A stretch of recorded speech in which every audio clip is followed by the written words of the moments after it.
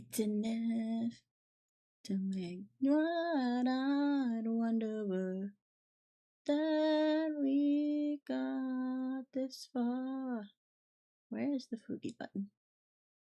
Can you feel the love tonight? Oh, did I not unmute it? My bad. It's meant to rest. It's enough to make kings and vagabonds live the very best. Good morning. Oh, okay. I thought I got another error message from the bot. Okay.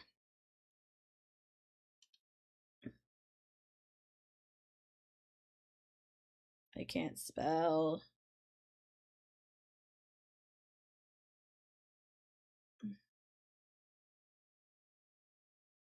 Supermassive black hole.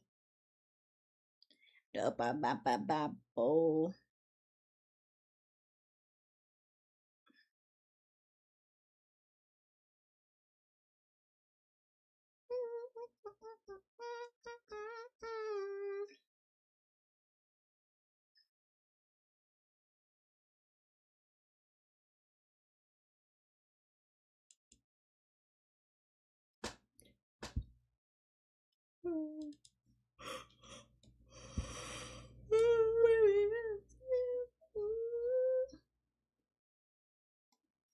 Pretenses.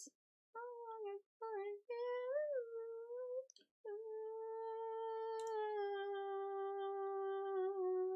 Set my soul alive. Ooh, set my show alive. Dead of night.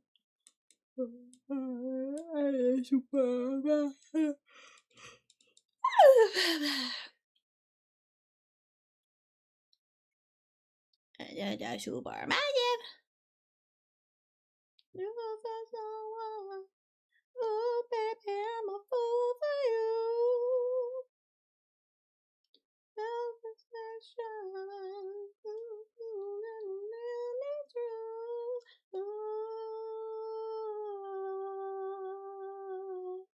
Set my soul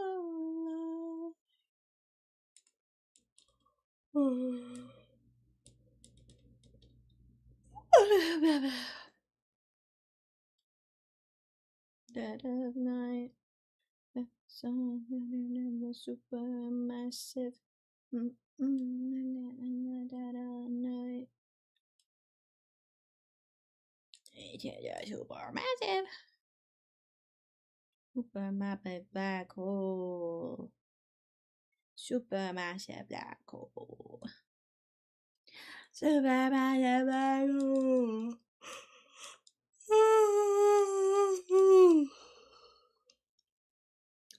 I'm just a little eepy.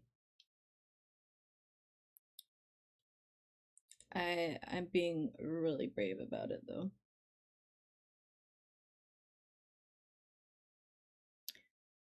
In the dead of night, massive. In the dead of night, dead of night. To this.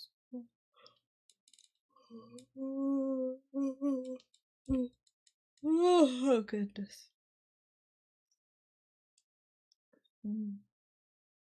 Supermassive black hole. Supermassive black hole. Supermassive black hole. Supermassive black hole.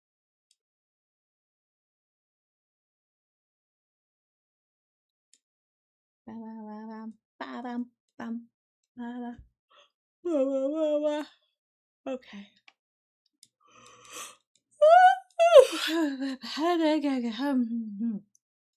Okay.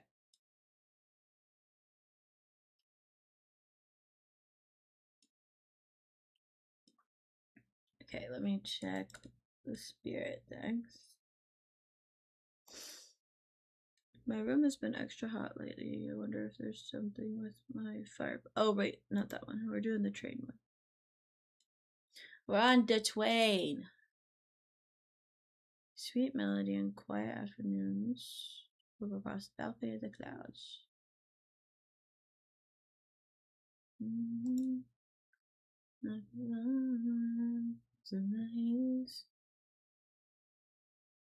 Sunquell seems excited. Do I? Sunquell seems excited by the sounds of the ocean birds. Is it wardrobe? Do I have? Oh, I do have him. Little guy. Okay.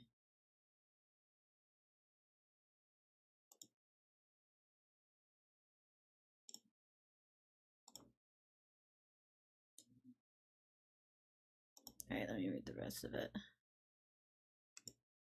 Not that one. Not that one. This one? Birds playing along the beachfront. Well, we can't make a stop this time. Birds will pay a visit as we pass through. Playing along the beachfront. Okay, so lighting. I think it's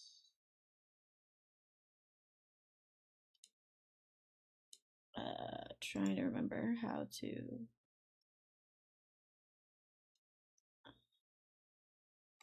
That's the most peachy one. Question mark. Yeah, because that's like literally underwater. That's in the mountains. Okay.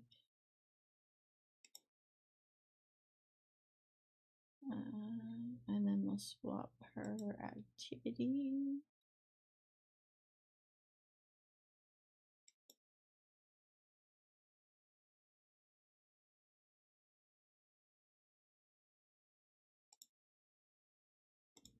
Let's see.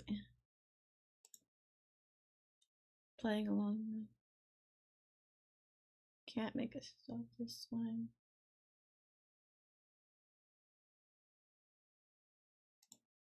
Okay, so maybe not here, maybe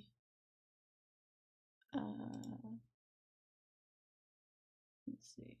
Balcony.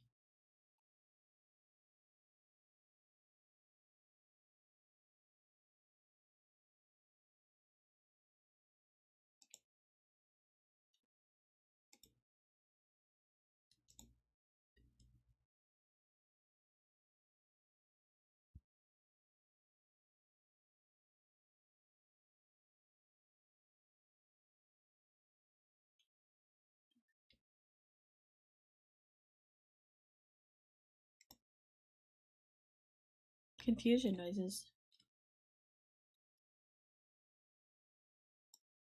Let's try the time of day.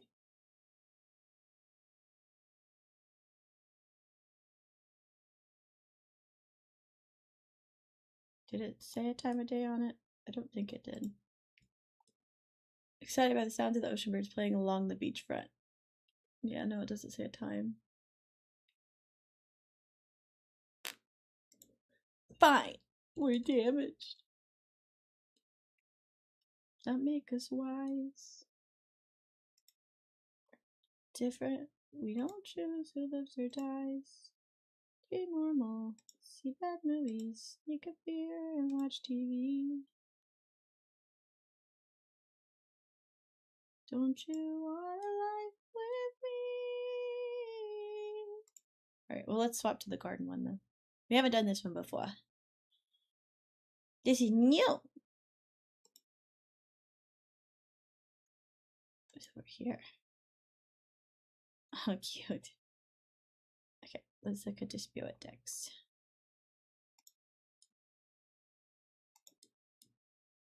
Tending to the garden is tough work. By the end of each day, you had to fight off weeds, pests, weather conditions, countless other.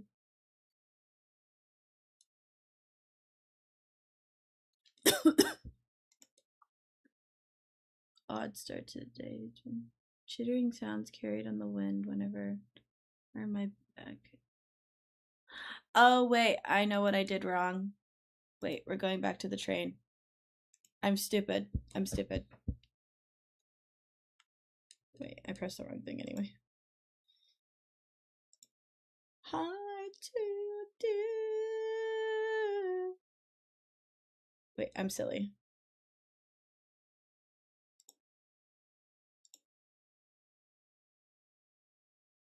Okay, so sounds. Think of one of these is.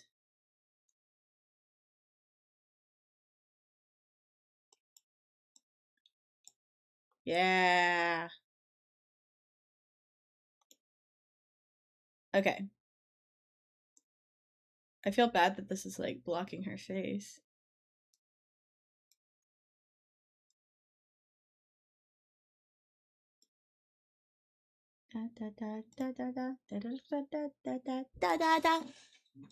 Okay. And now I'm going to swap the mouse and keyboard back to my computer so that we can work on the stuff I need for my website.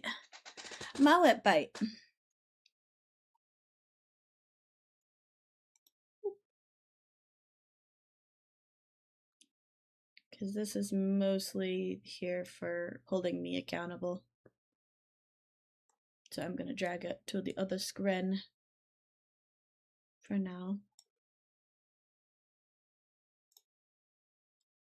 Alrighty.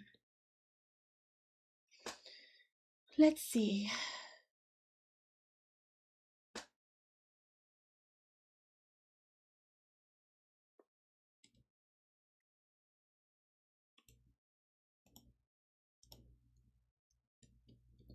Your whole existence seems fucking hopeless. You're feeling filthy as the type for that broomstone. Now here's the world sober and hopeless. You're lost your way. You think your life is wrecked. Let me creep. You're correct. You're a loser, baby, a loser. It's okay to be a little whiny bitch, a loser just like me. Loser, only a one-star refuser. You're a power bottom, not rock bottom. Company. There was a time I thought that no one could relate to the gruesome ways in which I'm damaged. Do, do, do, do, do. It can sometimes set you straight. We're all living in the same shit sandwich. My soul to a psychopathic freak. Oh, there we go. Sheep might not have been my greatest idea. It's okay to be a coked up dick sucking hoe. Baby, that's fine by me. Loser, honey, loser and a dummy, but at least I know I'm not alone. Just like me. Appetite for gambling, I got an appetite for sampling every drug and sex toy I can find. Do they have?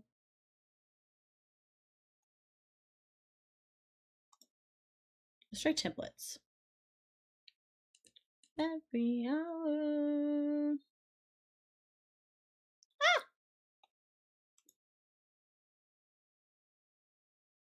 Shit together, things will end up differently. Ooh.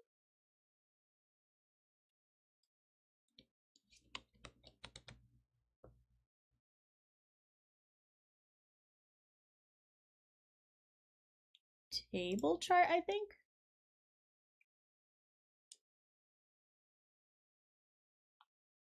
1 second, OBS is being stupid.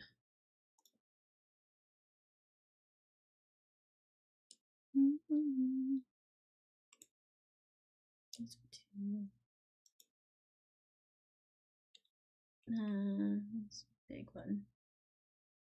Blank graph? Yeah, but I thought the graph would be like, when I think graph, I think like linear.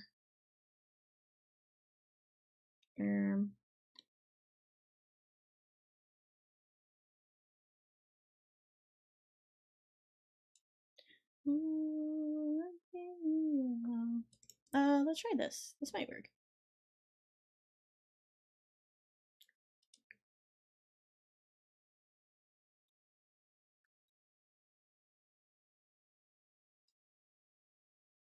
I to go romancing.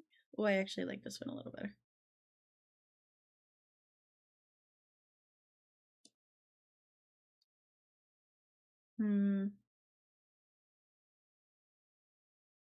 Hey, boy. The only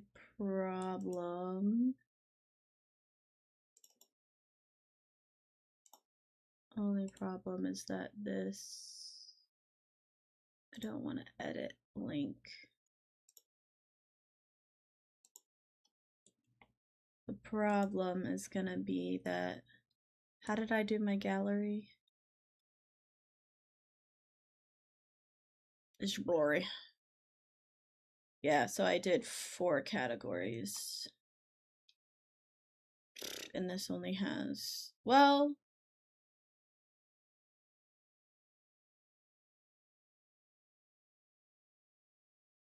I guess I could do the 4 categories at the top. Okay, we'll try that and see how that goes.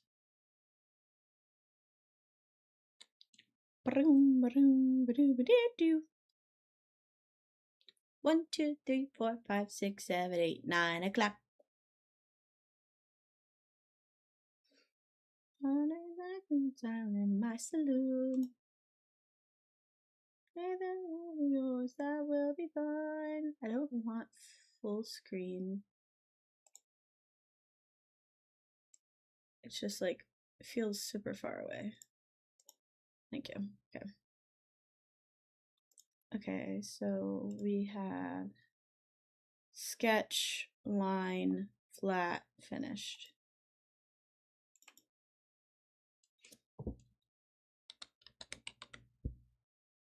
Sketch. My own. Bittersweet to feel so free and so alone. Feels like the wrong time to feel sorry for myself.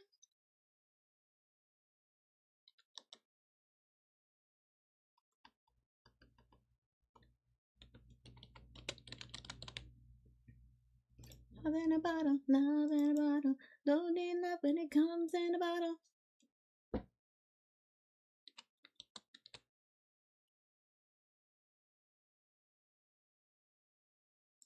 Drinking.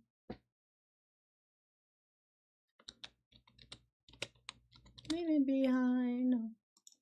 I'm drinking. I'm living my wine. As long as I'm drinking. Love in a bottle. When you're popping bubble laughing. La la la la.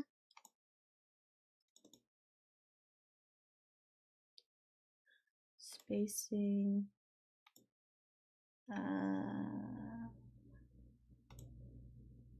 Abandoned ship. Water. It's all 100 proof. Love in a bottle. Love in a bottle. Comes in a bottle. Shot when you're bluffing. Double or nothing. How do I order spacing?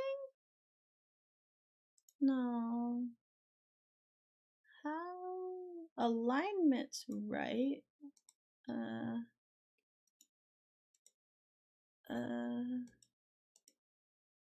Centered is right. I don't know. Okay.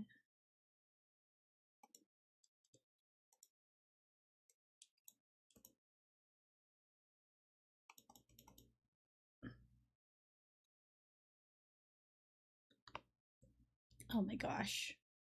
That was not necessary. Okay. So we'll just make... Ow! We'll just make things bigger. I want to make it bigger so people can read it.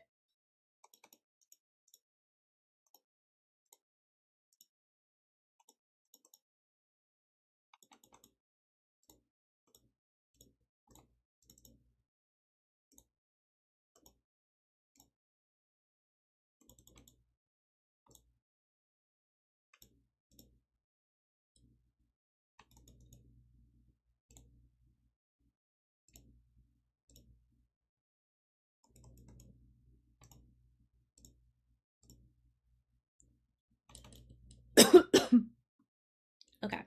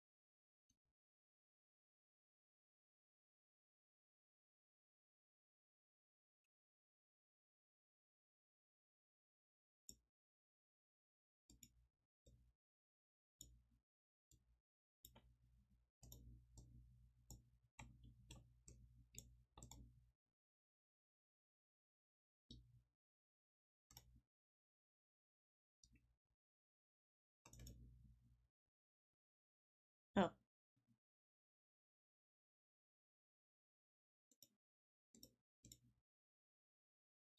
What is with the .8? Can you get rid of that? Thank you. Fucking stupid.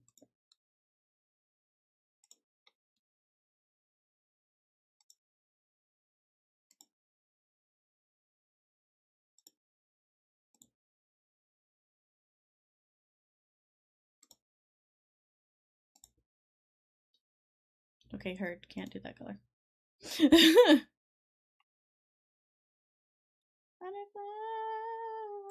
are into you. Baby, even on the worst nights, I'm into you. And I wonder how we got this far.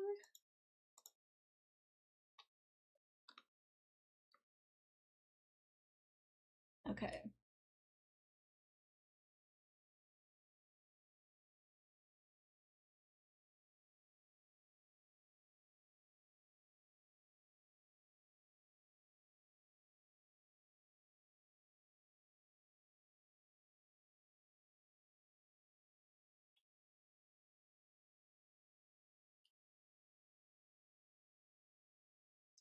Vanessa. Of course, alright. You love it. To respond. Yes. Roommate is.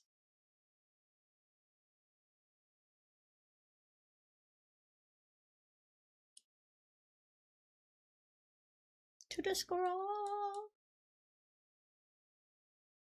Blonde. Bing.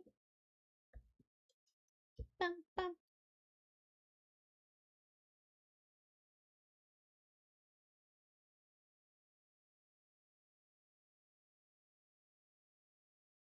My face is flushing. What is it feeling? Oh.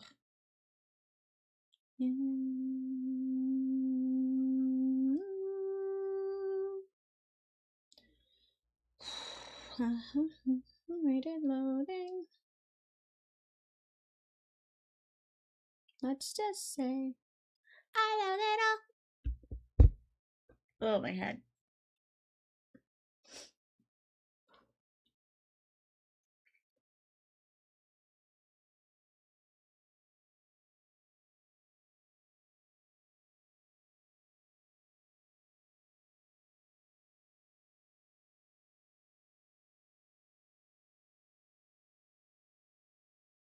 Oh.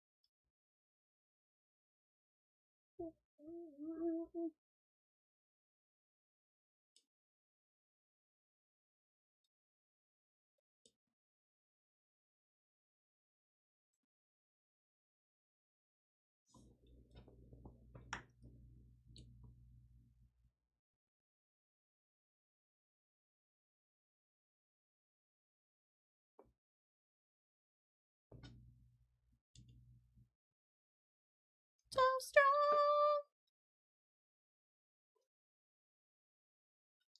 I do believe that it can last.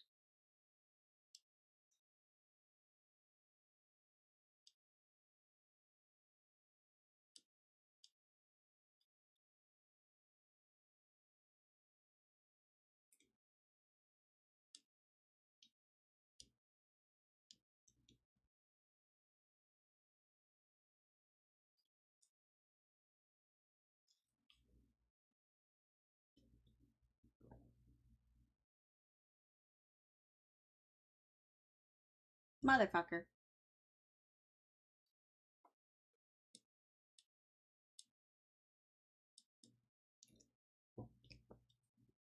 That wasn't directed as the song. Of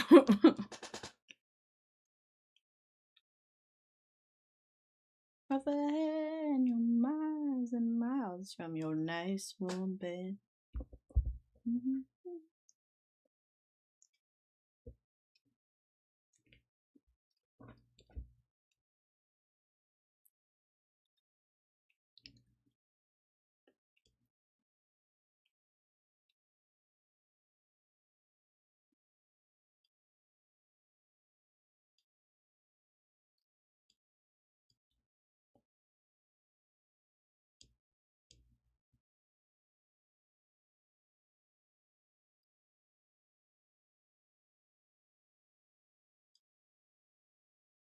You got a friend in me.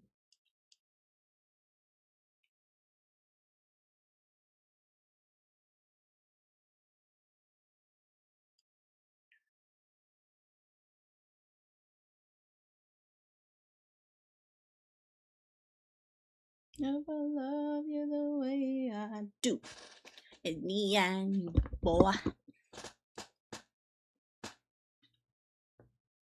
Friendship will never die.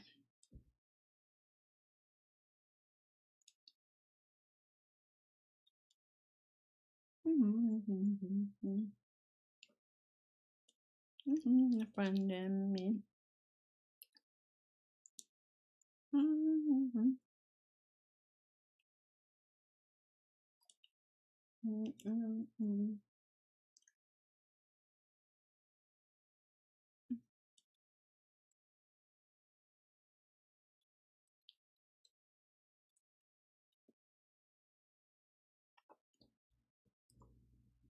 Stop playing.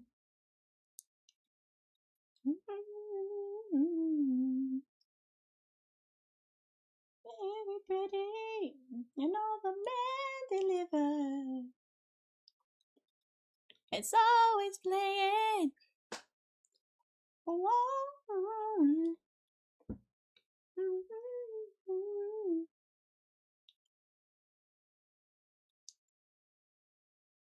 Come on down.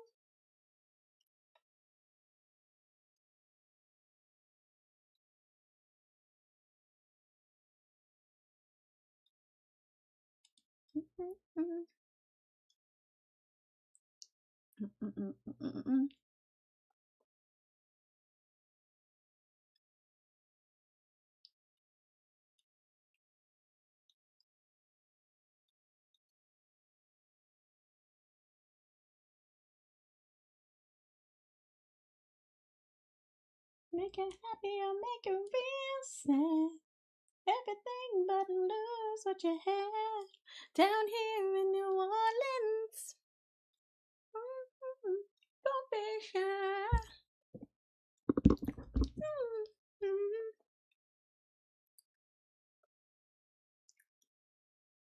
Orleans.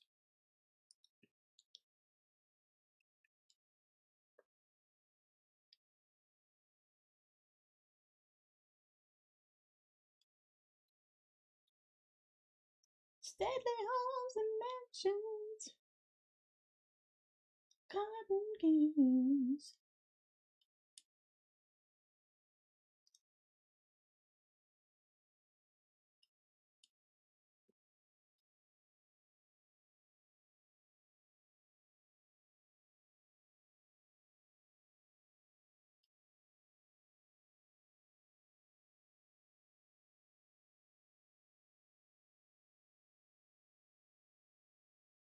Yay.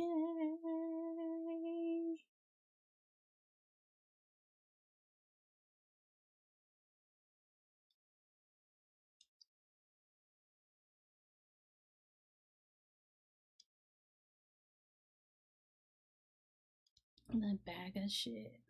All my clothes are dirty. I know the bag of shit.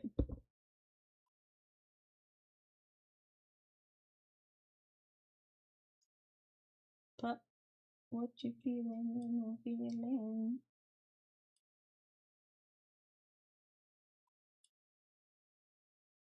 Staring at the ceiling. Don't go away. I feel like shit. That's a bag of shit. Oh, shit. Duffel bag of shit. Oh, shit.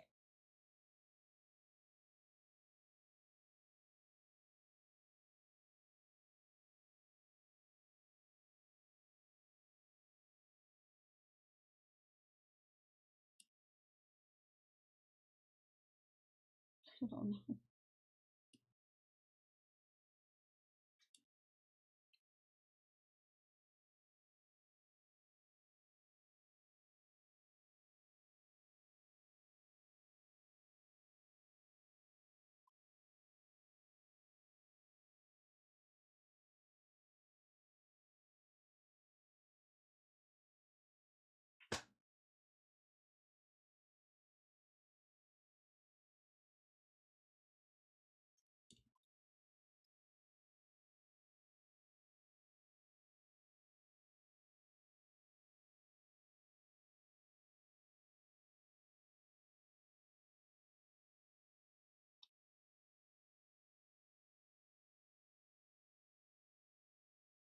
Sorry.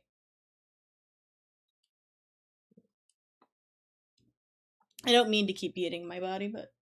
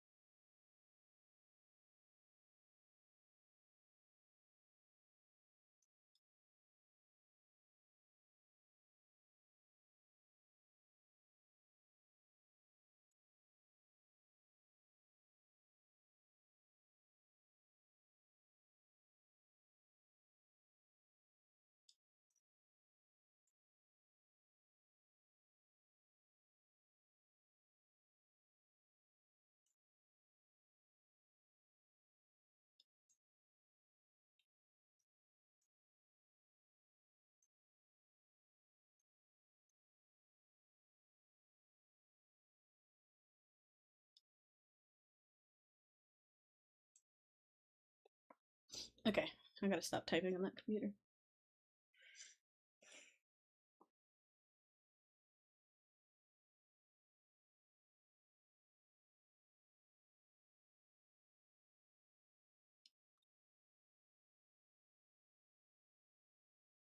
All right.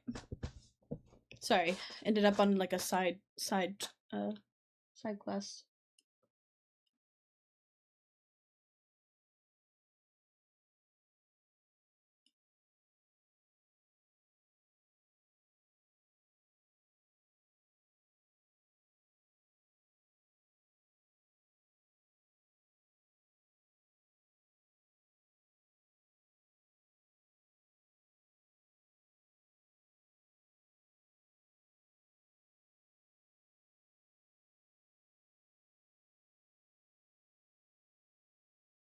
Okay. However. Hi.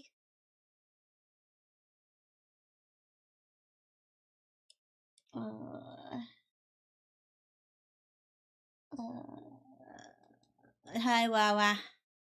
Sorry, I logged into VGen and I forgot that I sent you your commission, but I didn't. I didn't say it was finished like on the VGen side, so it was uploading it, and so VGen would stop yelling at me.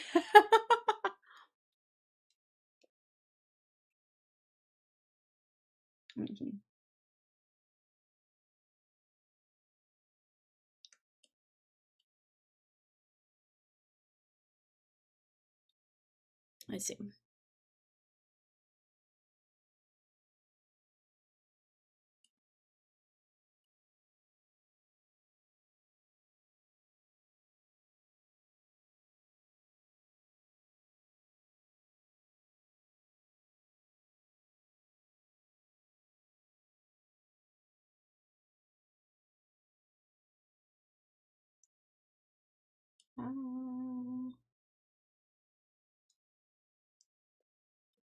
Did you even finish the blank wall with the same texture?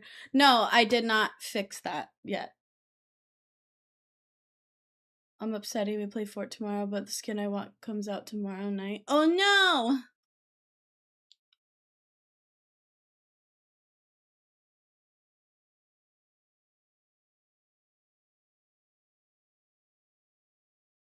Barian. Feels bad.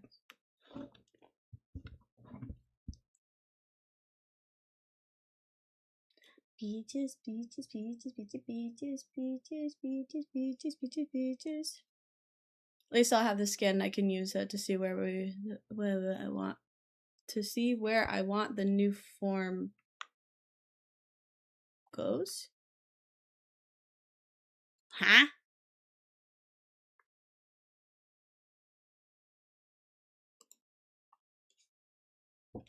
Okay, girly, I'm reading the words you typed.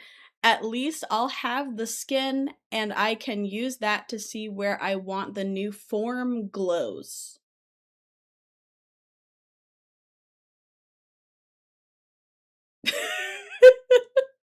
That no, that's not word. What do you mean form glows? Like glows or goes? Like GLOW? Cuz you typed GLOW. Can you use it to see where you'll have to show me the skin you're talking about cuz I'm very confusion about what you mean.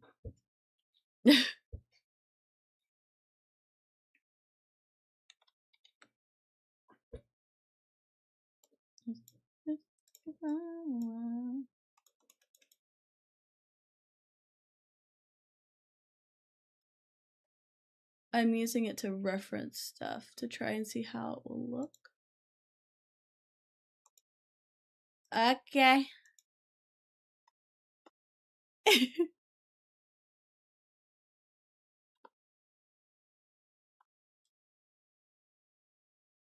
Oh, this is not going according to plan currently.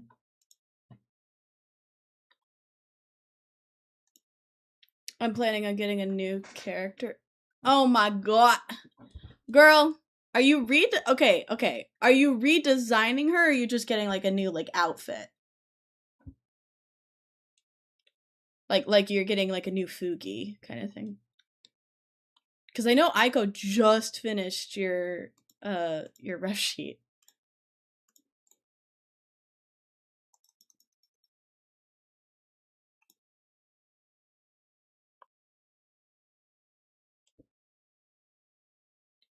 It's gonna be a part of her. It's going to be a part of her as her other form. Oh, okay. So like, but is it like a like? Are you getting a new PNG, or is it like a you will? Oh, okay.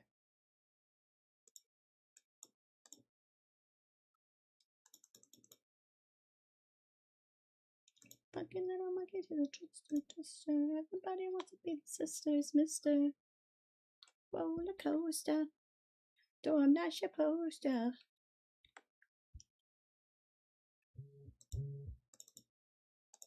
Roller coaster.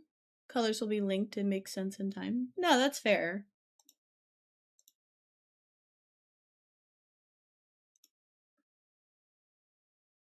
I'm a very visual person, so like it's not you. I just if I don't get a picture in my head from what you're describing, then like I'll just be like I get confused because like it's just not clicking.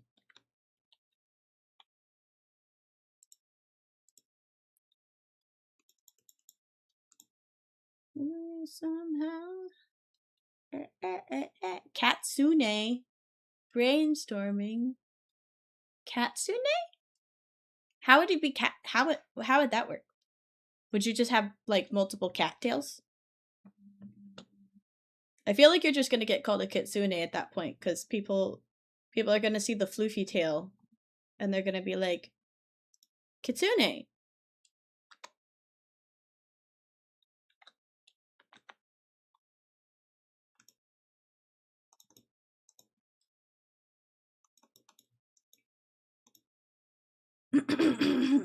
Katsune.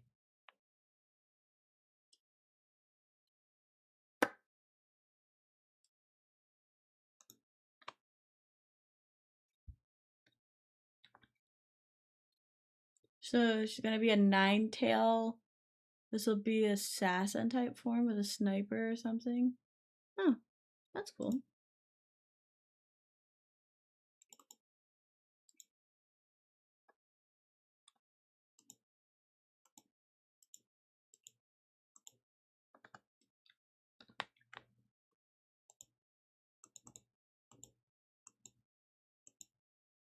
Ooh.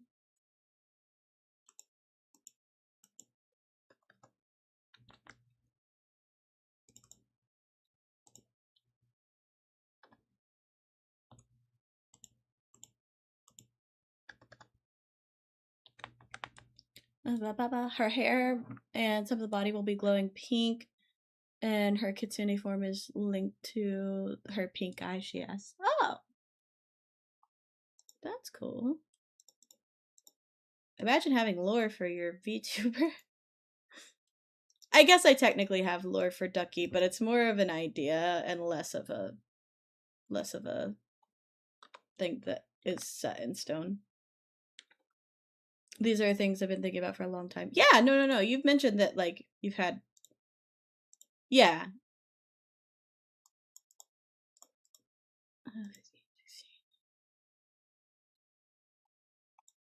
Link to how she's a goddess. Yeah. What you like? Ha. You'll show her power. Yeah. Cause like I know you've talked about her having powers and stuff. But that's about as much as I know. I have not heard the full lore.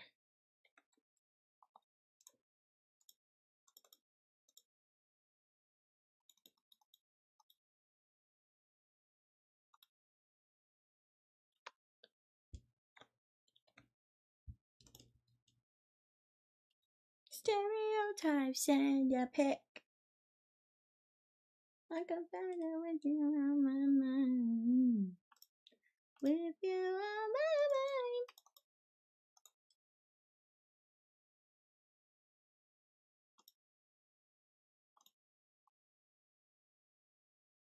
No doubt is on my no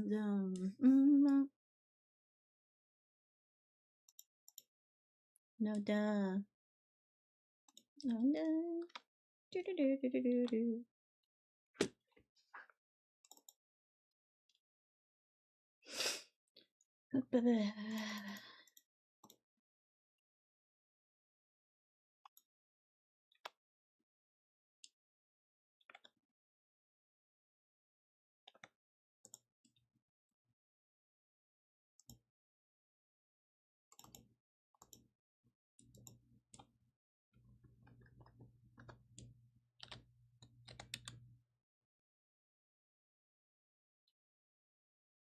Sinners and cleanse all their souls. And my husband, hotel. Ugh.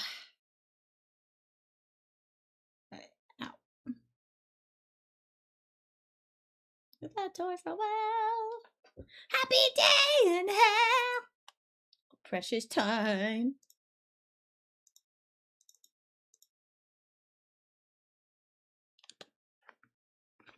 Sweetie, but there's no defying their fates. Part I was majorly working out was like wolf or fox, and I decided fox. Yeah. So black and white, there's no use in trying to find until we kill him again. Did you hear you imply that they don't deserve death? Are they sinners? 'Cause it's cut and dry. Fair is fair, and eye for an eye, yeah.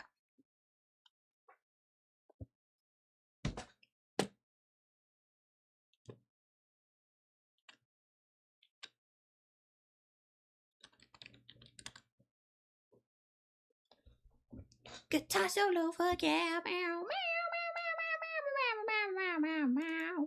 Hell is forever, whether you like it or not.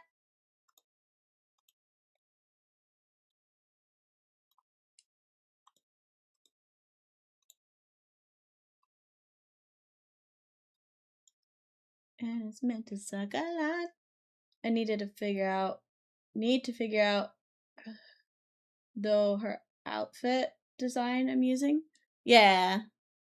No, I get that. I have that issue with Ducky like all the time. It's part of the reason that I haven't I also just haven't had time to, but I need to do Ducky's Ducky's magical ghoul form. Need to figure it out, yeah. But that's also because like I said, I just haven't had time, and I would have to go through the customizable and see. I'd have to go through all the like dress options on the customizable and play around with if I could create the halter type top that she wears. And I just haven't done that.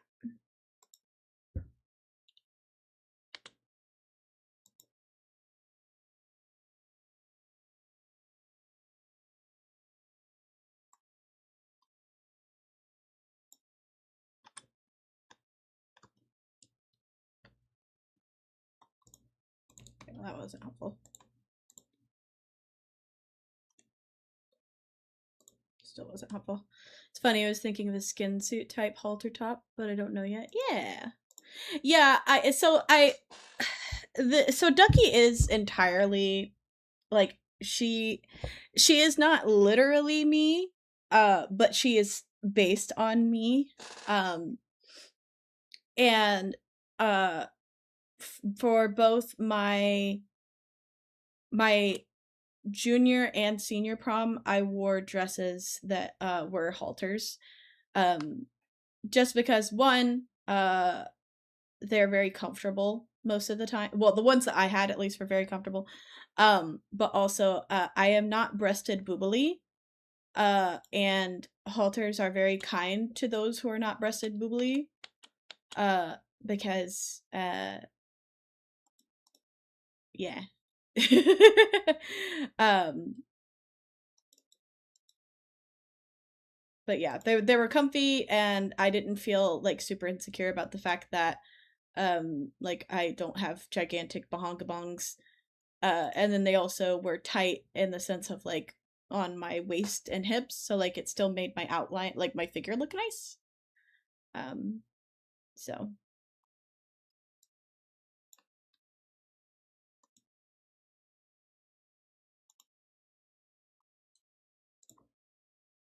but yeah. So that's why I went with that for Ducky. And then I kind of went with like a gladiator or like She-Ra type theme for her. Um I think mostly because like I didn't want to go too girly despite the fact that she's a magical girl. Because the reality is that like I'm this may come as a shock to you, chat. I'm not that girly. um I could definitely say with confidence that my VTuber and my branding for the VTubing stuff is way more girly than I am IRL. um but a lot of that is also, you know, but don't know how to fit entirely on there. Well, it also depends on like what you want kind of girly wise, because there's a lot of different aesthetics. um I I don't hate being girly and wearing like pastels or skirts or like ruffles, lots of jewelry, stuff like that. Um but I have to be in a mood to wear it. It's not something that I do like a lot. So um,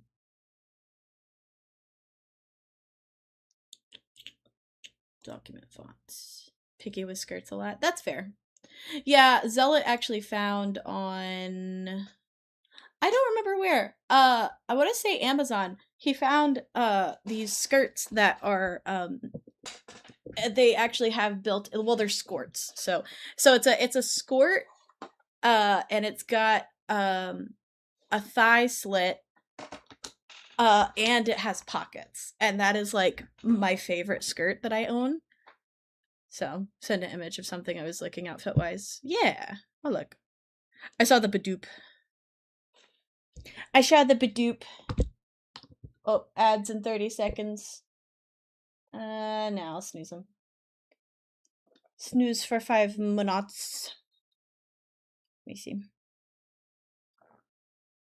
Oh, pretty. Yeah. Like a it's a halter, but it's like a leotard. Leotard. Like a halter leotard. Yeah. It's pretty though.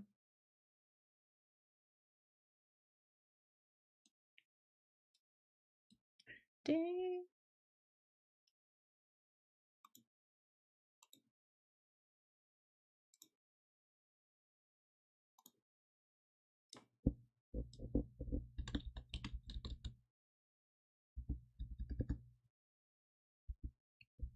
Why is it all caps? Can we not be all caps? Thank you. Backgrounds. Edition.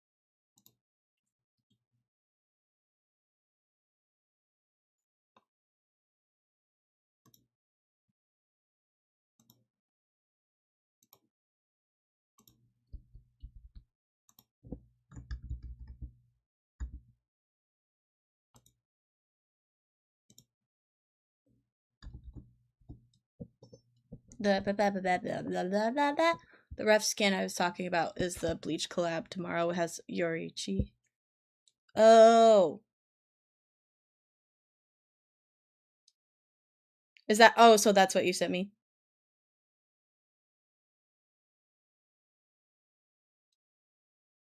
I was talking about was the Bleach. Oh, wait, Bleach collab. Have you already seen what it looks like, or? No, you didn't? Oh, okay. It makes me feel good. I'm looking it up. It's okay. Oh, yeah. Zealot showed me the clip of her from the anime. The yeah.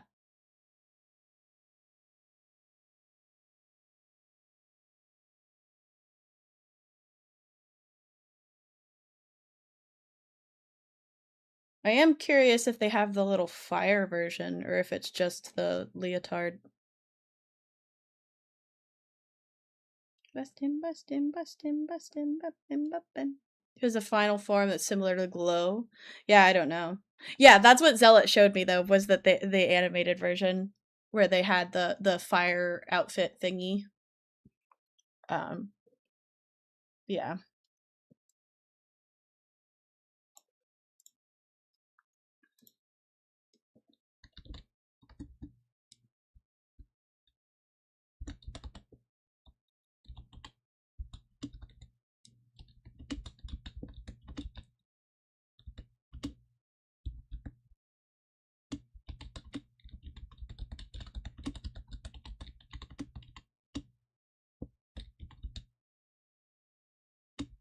It's rumored it will. Yeah.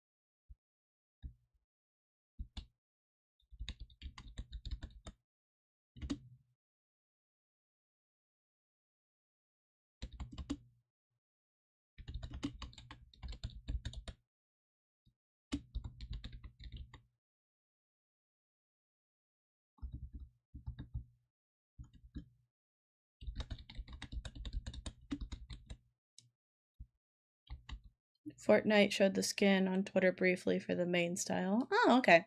Yeah, I saw screenshots of the.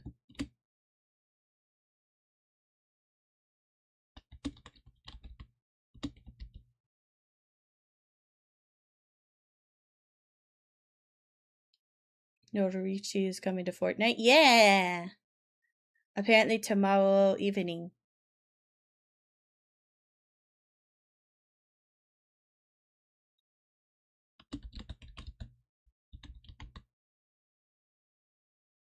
I can't spell guaranteed.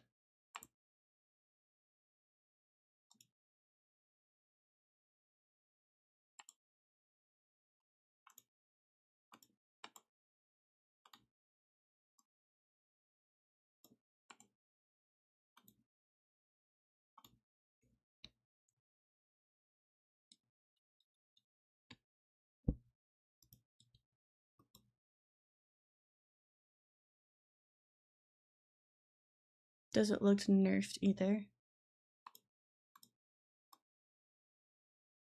And they're using that outfit. Yeah, that's what we were talking about. Is the Zealot showed me the clip of her from the anime that came out not too long ago with the her like fire outfit that she has.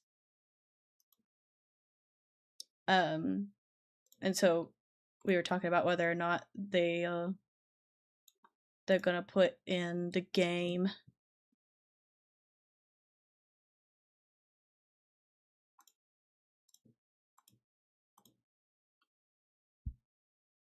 Also, oh, we're in ads. Sorry, I'm late. I was late.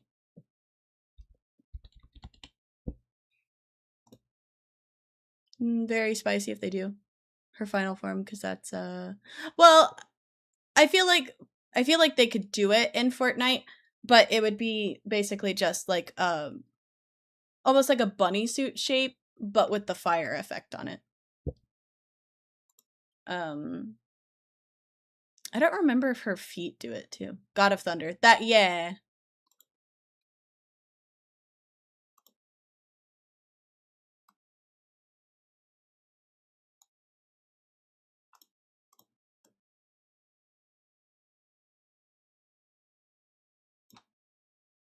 She wears it. Oh, I thought it was fire. My bad. I don't know why my brain thought it was fire. I know literally nothing of Bleach though.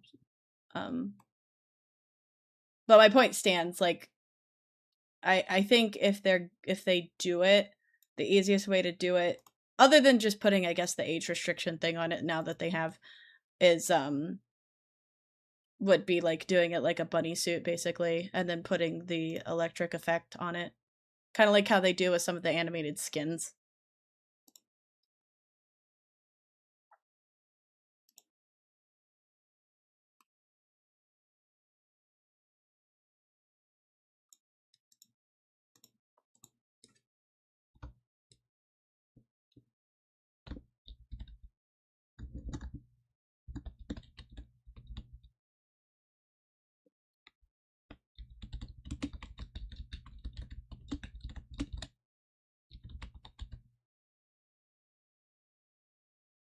Epic gave Trace her ass back.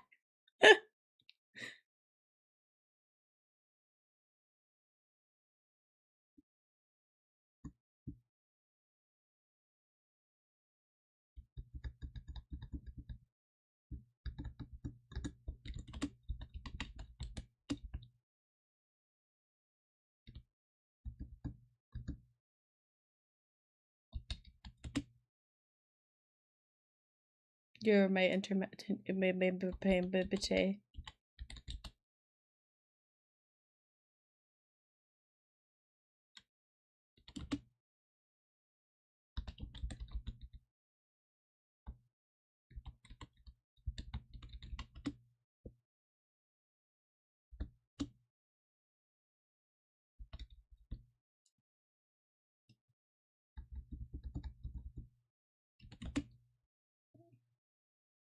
I don't know if I'm very entertaining, but I appreciate it.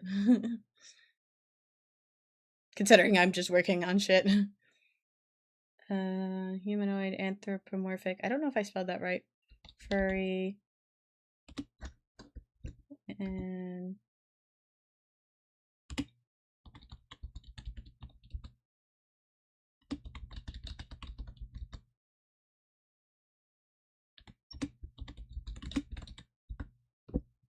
background noise is background noise. That's fair. Front ground silence. No style. Said you're a virgin, and you will be for a while. You ain't gotta come from a boy like that. The inside. You're just the best. Bananas will be ripe with time. Kick so much ass on the inside. Daddy, don't you know? Daddy, don't you know? I really want to do a cover of this song. Hey, little Daddy, don't be blue. Suki ended up canceling today because she needs energy from Marvel tomorrow. I love you. I don't know who Suki is. Walk like a newborn deer. Send birthday invite, and now all your friend is here. Daddy, don't you know you are whole as fuck on the inside? From 12 to 29. I know, my timer's about to go off. No! There it is. I just want a color pick. Don't yell at me. Don't yell at me.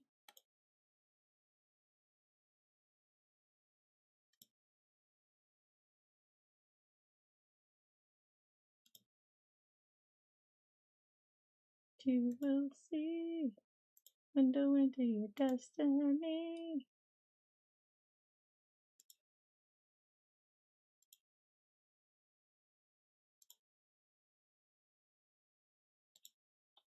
No one cares that you're 35. On a centaur. Where'd he get a centaur? Still a nerdy kid inside. Now you finally found your tribe and the crowd rolls. Get the what they came for. Ah! I'm being bonked. Holy_TTV_ I'm being redeemed bonked hydrate and my / timer's stretch. going off.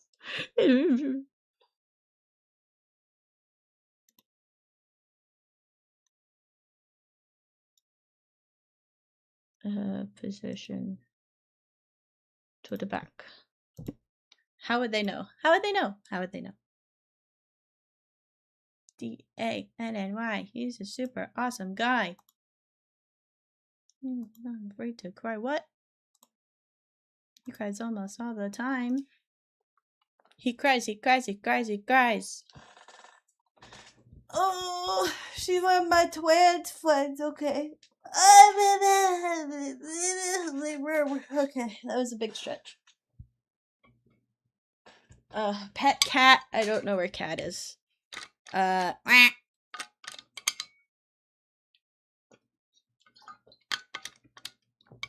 goodness. I could go find cat in a second though. Daddy, don't you know? Here, okay. I don't want to take a break, but I know that if I don't, I'm gonna regret it. I do kind of gotta pee. Okay. Oh wait. Okay, go on to our break time. I got points. And no, I don't have audio for this. Pet Aurora or Hubbard. Well, Aurora doesn't even live in my state.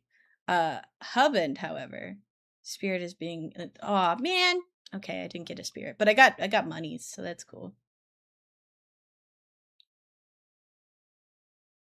Not the gun. Not the gun. Okay. Road trip. If I had money for road trip. If I had money for road trip. Bam, bam, bam, bam. Bam, bam. Mm-mm. Okay. Bro needs money to walk. Bro, that's a 10-hour drive. I don't even know how long that would take my little Pete's least used emote in my channel. What? Oh, the head pats. The head pats. Sad. Okay. While we're on break, I'm gonna go commit piss. Thanks for coming to my TED Talk. Have fun, kids. Be nice.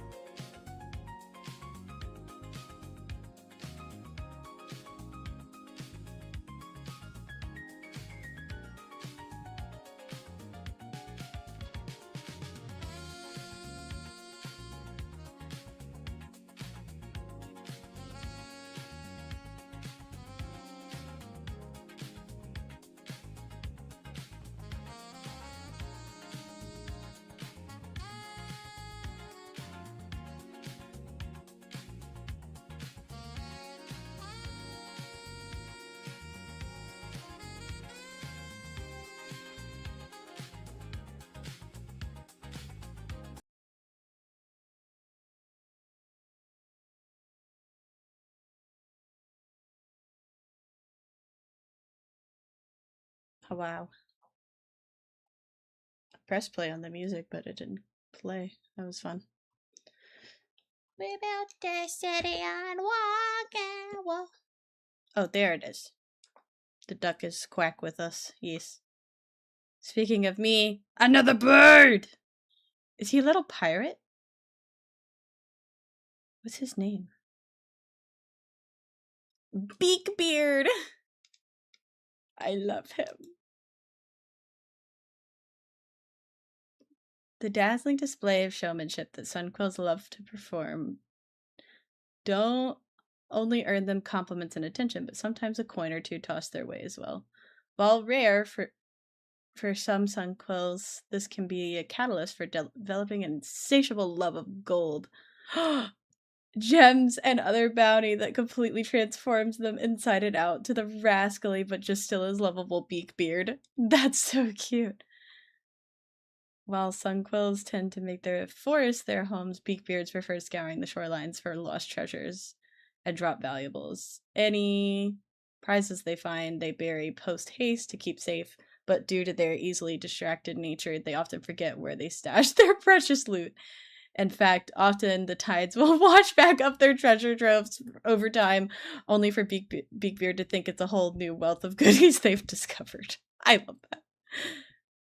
While these spirits may look the part of pirates, don't worry. As much as they love hoarding, if you ask them nicely to return one of your belongings, they'll give it back to you without any fuss, as long as they remember where they put it. Nothing quite beats the feeling of the sand between your bare toes, as gentle waves lap at your ankles. Seabreeze Shore is a secluded spot with emerald isles and nothing but ocean for miles ahead of you. It truly gives the illusion of standing at the edge of the world. Don't be wary of the pirate ships you may spot in the distance. These are groups of enthusiastic LARPers engaged in a multi-day seafaring adventure. Sunquill seemed quite intrigued though, so I may have to sign us up for one. That's so cute. Not the over-enthusiastic LARPers.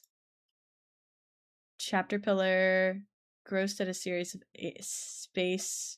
epic space opera novels. I read that they're adapting them into a video game. Could be a nice way to pass the time on our next trip, curled up in the train cabin seat. Okay. Okay, let's close that. So she said, reading, go here, pick chapter pillar. Okay.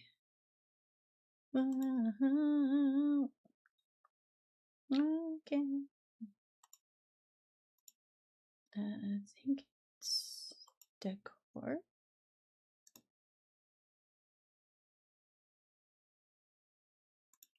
Built the city. We built the city.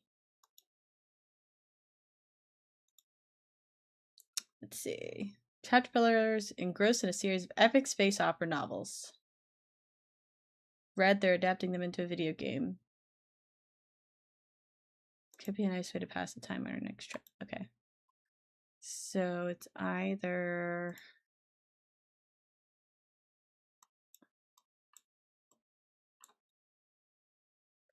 meditation, Japanese cicadas, dishwasher, night forest, cozy. Okay, yeah, I don't think it's any of those. Sludge.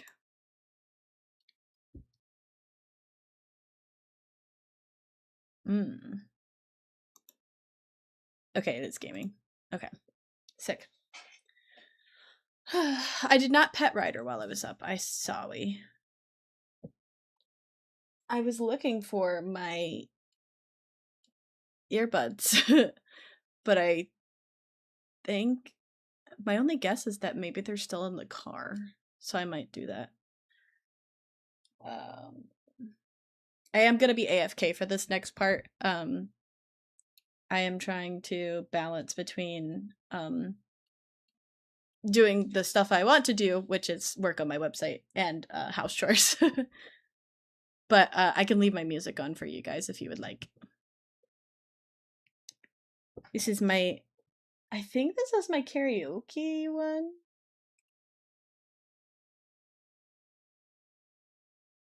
And all the creatures in it, I chew 'em up and spit 'em out like spinach. Yeah, I need to look into stuff for doing the karaoke stream, because I gotta do something about my microphone, because you guys can hear everything. Like everything. And when I say everything, like I mean like when I scoot my chair up, I usually mute so that you guys don't hear like the shuffling. So it's nice saliva. Cocktail. Boy! Boy! Hi! Polly wanted me to pet you. Hi! Hi, Bubba. You okay? How you doing? What? What? What? You're a little early for the sun. It hasn't gotten to the flow yet.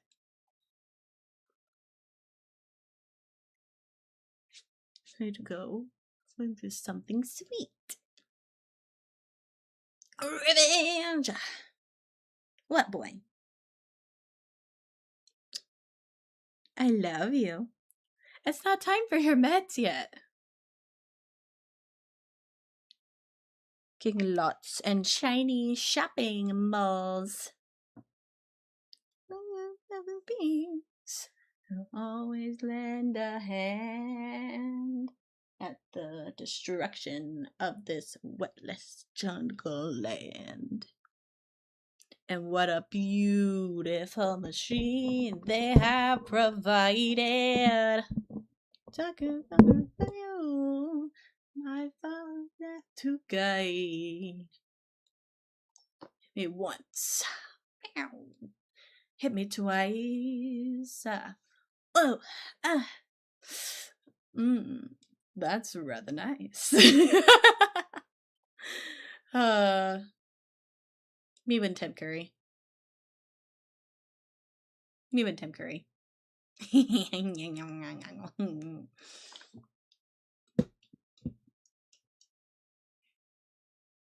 Slime above.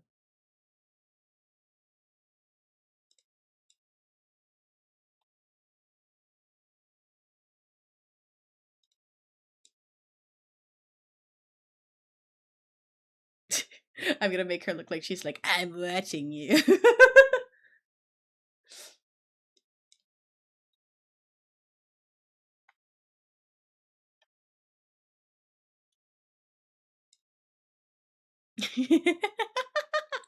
Okay, I'm gonna go AFK and go ahead and skip to the next timer and pop it on my phone, because I think I need to go grab headphones out the car. I don't know. If I can't find them in the car, I'll just listen to it out loud, but the audio quality is better if he's on the earbuds. Really, truly love her.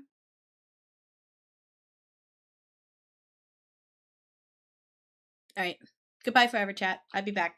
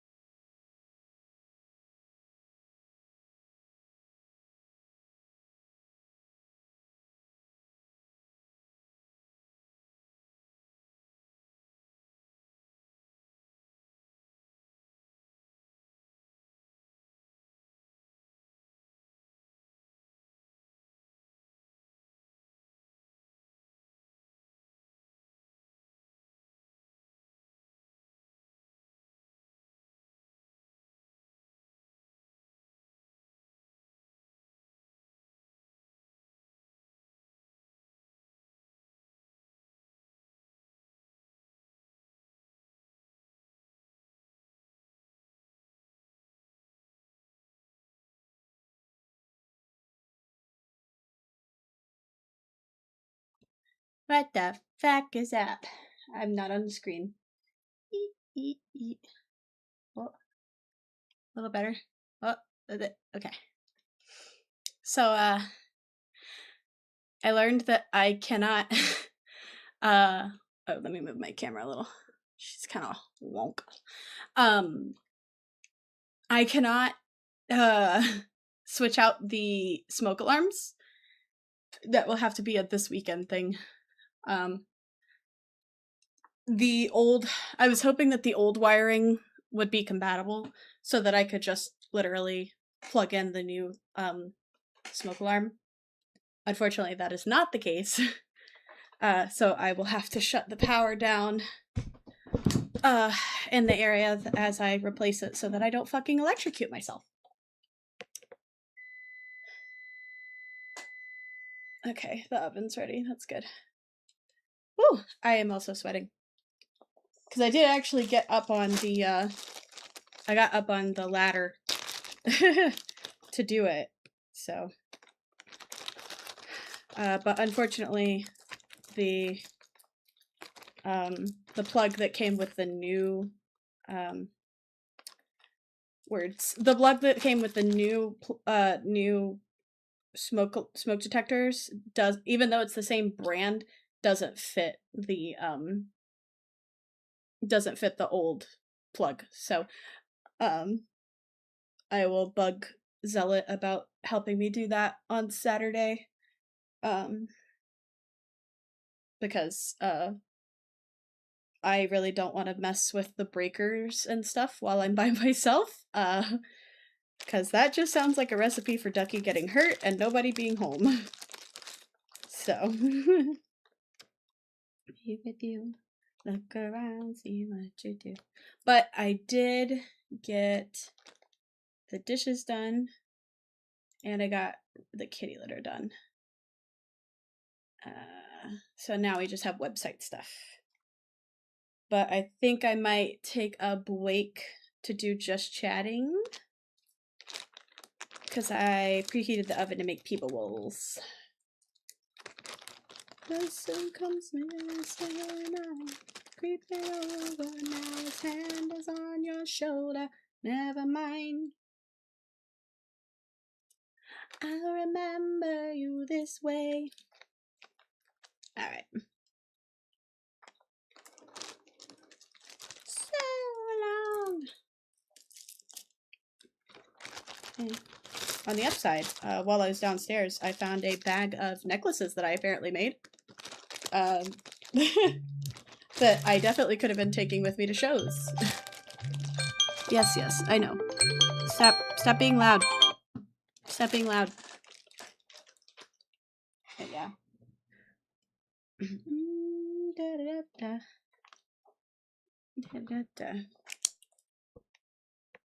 Middle floor downstairs. The dishes.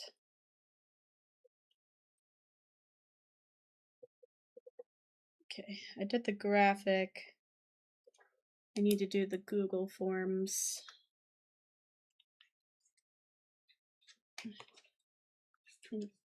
Can you? Okay. All right, we're gonna continue to the break.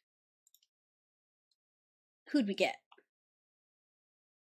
Oh! Ooh, he's a space caterpillar. Look at him. What's his name? Stardigrade! That's so cute! Oh my gosh, wait, I gotta read his thing. Okay.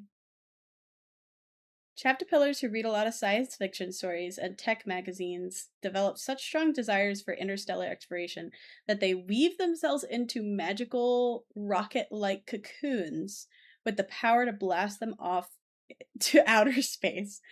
There they emerge as a stardigrade, ready to enjoy a new existence floating across the solar systems. They may look quite different with sleek, futuristic body patterns and a bulbous space helmet reshaped from the same glass that was once their spectacles. yet they're still the same lovable nerds, just with a soft spot for sci-fi novels. A fun fact is that their helmets aren't even needed to breathe in space, but tardigrades are often anxiety prone and like to keep their helmets on for comfort's sake. They also traded in their beloved paper books for a trusty digital tablet. I forgot that I turned the music up. I was wondering why it was so loud. Let's see. Tablets, still packed with their favorite classics, of course. While these spirits are space dwellers by nature, they can beam down to our planet's surface at will. Many lone tardigrades will befriend other spacefaring beings, but those who already were someone's companion in their chapter pillar form often continue to live planet-side for days at a time, returning briefly to the stars only to recalibrate their equipment. They don't seem able to beam other people or items up into space with them. Believe me, if they could, I'd be the first to ask to try. The first time our train exited orbit, I didn't even realize I'd been holding my breath, at least not until Chapter Pillar nudged me. The view of Spirit Vale Galaxy is breathtaking, to say the least. Seeing how vast it is, I can't help but wonder about all the different spirits and people out there. It's exciting and a little scary to think that this is just the beginning of my journey as a spiritographer. Perhaps one day I'll discover places and spirits that nobody has before. Alright. That's cute, though.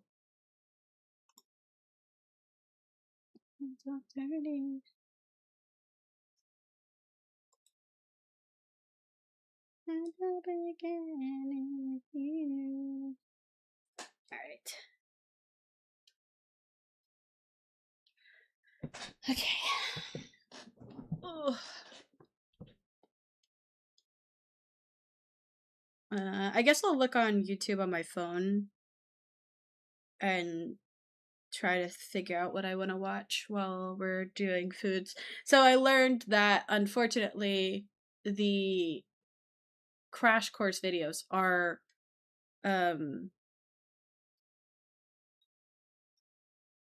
not like, you can't use them for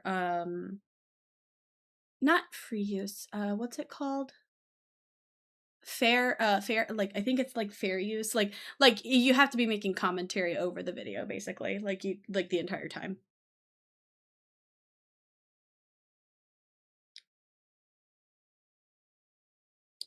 I'll look on Philosophy Tube and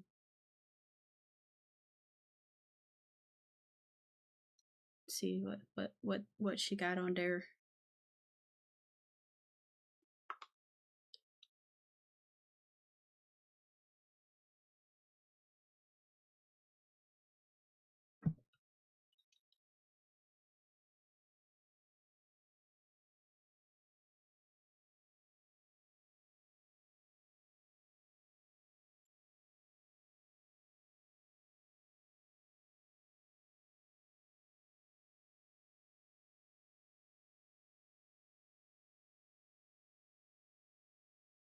Bruno Mars.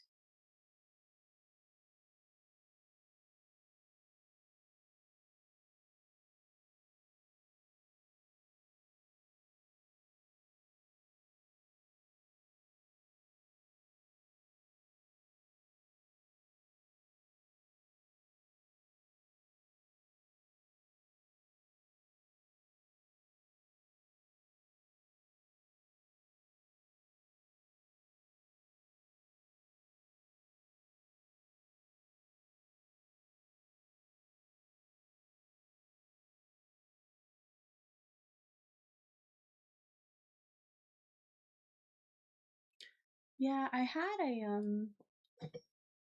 don't know what I did with it. I actually had a sticky note of channels that Zealot had recommended me. I wish I knew where that was.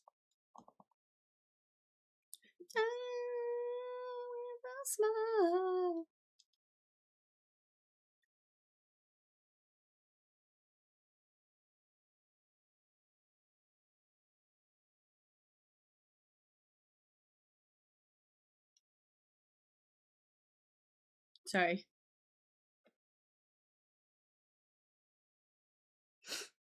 Sorry. My forehead is itchy from sweating. And I keep fucking up because I'm blocking the camera.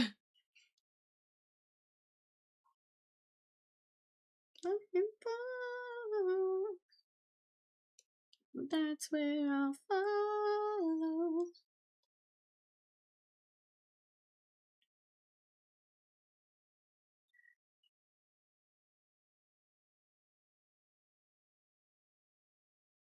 Oh my goodness.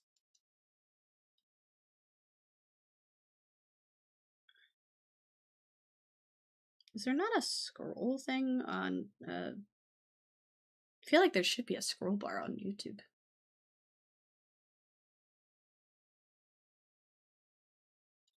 Just for a while.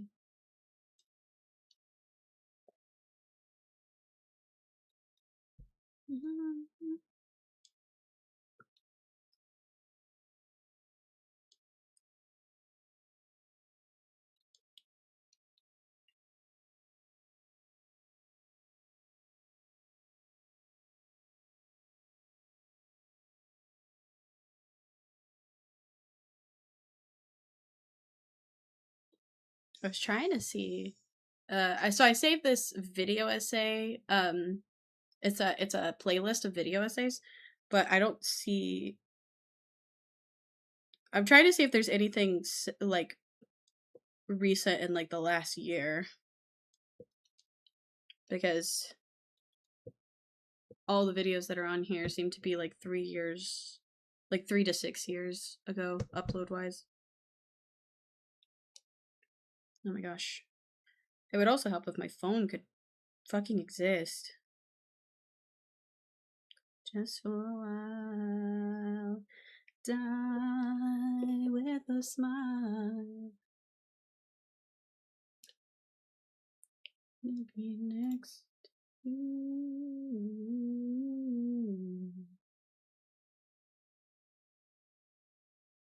Every minute. And discovering new experience. Okay. I was gonna say, because I'm done with this for right now. I'm gonna take a lunch break. But I can just move my meows. My meows. Just move my meows. And I can just do. I am gonna take away your sight for just a second so that you don't see my email. Sorry, I guess. Sorry. You don't get to see my email, my bad.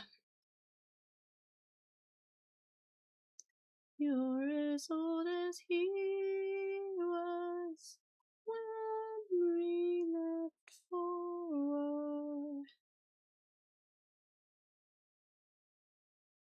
Cat TV. Mm-hmm.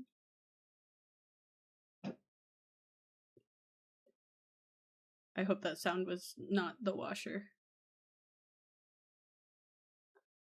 Could I hurt you? Anyway, you guys can see now. Been lied to about medieval Twatcha. I like that this one's just ghosts. This is podcast, video game music, haunted history. History.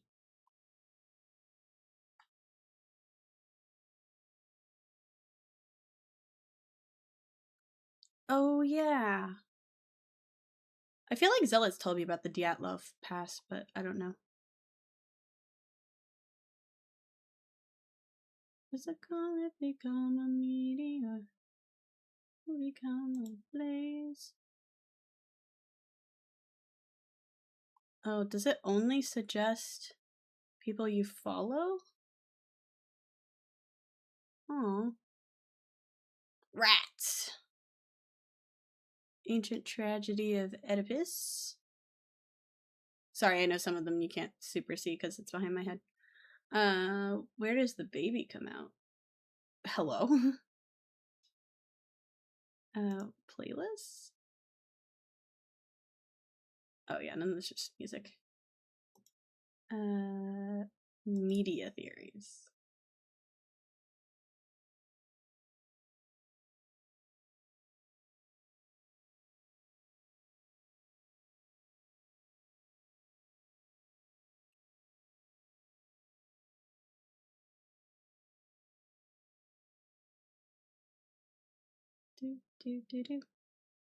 The philosophy of witchcraft.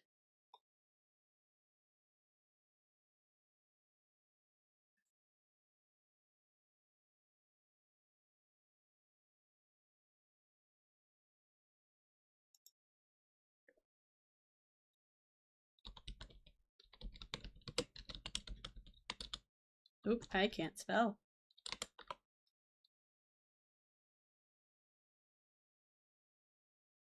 That looks boring. That also looks boring. Whatever. That's geography. That's not what I typed. I typed geology. I want to finish watching the crash course for it, but they copyrighted me last time.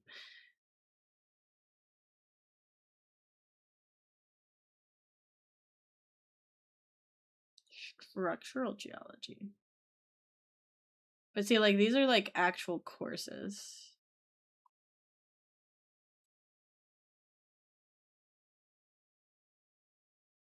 Because, like, I'm not trying to bore you guys to death.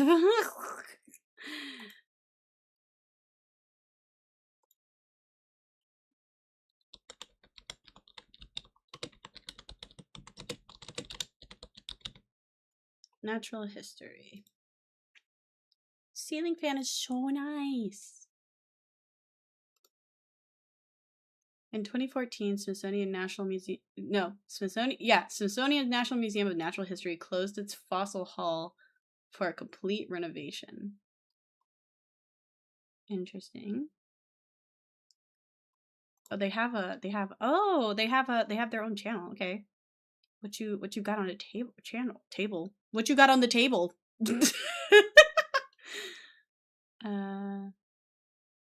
Early human coexistence. Do they have a playlist that like organizes their shit? Cool. Let's see. Can I look at this before I play it? No. Cool. They're all shorts. I hate short form content. Have I said that today? I hate short form content. It makes me so mad. I just want to watch like a little 30-minute video about rocks, man. Solving the dinosaur mystery, contextualizing COVID-19, virtual museum tours. Okay, but like, does the virtual museum tour, like, do they talk you through it, or is it literally just Janet Amber Hooker Hall of Geology Gems? Yeah, see, those are, it's just literally a walkthrough. Also, for context, the reason I'm looking at this is me and Zealot and my friend Bunny, or Benny. I call her Bunny or Benny. Her username online is Bunny, but she also goes by Benny. She's coming out for a BTS concert that is happening next week up in Baltimore. And so Sunday we are going to the Museum of Natural History. So I thought we could I don't know, look at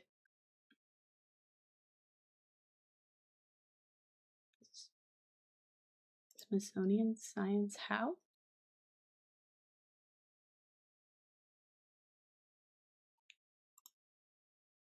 Okay, can you pause? Says it's an ad. What are the three? Oh, ad is audio described. Watch it with captions. Oh, okay. Spanish.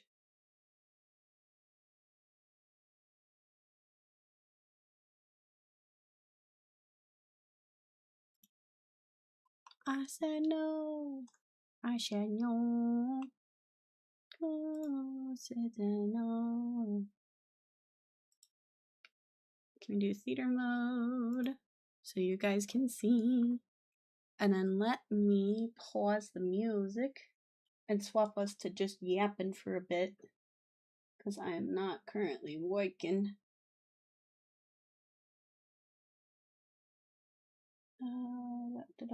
Co-working.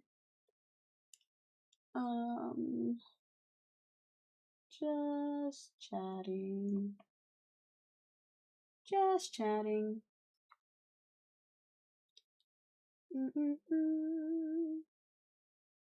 Just chatting. Okay, now let me figure out the audio source for this. Because to be honest with you, I'm not even hearing it right now. So that's pretty cool. It's pretty cool. Let's go to audio mixer, spatial sound, whatever. Oh, it could be because Chrome was literally at like 3%.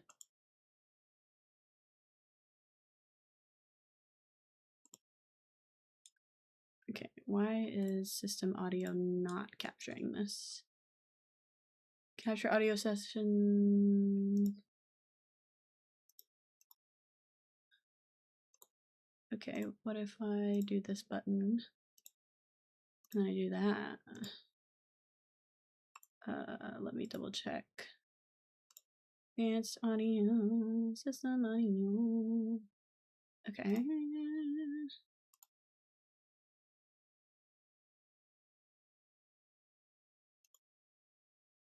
Audio mixer.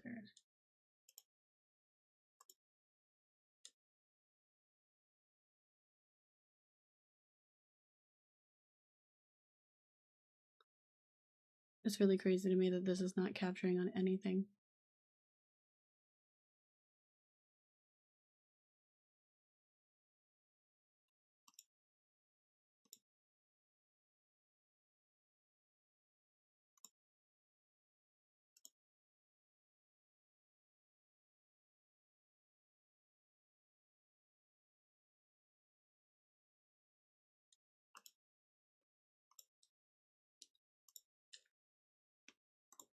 Oh, okay. I think it's just doing it on the Steam Deck. Okay, let me just bump it up then so you guys can hear it.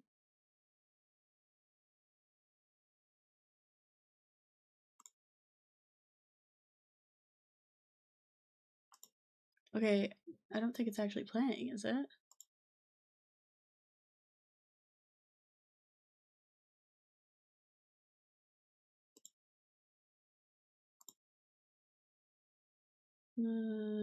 Properties? Cancel. Properties? Oh, no, that's not what I want anyway. Properties? No.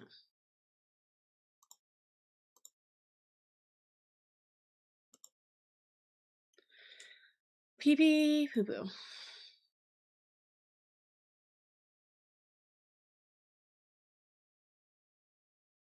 It's really annoying that it's playing. So it's playing through my headphones, but it's not.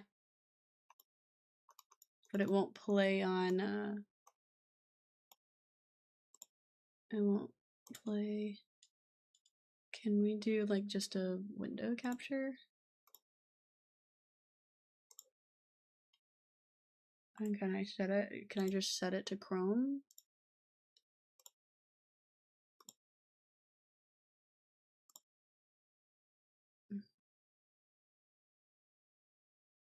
Okay, and then can I do the control capture audio? Capture whatever optimum. Yeah, sure. Yeah, that's fine.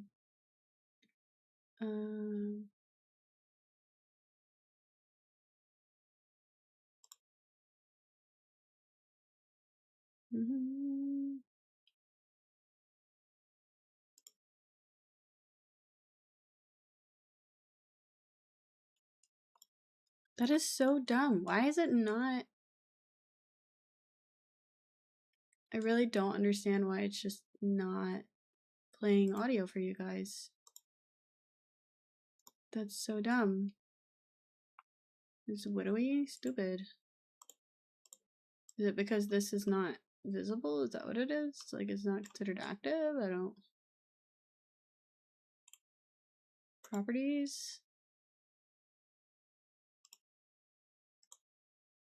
Capture cursor... Client area? I don't know what that means, but okay. This is so dumb. Widowy? So dumb.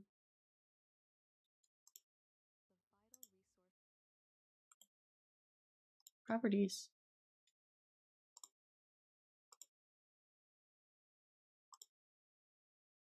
What are we dumb? Maybe this button? No. Oh my god, that's so stupid. Wow. I love technology, and when it doesn't fucking work.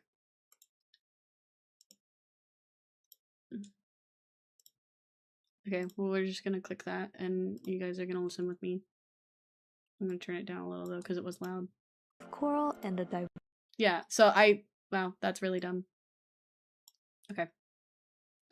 I'm gonna go... I'm gonna go pop the pizza rolls in the oven real quick, and then we can watch the video together. I had to put it under Discord, which means I'm gonna have to remember to swap that back later. That's just so dumb. I hate OBS. Reminder, I hate short form content, and I hate OBS. Thank you for coming to my TED Talk.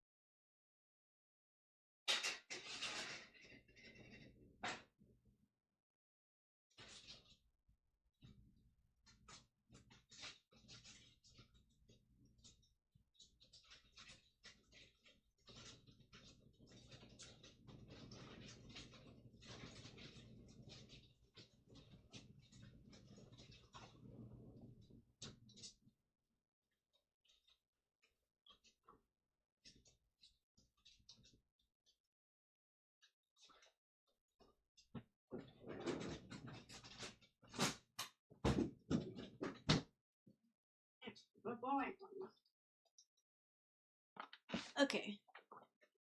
Paper rolls are in the oven.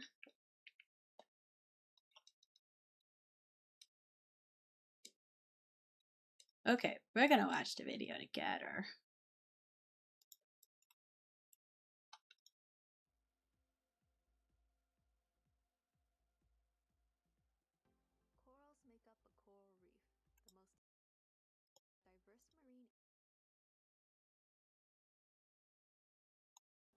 ecosystem filled with life.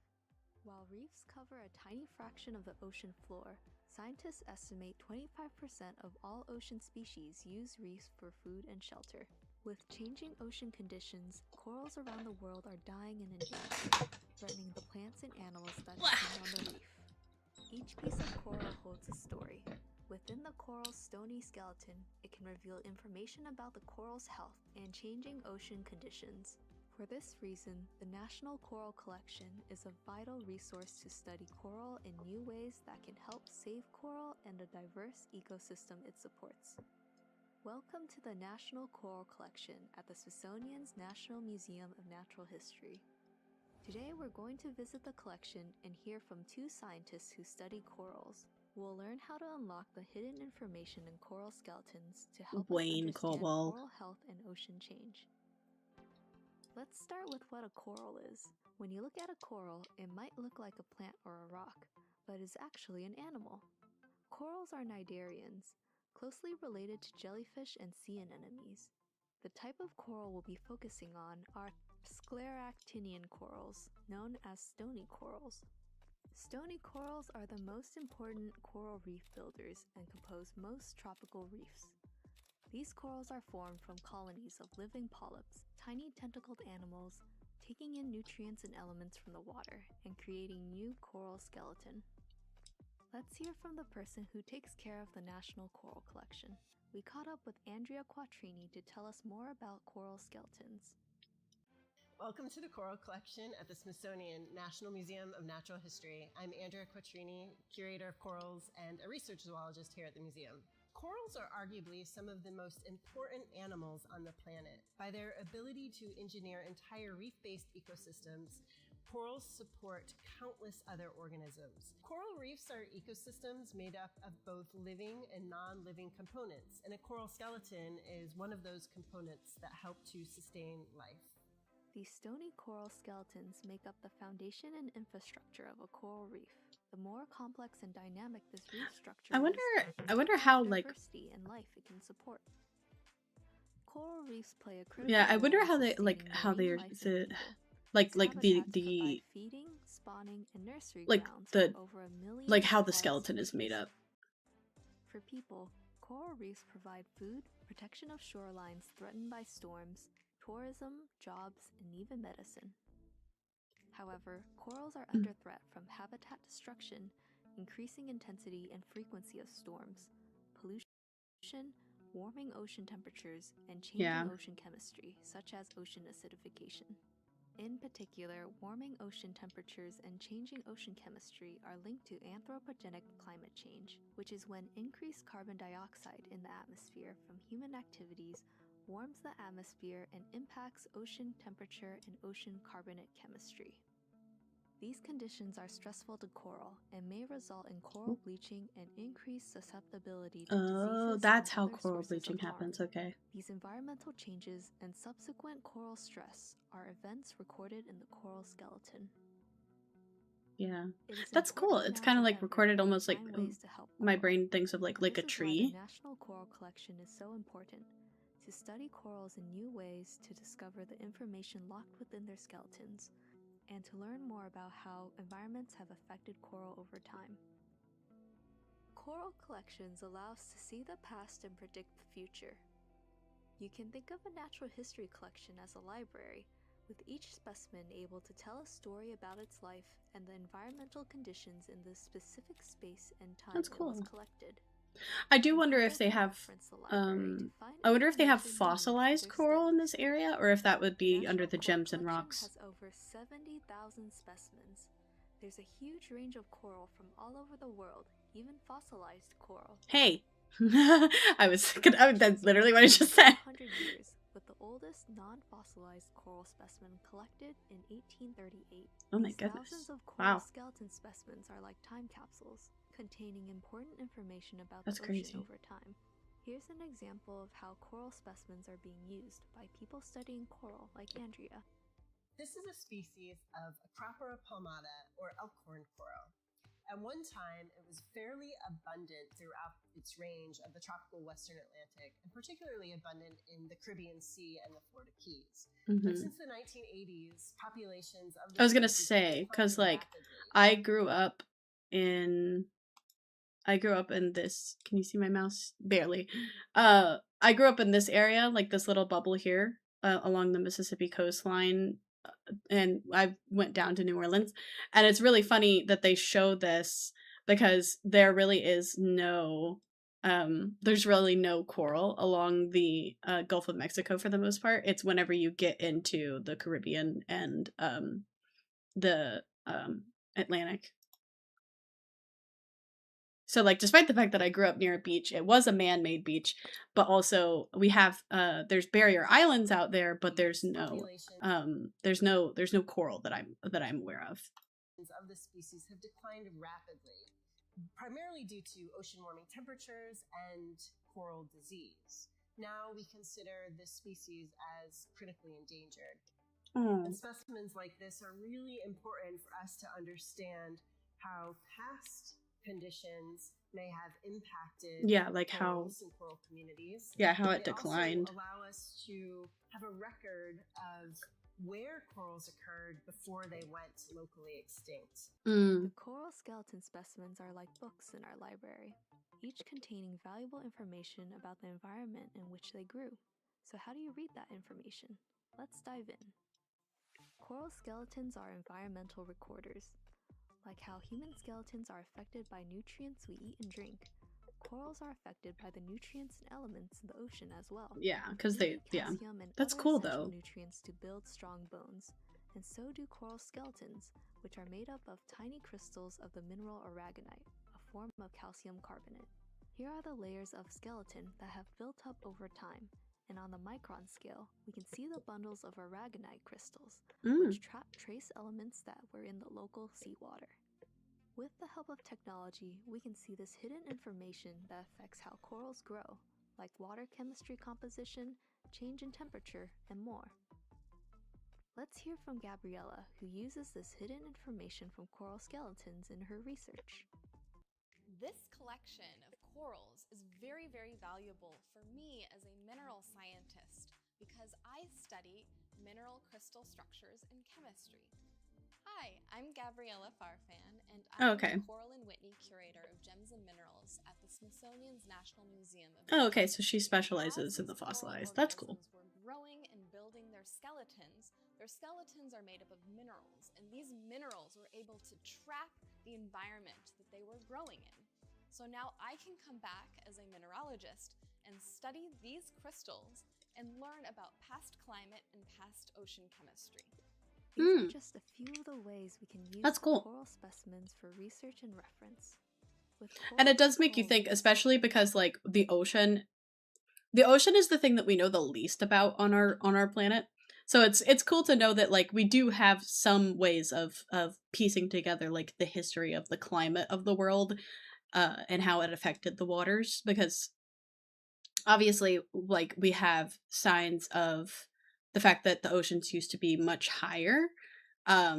Like I know that in Mississippi and a lot of the Southeast, you can find seashells like almost anywhere, that there's still like, it has to be the original dirt. Like it can't be dirt that, you know, somebody put there to build like a house or something, but you could literally dig and like, you'll just find like seashells, like ancient fucking seashells.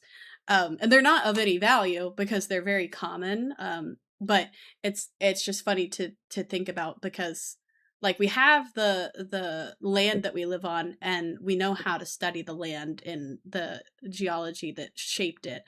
But there's not a lot. There's not when it comes to like the sea, it's very different because it's definitely different equipment from like what we use to explore space, because of the heavy levels of pressure that like when you get down to the seafloor. Obviously with the coral population, they're not usually super deep. It depends on like what kind of coral, but usually whenever I see coral or I've seen videos of talking about coral, it's usually like right off the coastline of somewhere. But, since we can't simply just, dig into the ocean floor because just genuinely not having the resources, money, time to develop the equipment to do that, it's good to know that, like, because there is fossilized coral and like fossilized remains and stuff that you can find in the ocean, it's good to know that, like, we are able to piece together kind of the history of it, because, like, that's my one thing that shocked me when I was growing up and I found out that we have actually explored more of space than we have explored the ocean.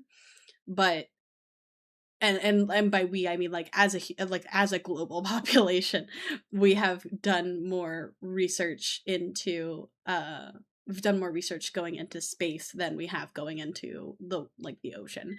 And a lot of times whenever people talk about the ocean, they're usually talking about like touristy spots, like the Great Barrier Reef is like the only naturally occurring one I can think of.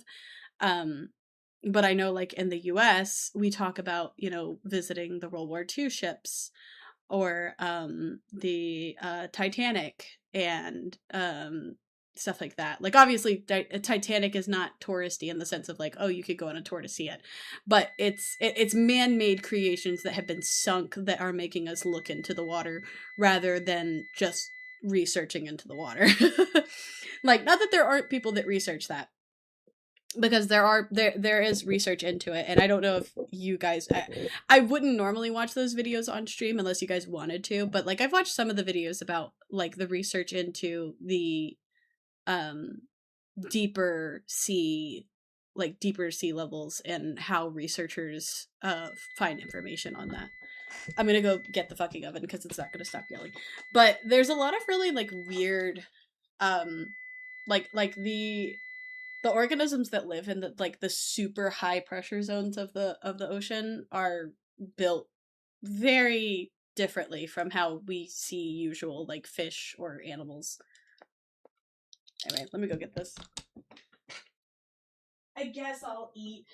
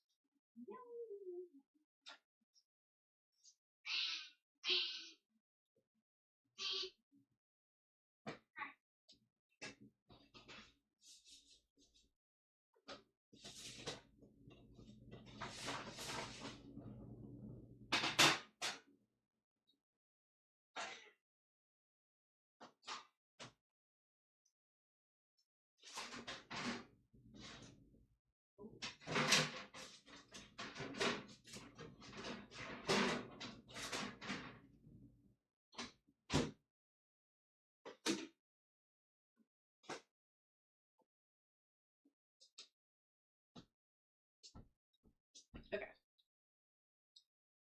Wap wap wap wap wap wap. But yeah, like, I don't know, despite the fact that I grew up in a coastal area and, like, I could tell you stuff about, like, hurricanes, I could tell you about, like, I don't know, like, fishing patterns and stuff. If you've never heard of it, the Mississippi Sound is actually a really interesting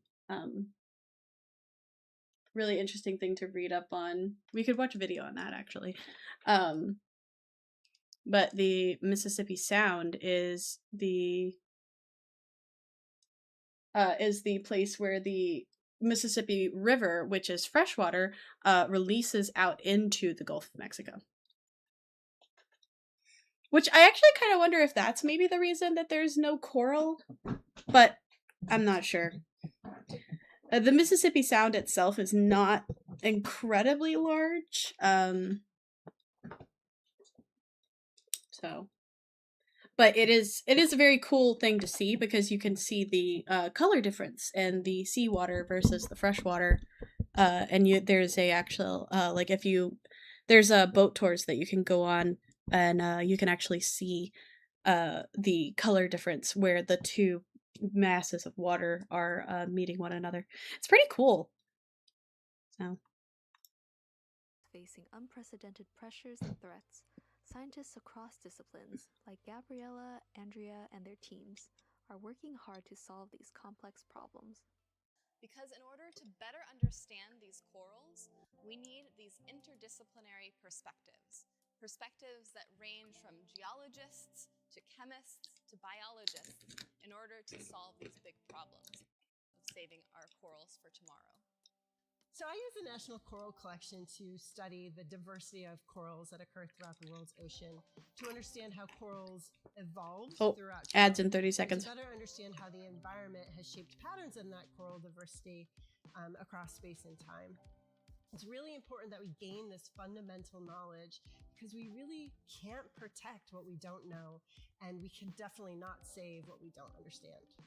So I really hope that globally we can work together to reduce our carbon emissions. Yeah. And I hope that scientists now and in the future continue to document coral diversity before it's too late and before it's all gone. So the National Coral Collection is here for scientists to use to help us document the coral diversity that occurs throughout the world's ocean. We're making it accessible in myriad ways, and I really hope that future generations of scientists come to our collection to learn all there is about the diversity of corals throughout the world's ocean. Thank you, Andrea and Gabriella. It's important to get more people working on these problems. Having diverse perspectives in science can help us think of creative solutions. We need more ideas on how to use the information and stories the corals contain. Even getting involved with corals, from raising awareness to creating art, is helpful. Oh, that's cute. You can learn more about corals by reading and even...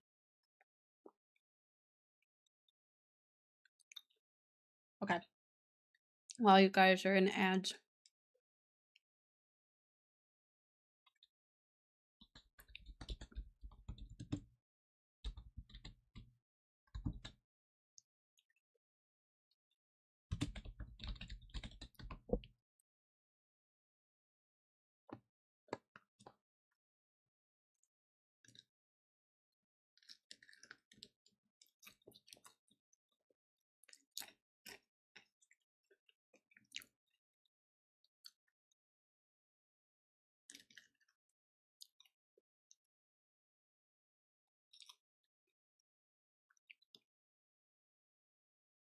How to do a Mississippi Southern accent. Why is that partially watched?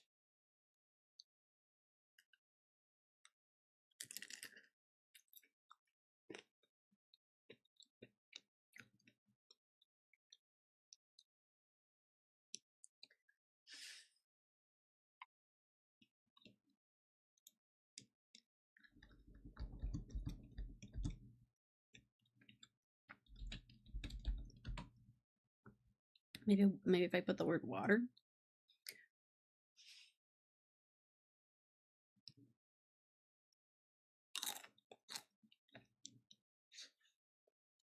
Ah, hot.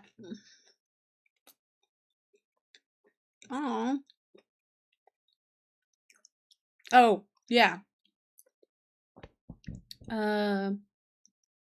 Actually, no, I don't think it was Gaucher. I think it was... You shouldn't swim at the Biloxi beach after it rains. Okay, the reality behind this statement is you just shouldn't swim in the water most of the time. There's usually some type of bacteria happening.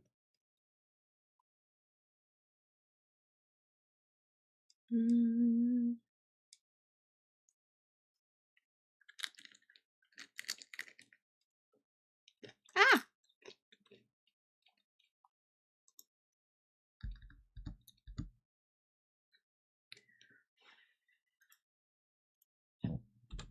Maybe if I put marine? Oh, it would help if I could spell.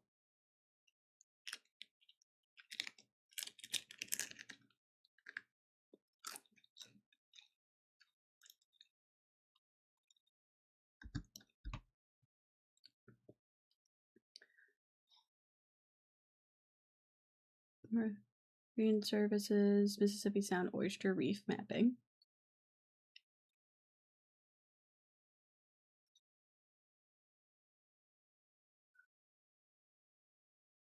One goal.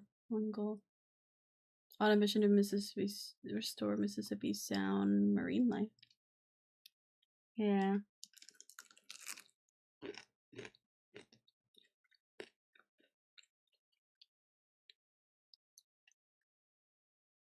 Aw.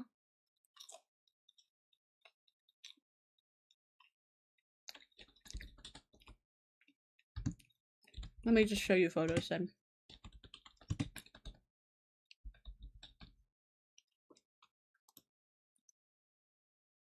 Thank you, Google. That's not what I meant by an aerial view.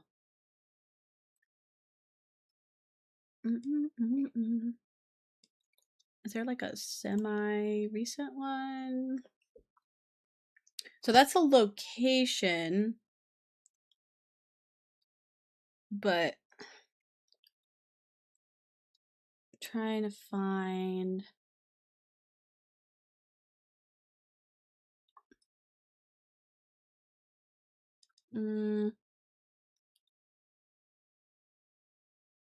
Why is that so crunchy?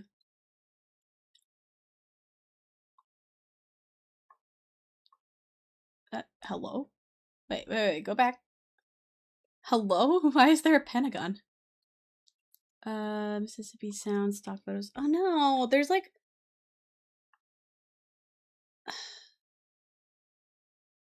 There's a... I've seen photos before where you can see the difference.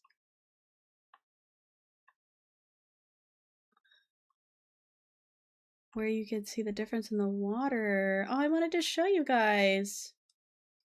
Well, so this is a good example of like what happens during hurricane season. This area in general, which is this is Mississippi over here, and then this is Louisiana over here. But there's a lot of sediment that comes down through the Mississippi, and so there's a lot of sediment that comes with it. Oh my gosh, I really can't find... Well, this one is kind of a good photo, but it's not super clear. Meeting Gulf, maybe? See, but this photo doesn't look real. The one I clicked on. Yeah, that one looks edited.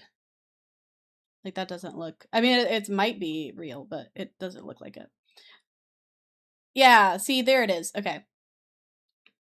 Here's a good photo of it. Can I make that? Can I open maybe a new tab? It'll make it a bigger. Yeah, so if you guys can kind of tell, I know it's kind of a crunchy photo, but so the blue out here is actually the Gulf. This is the Gulf of Mexico.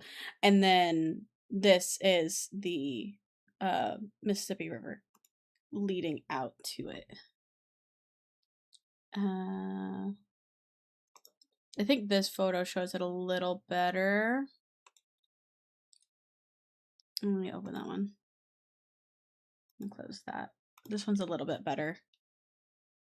It's a little less dramatic. It doesn't have the...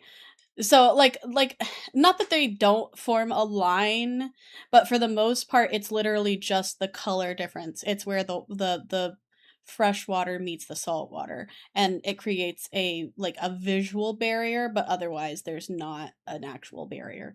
But it is just something really cool that most people don't know about. It's the end of the Mississippi River feeding out into the Gulf of Mexico. There is actually a visual effect. And there's also a lot, because of this, there's a lot of marine research facilities down on the Mississippi Gulf Coast, because they can research both freshwater and saltwater at the same time. So, but yeah, it's pretty cool. Dead zone in the Gulf of Mexico near Mississippi. I don't even know what that is. That looks like a lot of sediment, though. Mississippi River.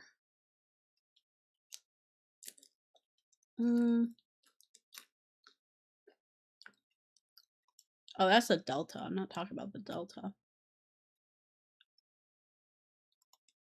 But yeah. You can go out on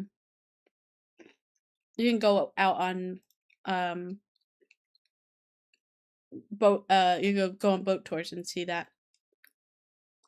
And it's really cool. Like I know that it's very easy to look at that photo and be like, "Oh yeah, that's cool." But like when I tell you like it like it's real it for me emotionally it's very similar to when I saw a mountain for the first time, because like it is literally two major bodies of water meeting, and the chemical composition of them is different, so it creates that barrier.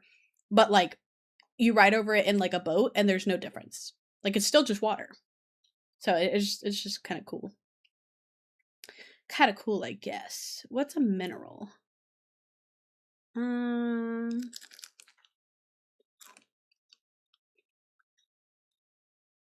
adaptation. Oh, those are for kids. Cries.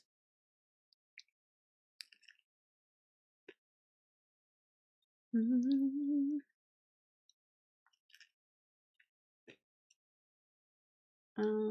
see.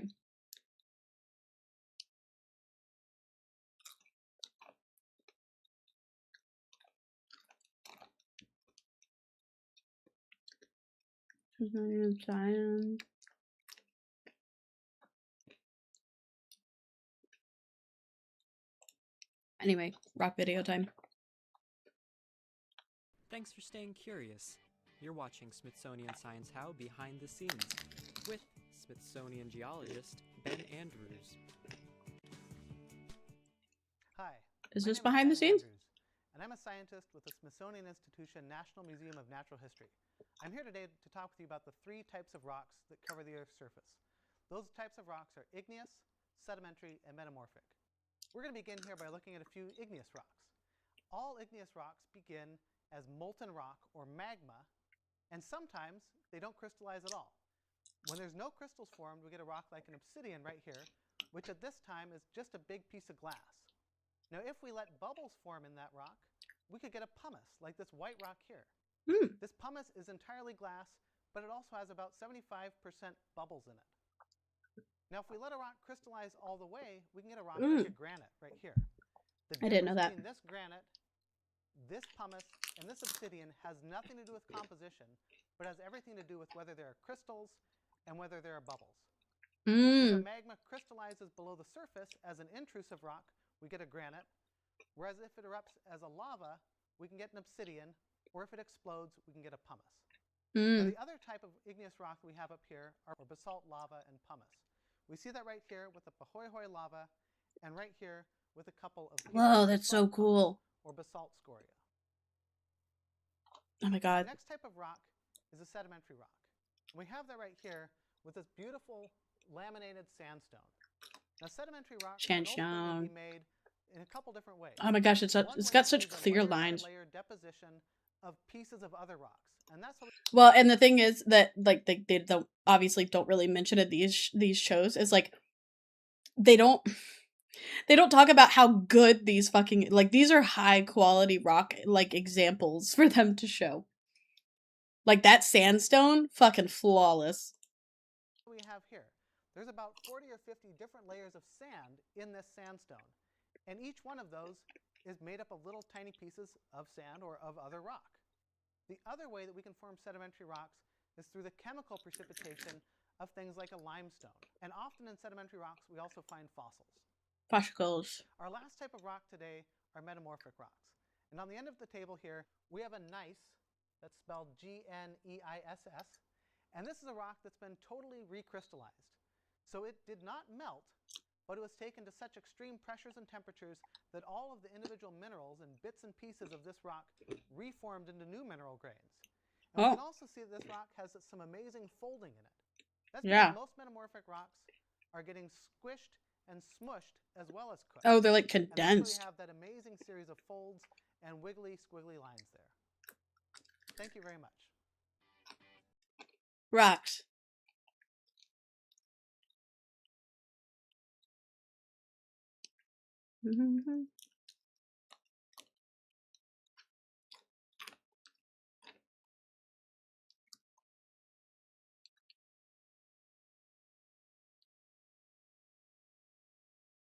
Mm-hmm.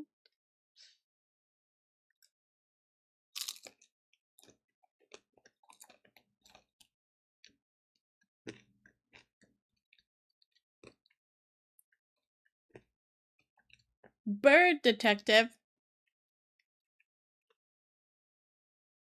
Boy detective.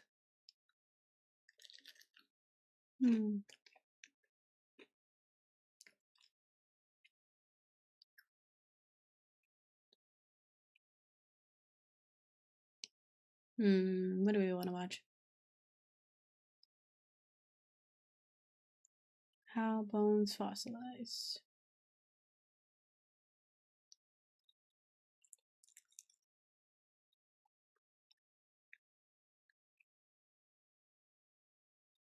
Scientific. Oh, it's a paleontologist. Okay.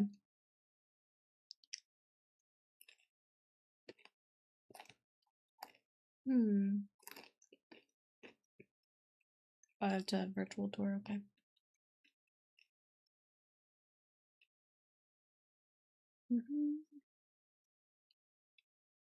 Smithsonian ornithologist.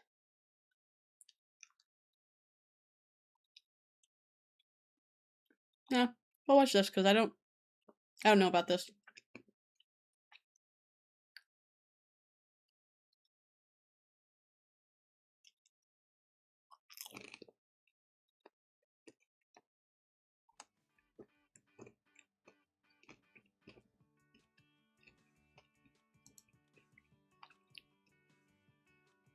Oh, why is it so crunchy? Oh. I mean, 6 years ago isn't that bad. Can we get like 360 or something up in here? Like,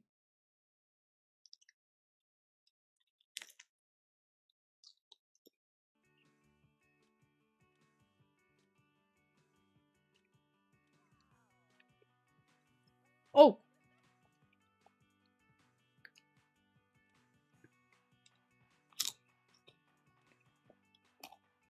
Hello, welcome everyone. Thank you so much for joining us here oh, that is quiet. on Science How, a program that connects you with the scientists and the research that happens here at the Smithsonian's National Museum of Natural History. Before we begin our show today, I want to invite you to participate in the poll and tell us how you would describe a fossil in just one word. That is the subject of our show today, fossils.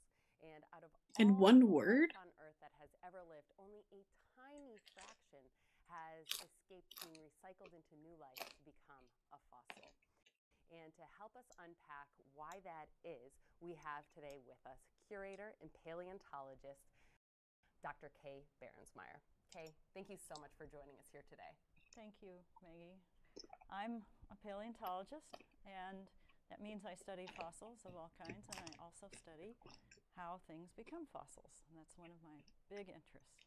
And today we are surrounded by a wonderful collection that you shared with us, and even the objects behind us, part of the collection here at the Smithsonian's National Museum of Natural History. Right, we have just a treasure trove of wonderful things here, 145 million different objects of all kinds. Oh my goodness. And insects, and of those 40 million are fossils. So it's a great place to be interested in fossils and study them. And today we're going to understand a little bit more about how things fossilize or don't. But before we go there, we want to understand what a fossil is. And some of our viewers have weighed in, and the most popular answer right now is the one word that comes to mind, dinosaur, old. Some of the other words include history, oh, word that comes to mind? Paleontology, mineral, bones. These all seem to be tracking on the right path. Right. Ooh, petrified's a good one. Petrified's a good one. Down the path to finding out more. And sometimes what is a fossil can be tricky. And you're actually going to lead us in a little exercise where we can decide if some of the objects you show us are fossils or not. And viewers, to follow along, we're going to put a new poll up, and Kay's going to walk through a couple of objects. And oh, this must have been like live streamed or something. Each one is a fossil or not. Or on TV. As many options as you'd like. And again, you can participate here. It appears in the poll section to the right of your video player. So, Kay, where should we begin? Okay, we have right here This is a bone piece of a leg bone, and you can see it's got sandstone on it. It's mineralized. It's heavy, and so that's one. It's 1.5 million years old. Then we have something that is a complete skeleton of a ground squirrel, and that's only about 30 years old. And then over here, we have a very amazing specimen, which is a piece of mammoth hide with orange fur from an actual mammoth, and it's 10,000 years old. Good Lord. I didn't even know we had that. A piece of wood, which, if you count the rings, when it died, it was about 50 years old.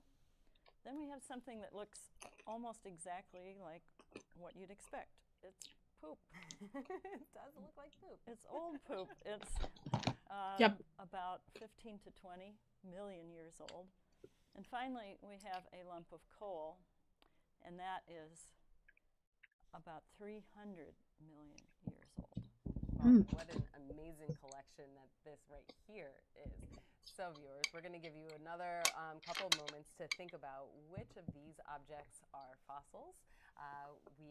Kay has shared with us a mineralized bone, a skeleton. Wait, okay.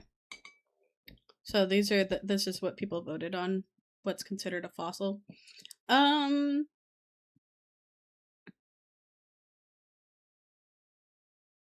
don't remember the definition of a fossil. So I definitely think the leg bone is a fossil. The feces, I believe, is a fossil.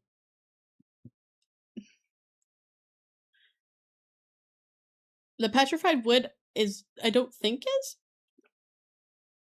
but I'm not 100% sure. Because petrified wood is like it's like a weird middle ground between like people don't usually consider it a mineral because it's not a mineral because it was wood, but I don't know if it's considered a fossil either because it's petrified. And I don't know if petrified and fossilized are the same or not. Definitely confident on this one, the leg bone, and the poop.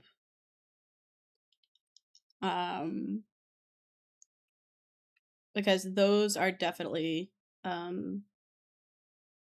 like have been broken down into like she was saying, this has sandstone on it, and obviously this is like rock at this point because like people will be like, oh my god, ew, but like it's not, it's it's millions of years old.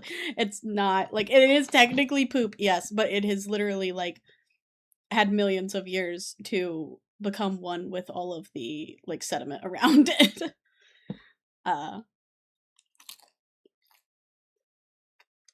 Yeah, I'm gonna go with these two. This one is a maybe. I'm not sure. Because she said that this was like 30 years old. So I don't know how long it takes for something to fossilize, but usually it's a very long time. And with the mammoth skin, I really don't know. I feel like that would be preserved. Like some form of preservation. And then like the squirrel said it was mummified, so I don't know. Mammoth fur, a piece of wood, a piece of poop, and a piece of coal. How old each item is on the screen.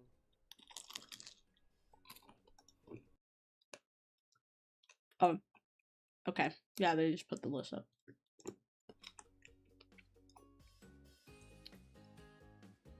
This program is pre-recorded. Yeah, no shit.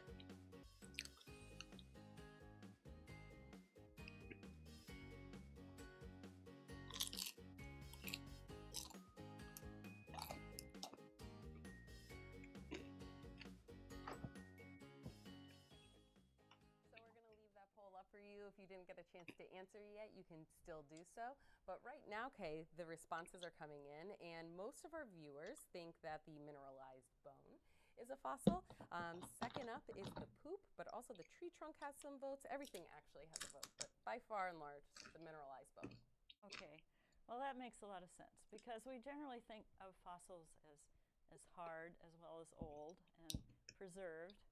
But in fact, some things that are old, very old, are not mineralized, are not changed. And that I can show you as an example is a piece of leaf that is from rocks that are 56 million years old. And these leaves were preserved and pressed into the rock, and they're still flexible. They can still, you can peel them off. Yeah, that leaf is actually peeling off of the rock. And you can put them in water and you can shake them up like recent leaves, and they're soft. And scientists can actually study the cell structure, but these are crazy. so old. So you can't just think of fossils as only hard mineralized things. In special circumstances, they can be almost like modern leaves like this. And like a woolly mammoth, which certainly isn't around today and is still very old, but we can see the fur from here. Right, and that mammoth was preserved in frozen ground, and then nothing happened to it. It's very much the way it was just after the mammoth died. So we have a student video question that is related to this conversation about fossils. So let's take a look. Hi, my name is Ethan, and I was wondering how long do fossils really last? Well, thank you for the question, Ethan. That's a good one. It all depends on whether they're buried and where they're buried and how long it takes for them to get mineralized. I'm going to talk about how that happens. And so they can be 10,000 years, they can be millions. If they get really well mineralized, then they can last indefinitely. So this mineralization process, that must be a key to lasting a really long time. Can you help us understand a basic overview of the fossilization process? Yes, and I'll do it mainly for bones because that's what I study. The leaves, of course, got pressed into rock, but for most things like bones, you take the mineral that's already in the bone, but that's not enough to make it last effectively. And there are many, many little spaces. It looks very spongy. It's very spongy because there's air in there. There's air, there's space, and it's very fragile actually. When an animal is alive, this is filled with organic material. It decays, and then this can be crushed very easily. But if it's underground and there are minerals added to it, those go into the spaces, and that's something we call permineralization, which means added minerals. Oh, okay. And do you have an example of a permineralized bone here today to share with us? Well, I just happen to have these two. I would like you to pick one up and then pick the other up carefully. All right, so I'll pick this one up. It's a little farther away. Yeah, and it's a big... So this is a very large bone. Yes. It's not that heavy. But this one is smaller and much, much heavier. And it also is kind of cold to the touch. Mm-hmm. It feels a lot like a rock. And it's very rigid. Right. Well, that is a 10 million year old rhinoceros bone from Pakistan. Wow. And it's the same bone as in the body. That is a limb bone as this one, which is from a modern horse. But this one just has the original minerals from the horse in it. And this one has added minerals, the mineralization, which went into the pore spaces. And so it's about 30% heavier or even more than that original bone. Why is it this color? The color too shows that it's had some iron minerals that were contributing to this permineralization. So this bone right here from a 10 million year old rhino, is it all mineral, or is some of the original bone material like we see here actually still present in this? Well, that's kind of a wonderful thing, is that you'd think this is petrified, which would mean it's turned to stone, but it isn't completely, because the original mineral that was in that bone has been retained, but then new minerals have been added in the pore spaces. And if you see the micrograph of this, where we cut some section of it and looked, that will show us that it's got these minerals. There we go. It's purple because of the way the microscope shows the light, but the little round circles are the interior of the bone, and they're very much like they would have been 10 million years ago. But you can see with the arrows, there's added mineral in the center of these circles. Oh, okay. So it is preserved in there, though. That's cool. Because we know that fossils are really rare. Why are they so rare? Well, that's a very interesting story that's central to my research. First of all, they have to go through the process of not being recycled, which in this diagram, most things that are dead and out on the landscape or even underwater, other organisms want their nutrients. So you have to escape this recycling, the natural recycling, and then be buried, permanently buried underground. And then I was gonna say, I feel like the hardest part here is the first two steps that she's talking about: escaping recycling after death and then getting permanently buried, because that's how they get in contact with the minerals in order to get that what is it, permineralization? My brain wants to say pre-mineralization, but I know it's not pre. Because like if you think about it today, like, okay, say you know, a deer died and was, you know, a deer was killed by maybe like a coyote or something, and so their body will decay and their bones will lay there.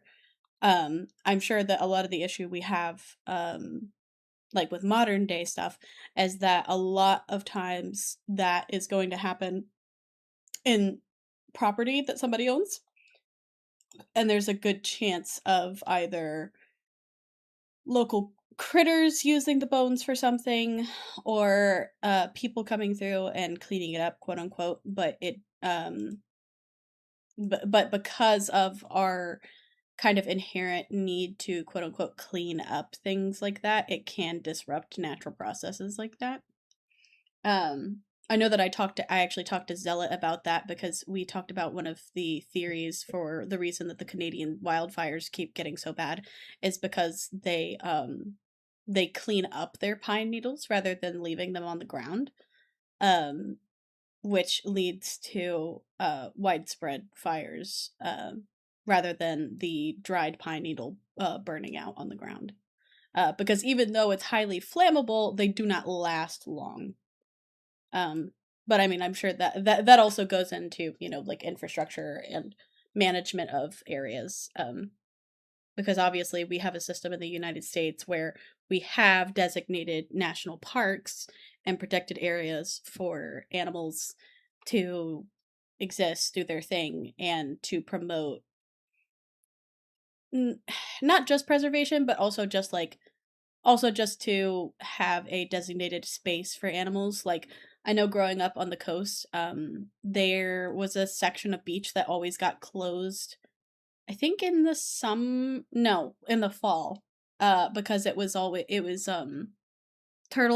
turtle like egg laying season. It was baby time for the turtles, and so that area was always roped off from the public so that the turtles could lay their eggs and hatch them and get to the ocean without without being disturbed by people. And I feel like it's going to continue being an increasing issue of as we lay claim to land and people buying their own pieces of property, because at that point you're leaving it up to the property owner and whether or not they will choose to garden or maintain their space in a way that is environmentally friendly. Because a lot of us as people don't think about long-term, like, the impacts that it can have. Also, hi, Minnow. Mino's Lemoyne just redeemed hydrate / It's one of the stretch. reasons why with our yard, I do cut it. I keep it cut so that it looks nice. But I don't go out of my way to I haven't gone out of my way to plant anything that's not native. And I want to do more gardening in the backyard that is native plants, because a lot part of the reason, or part of the way that we as people can help with the dying out of a lot of pollinators is by creating pollinator gardens, and which is literally just as simple as looking up what type of soil you live in and what type of plants are native to that area, and then planting those sorts of things.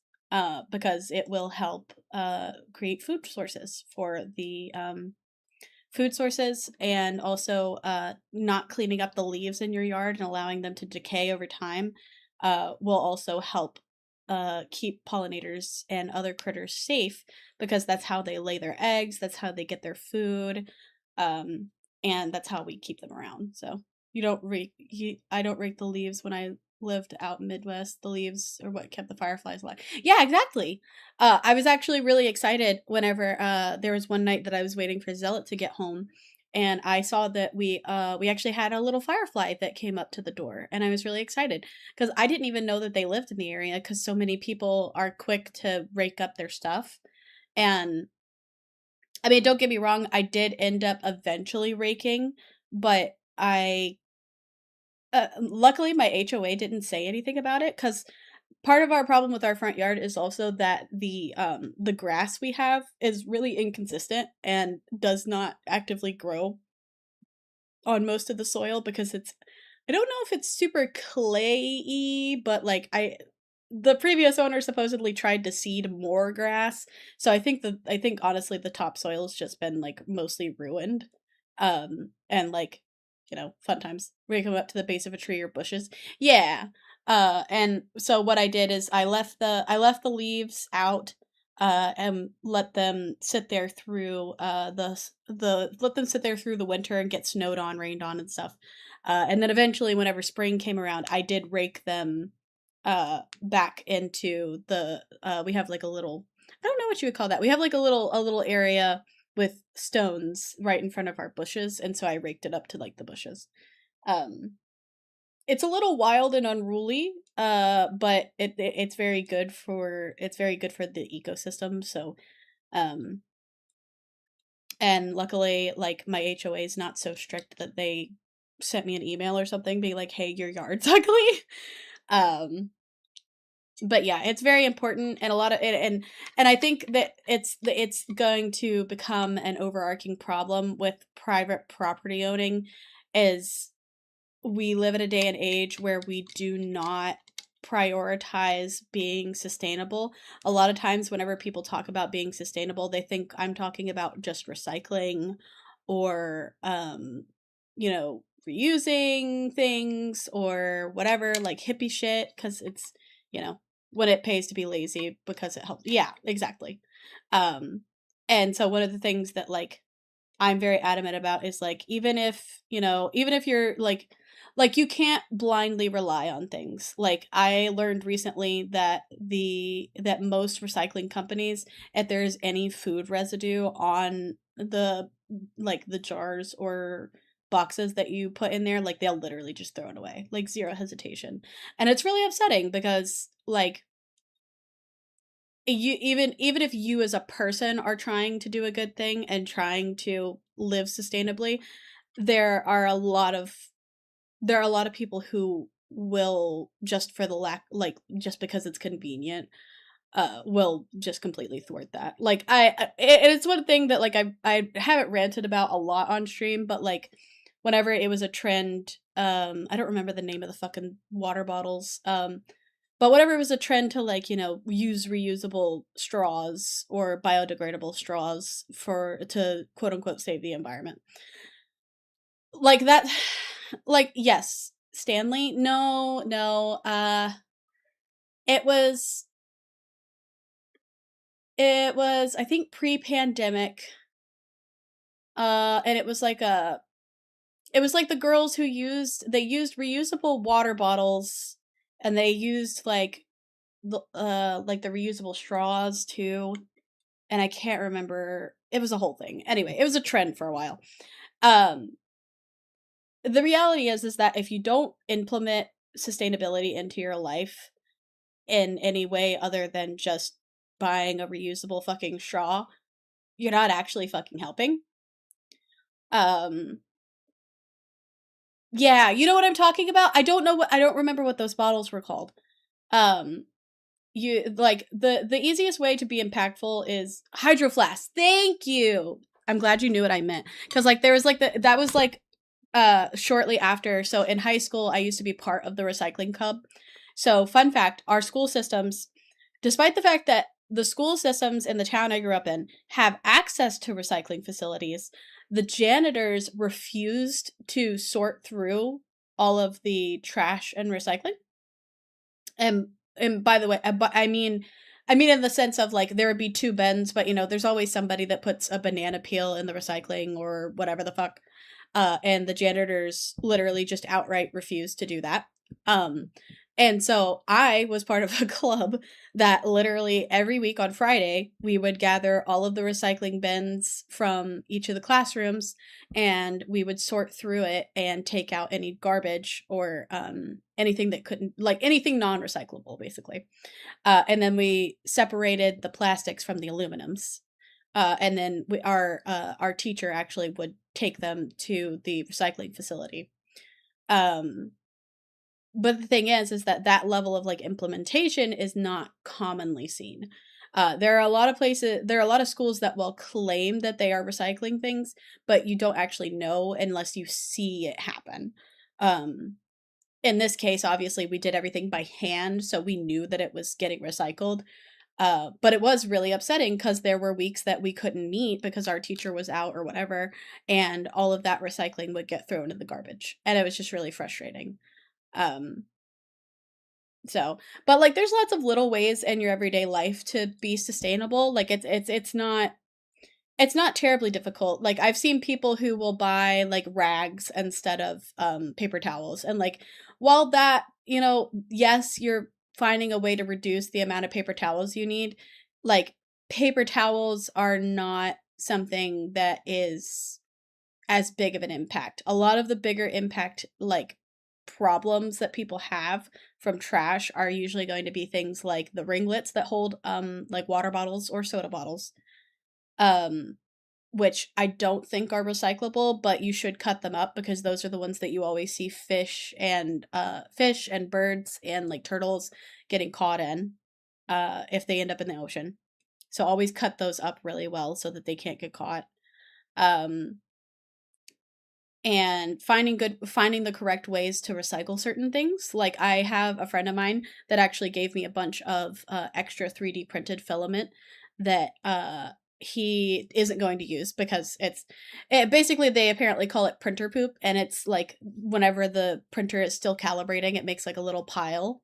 And so he actually gave me that because I asked for it, because normally 3D printed filament that's already been used will just get thrown away. So one of the ways that I'm, you know, I don't, like I said, I don't talk about it a whole lot, but with my business, I try to reduce what I use and then reuse what like one man's trash is another man's treasure. And I have a heat gun and I have silicone molds for my resin stuff. So the idea that I had was to use the heat gun to melt down the filament into a resin mold. And then depending on how much of the mold it fills, I can fill it with resin. And that's a way to, you know, reuse it. Does it recycle? So I bring most of the recyclables to a neighbor. That's awesome. Yeah. Well, and a lot of people, if they don't realize it, that recycling is actually work, in the sense of like you have to think about what you're doing. You can't just throw any plastic into the recycling bin. You need to make sure that there's little to no food residue on stuff. Double checking that you're not throwing in, like if you get an Amazon package, a lot of times the package itself will be recyclable, but the paper or bubble wrap inside of it is not recyclable. And it's just something that like even though we should know or we should be taught, there's no like general way of learning it. Like the reason that I learned it was because I decided to join a recycling club and decided to educate myself on it, and so that I could educate other people. So it's one of the reasons that like I get frustrated with humanity, because like we create our own problems. And like in one of the videos we watched, they were like, I hope that we can get our CO2 emissions down. It's like, shit, me too, man. But like that's a large scale problem, and the problem is that we as humans we just don't cooperate. Always rinse beer soda cans that way. Yeah. I do that too with me and Zealot tend to get like picante like queso or like salsa cans, and I'll usually I just literally and it's really simple. You don't even have to wash it with like soap and water. It's just hot water. Like just rinse it with hot water. That's it. But there are a lot of people who would think that like, you know, that's a lot of work. And it's really unfortunate because it is very much like an American society thing. There are a lot of people who feel like you know, if they pay recycling or trash fees, they feel like, you know, they shouldn't have to do that. But the reality is that don't trust people. Smile. Don't trust people to not just throw your shit in the trash, because that just continues the issue. But also making sure that you're properly recycling things like batteries.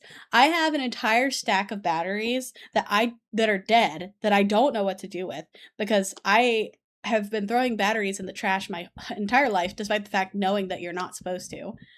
So looking into things like that and like how to properly, you know, dispose of things, because that's a lot of the issue too with like trash and it being as volatile as it is people throwing things that shouldn't be thrown in the garbage or have special ways of, you know, being disposed of into the garbage.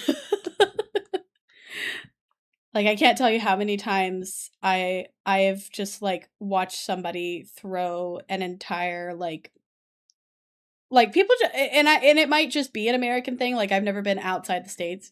Too much work to run water for 3 seconds to wash off food things. Yeah, no, literally. And it makes me so mad because those are the same people who'll be like, well, I'm saving the turtles by using my reusable straw. And I'm just like, girly, you're not, though. You're really not, because the straws, like, yes, straws can be an issue, but like when you look at like the landfills and you look at the trash islands that are in the oceans, you're not seeing straws. You're seeing water bottles. It's a lot of water bottles. It's a lot of soda bottles. And fun fact, if you didn't know, the reason that Sprite bottles changed from green to clear is because they kept getting called out for people finding their trash in those trash islands off the coast of places. Fun fact. Rather than, you know, address it and say, hey, guys, recycle our fucking bottles. They're like, oh, well, we're just going to change it so it's clear and it looks like another water bottle so that they don't know it's Sprite. Angie. And I think a lot of the reason that I got into sustainability stuff is because I lived on the Gulf Coast in Mississippi when the oil spill happened. So if you live in the United States, you probably know of it, but there was a huge oil spill from a BP oil rig. 2010. Oh my god, there's a movie about it? Wait. Oh my gosh, wait, I might be watching a movie later, y'all. Okay, so apparently it's called the Deepwater Horizon disaster, which is the largest marine oil spill in U.S. history. Like the gay bar here in Idaho. Yes, we have one. They give out paper straws instead of plastic, and they work if you drink fast, but if you sip like me, it gets... Exactly! I hate those I hate those straws so much. Especially, oh my god, if you get a warm drink, like I've gotten tea before and they put a fucking paper straw and I get, cause you can't really tell the difference until you like touch it or like look really closely at it, because a lot of them are just white straws, and I put it in my tea and it makes it absorb it faster.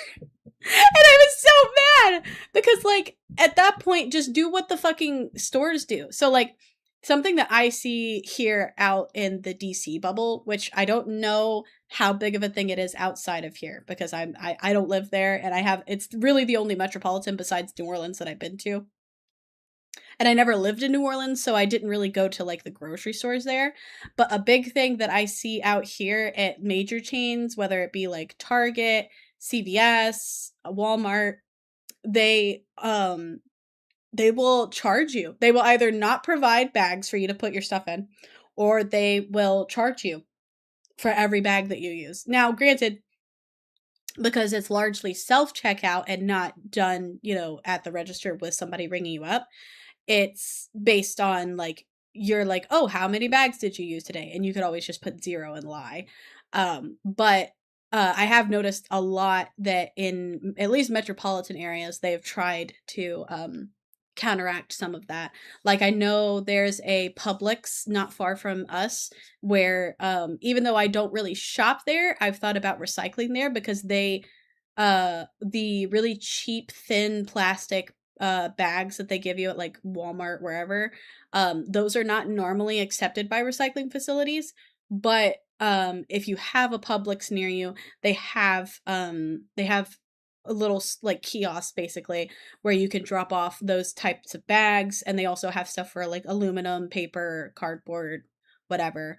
But I thought it was really nice because we use the plastic bags for Ryder's kitty litter, but even though I do his kitty litter twice a week, I do not use enough of those bags to get rid of a substantial amount of them. So, like, I still keep some of them, but I think honestly, I think I need to just get in the habit of maybe, like, once a month dropping charge for paper. Yeah, I've seen that too. But thinking about just dropping those plastic bags off, because it's one of those things that, like, Zealot, for example, I had to explain to him that you can't recycle those because he's like, oh, it's plastic, it should be recyclable. But the problem, it usually comes with how thin the plastic is and whether or not they can actually recycle it. And if you look at containers, like, if you get leftovers from, like, for example, I learned that Cheesecake Factory uses plastic containers, at least the one near us, uses plastic containers that are not recyclable. Or no, that's Cracker Barrel. Cracker Barrel uses containers that are not recyclable. But Olive Garden, for example, uses that black plastic containers that are recyclable. So, and you can always look into it too. A lot of the times you can look up your facility and you can look up what types of plastics they can and can't take. Because literally all you need to do is you check the bottom of usually the container, and it'll have the little recycling symbol, and it'll have a number in the middle, and that number will tell you the type of plastic, and you can usually look up whether or not your facility can take that. But it is very regional. Cheesecake Factory has decent to-go containers. Yeah. Yeah, that's something that me and Zealot reuse a lot. We reuse we get a lot of deli meat from Walmart, and so we will reuse the deli meat containers as, like, basically just Tupperware. They don't last forever because obviously, like, it's still kind of, I think it's still a recyclable plastic, but it's a little bit thicker. So, like, if you're microwaving it a lot, or anything like that, you have to be careful. Also, that's another thing. If you guys get leftovers, like, please check and make sure that you can microwave it. I'll tell you a secret. If it's I'll tell you a secret. If it's styrofoam, you can't microwave it. I can't tell you how many times, like, since moving out here, because a lot of the places I went to back home were smaller restaurants, so they would give you like paper boxes or something to take stuff home, or like cardboard, which can go in the microwave. But since I moved out here and we eat at mostly chain restaurants now, I get a lot of plastic boxes, and I always get really paranoid and I have to check them.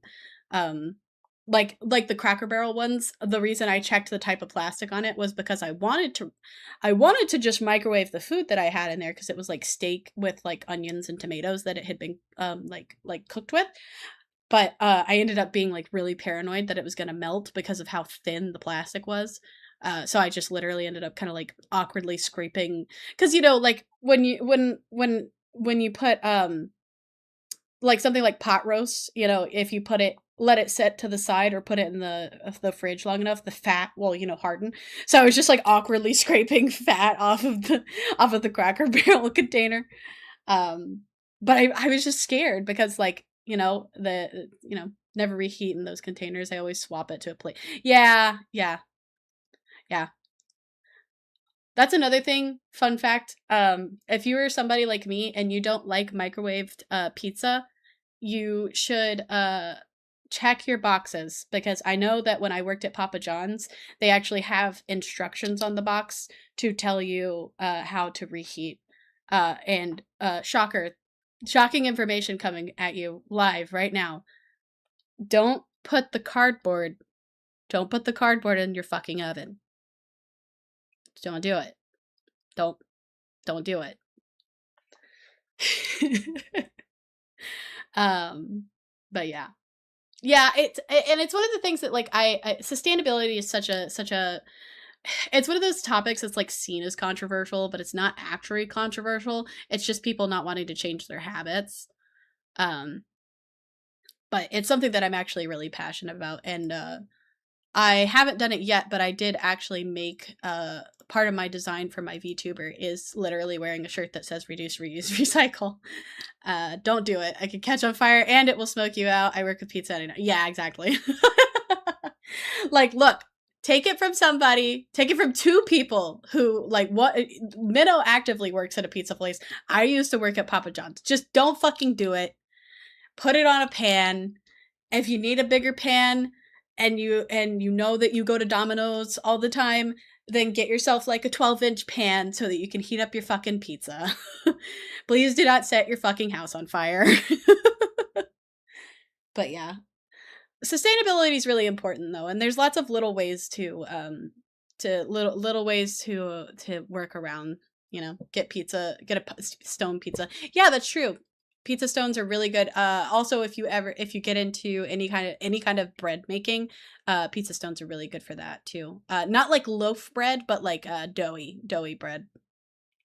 It makes the bottom like a nice crisp. I don't think I have a pizza stone anymore, but I had a roommate that had one. Not that I ever really used it because it's really heavy. But yeah, there's lots of different ways to cook everything on our stones. That's fair. I come from a family where we cooked everything on our cast iron skillet, whether it was baking cornbread or like literally like sauteing stuff. We made everything in the cast iron, but that's also because I'm from South Mississippi. And, you know, I have yet to taste something that didn't taste better cooked in a fucking cast iron skillet. They're just so good, but they're so, like, and by high maintenance, I mean, like, they're not that high maintenance. You just actually have to make sure that it's kept up. Because, like, you know, you have to oil them and you have to season them, unlike a lot of, like, obviously contemporary dishware where you just kind of throw it and you can throw it in dishwasher or whatever and put it back in the shelf until you need it again. I can't tell if it's actually gonna rain or not. It's very cloudy, but the clouds are not dark and it's windy. Same, we use cast iron stones. Hate seasoning the cast iron, but it always makes food. Yeah, exactly. I hate it. I hate it too. Because I'm a lazy bitch. But man. Alright. We got 2 minutes till ads, so I'm going to preemptively go on a break. Also, crockpots. Crockpots are also good. Unless you're me and you have an orange child, so you have to baby-proof it. But generally speaking, crockpots are great. But I'm gonna go. I'm gonna commit. Go piss, girl. When I come back, I'll probably just keep working on my website. We're making good progress, so hopefully maybe like another hour, and we be done. We shall see. All right, I see you guys in a few minutes. I'm gonna go ahead and pop on ads.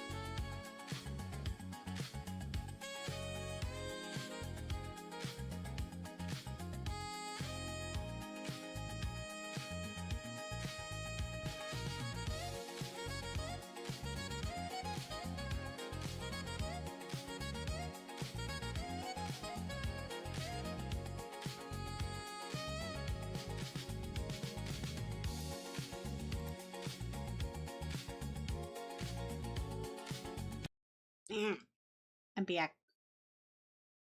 Welcome back from my ads. Oh.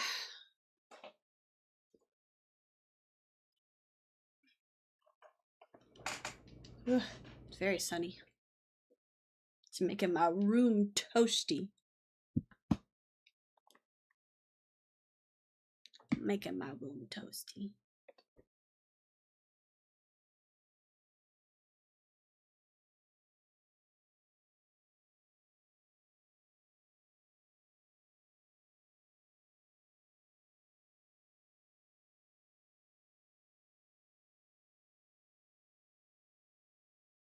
All right. Okay. Let's add this photo. It's alright if we try. Only if you say you're mine. Sophia, know that you and I.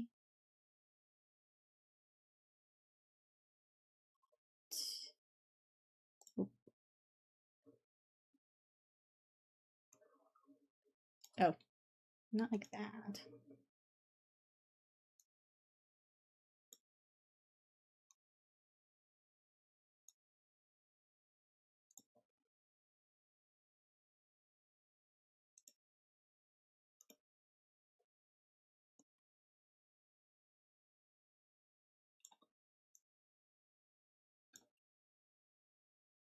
You can do it if you try. I wish I could make this smaller. But my husband bullies my wife. Real. Fucked up day.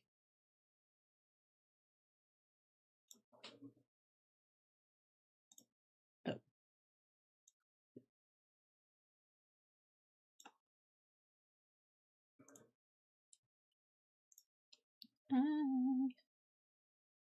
I think we could do it if we try.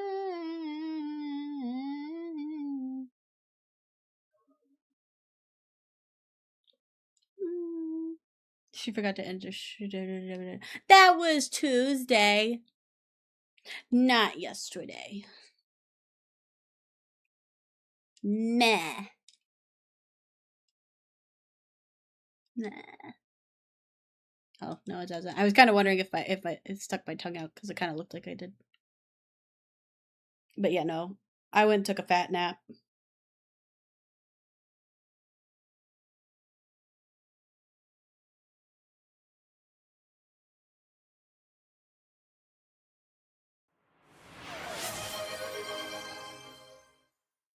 Nacious 333 just redeemed hydrate/stretch.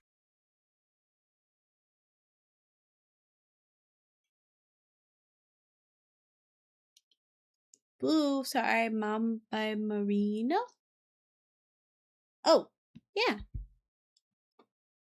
I can add it 1 sec. I said hi. I'm sorry, Mom.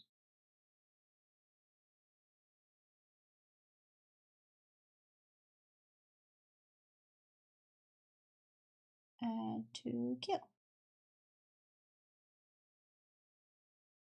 There you go. Now to play next. Why are you sick? I'm not there to take care of you. Drink soup. What? Who's sick? My days are mixed up because I was sick yesterday. Oh. Have you considered not being sick?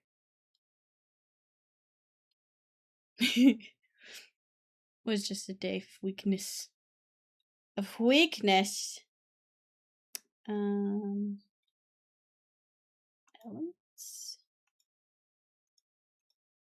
Okay. That doesn't do anything.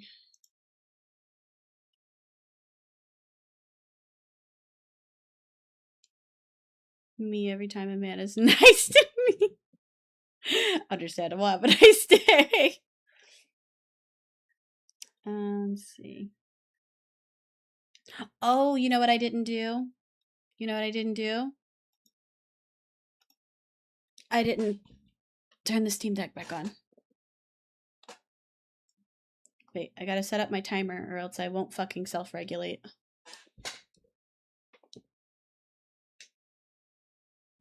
Oh, we got a new spirit too. Wait. What is this and what were you up to? Yesterday? Yesterday I was working on my website. I can show you more in a second. But I gotta get my... So this is Spirit City Lo-Fi. It's a game on Steam that is really helpful in the sense of you can put tasks and to-do lists in there, and you can do timers. Let's see. Co-working.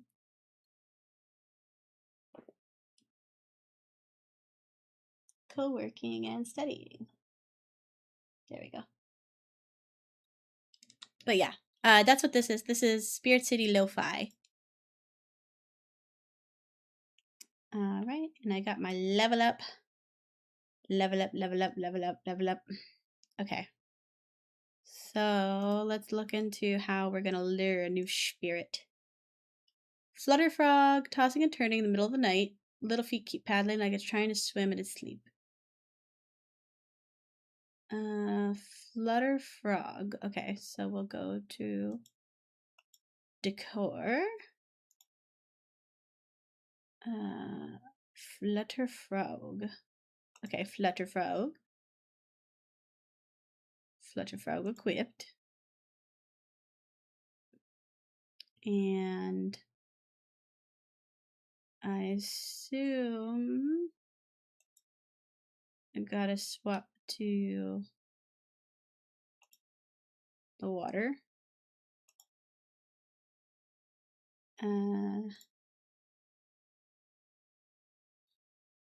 Thought this was just your background when you were doing music? Oh, no, it's a game. Yeah, it's a game. Whispering Creek, distance, yeah.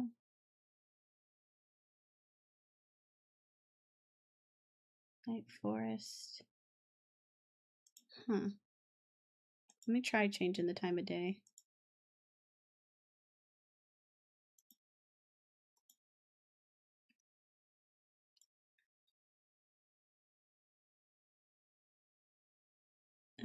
Maybe they need to be even.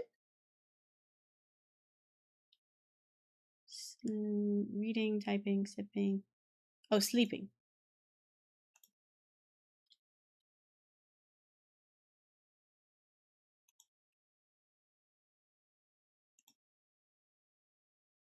Middle of the night. Like it's trying to swim in its sleep. Huh.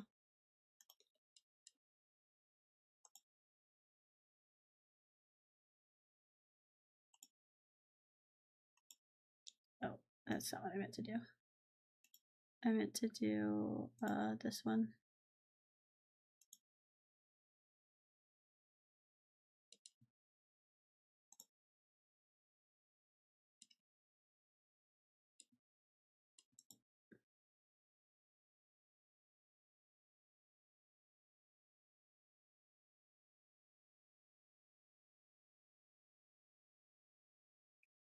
Huh.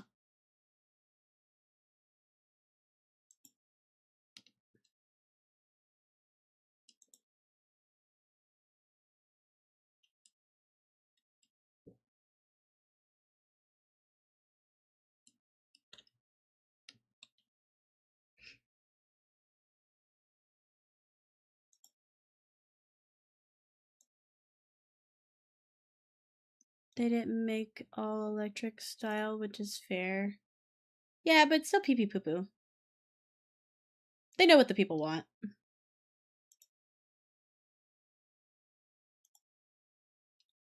Asha, hi, welcome back, Oboawa. It looks good regardless, though. Nice.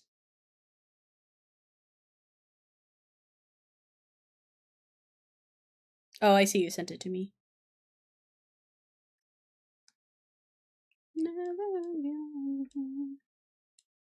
They made her melee with electric? Oh, that's cool.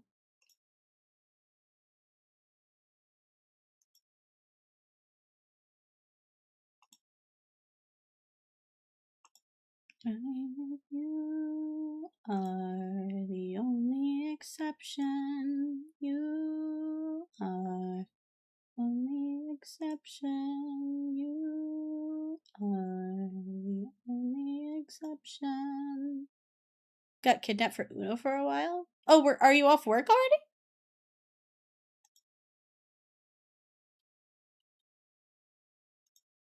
Which might happen again.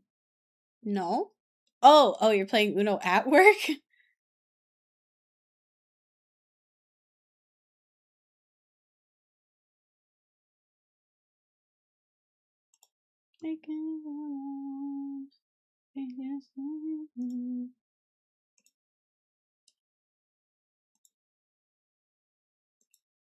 The gay cat is here. Yes.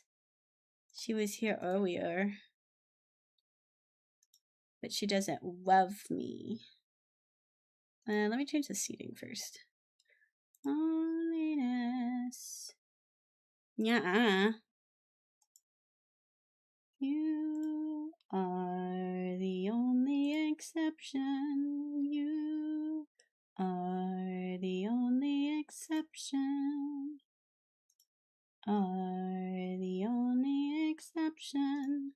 You are the only exception.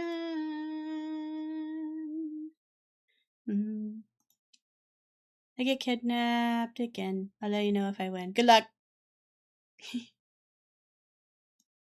I believe in you. Oh, I can make it darker. Okay.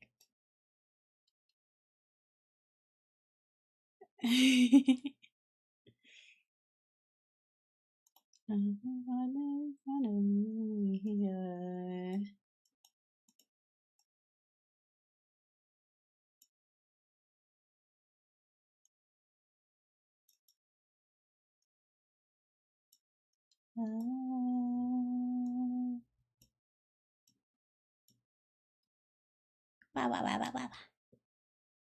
Y'all are silly. Okay, now I'll do the table. Only exception. You are the only exception. You are only exception.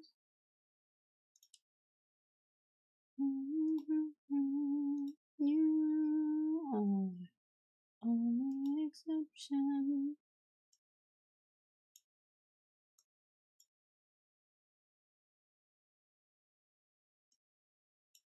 I got distracted, but it's fine.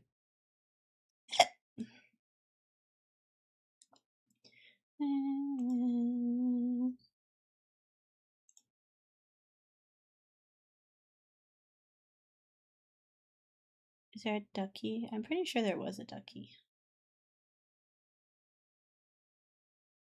Maybe not this one. Maybe it was the one on the table.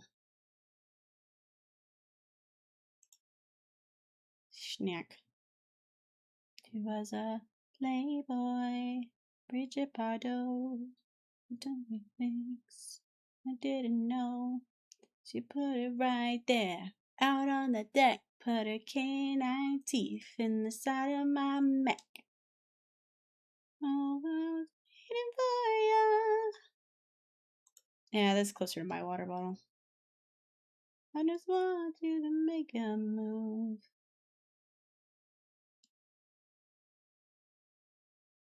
Anyway, I got distracted. Let's see. What else did the flutter frog need? So, flutter frog has been tossing and turning in the middle of the night. Okay, so it's nighttime. Kept paddling like it's trying to swim in its sleep. If I press my ear to its belly, echoes of something deep and distant. So maybe it's a sound? Actually, manager walked in and we scattered like rats! Oh, goodness. Deep sea echoes? Yes.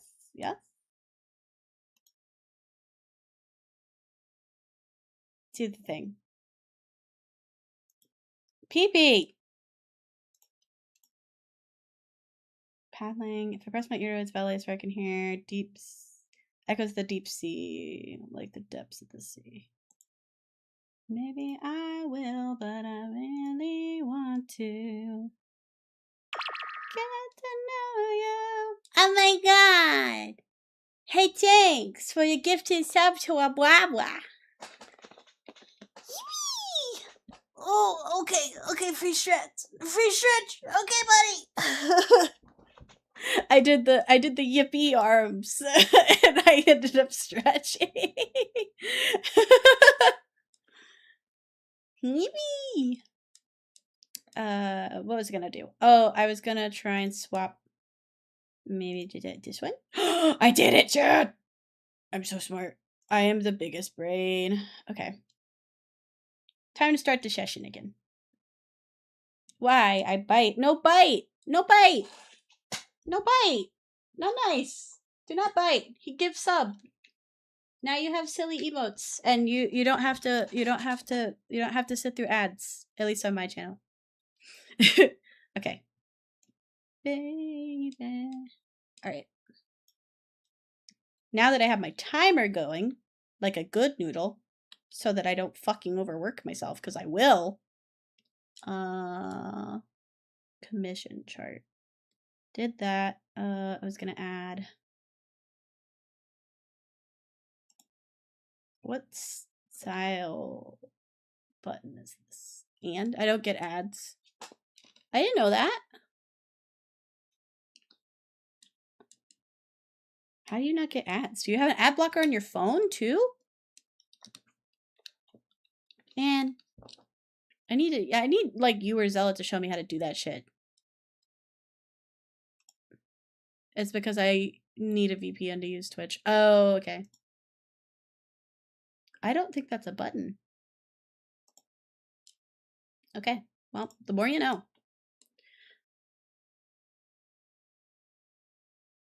It has rounded corners though, right? Okay.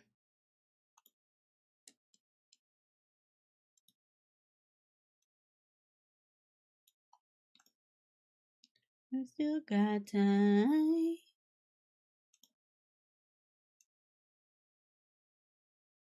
Oh, also Awawa and Memo. You do. I know you have one at home. Pink Diamond also gives ad free. Oh, VIP does? I didn't know that. The recipe, it's called black magic. Take potion, and you'll be mine. Oh, I was gonna say for Awawa and Memo, I don't know if either of you guys have Zomboid. But if you would like to play Zomboid or be interested in playing Project Zomboid, let me know. Cause I think we're doing a server right now with Oki. Because I'm learning. I'm learning to play, and I think one other person's learning to play. There was also a really big update, I think, last week. So a lot of we're kind of all figuring out the new things for the most part. But yeah, there's they're talking about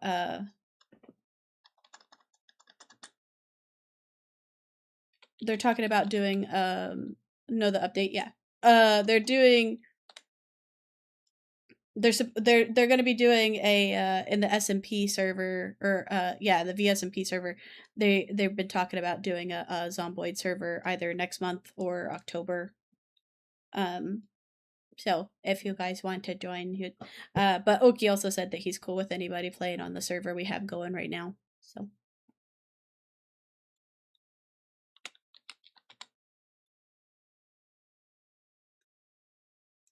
secret potion.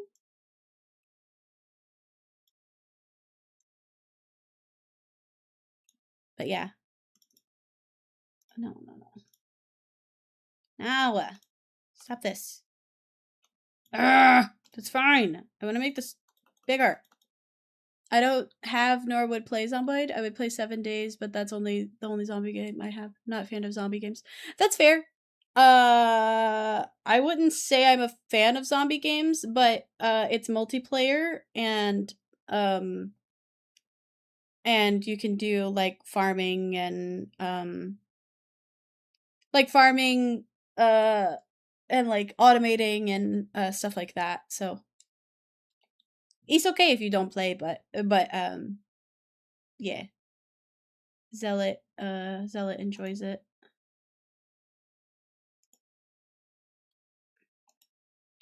So it's okay though. The zombies do be stressing me out. They're kind of rude. Tell the story of tonight. I'll tell the story of tonight.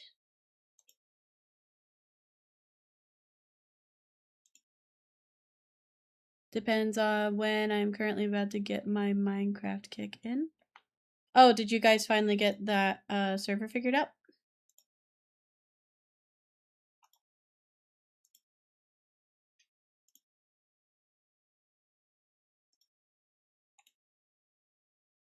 Why you stop?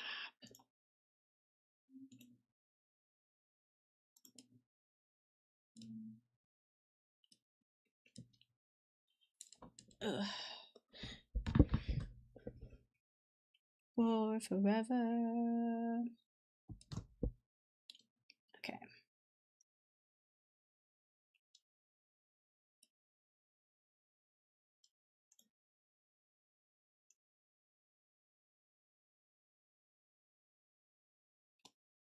It goes live Monday. Nice. I never liked zombies thanks to Minnow being petrified at a young age. Petrified? What do you mean by petrified? Like somebody scared you with a zombie or something? Like a movie or? I'm not trying to be rude, by the way. I'm genuinely asking.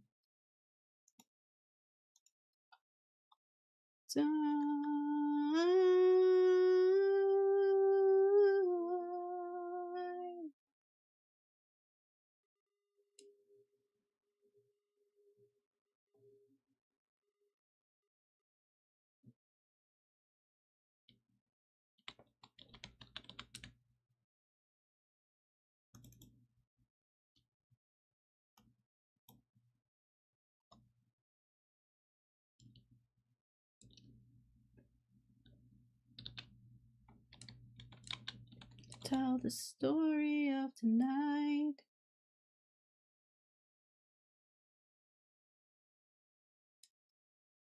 What do you say? Oh, I was asking Minnow about what he meant by like petrified at a young age about zombies.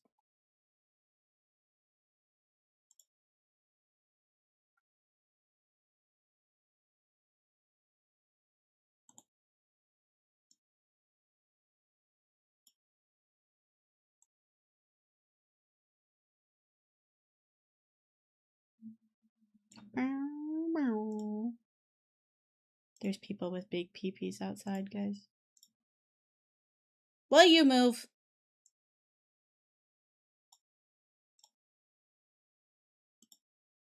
I assume Minnow's typing.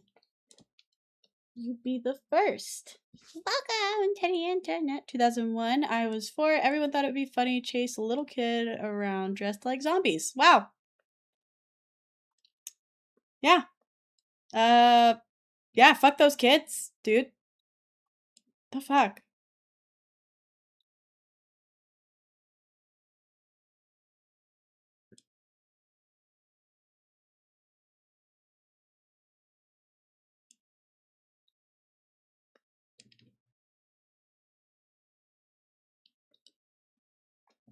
Frustrating pasta. Here's a 9-year-old that died. And then a bunch of colored pencil drawings of the different characters Harry Potter fucking each other.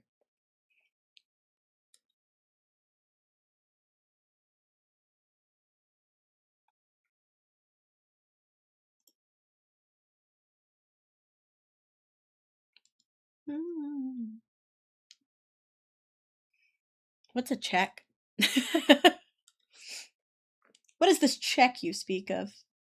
Here's a healthy breakfast option. You should kill your mom. Here's how I would never love you. Here's how you get blah blah blah. But no, that's fair. I know that was fake and all that, but now I just can't enjoy. No, that's fair. You need huh? Art, bras, and alignment. Is the alignment for you or for your car? Do.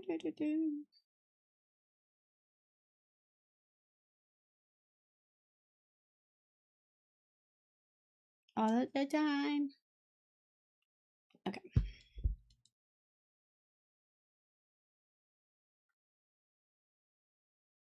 Okay, you guys are gonna lose rights for a second.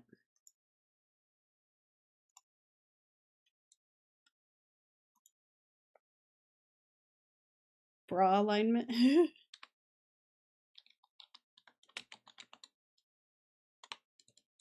Wanna help me align it with gay man? Do you?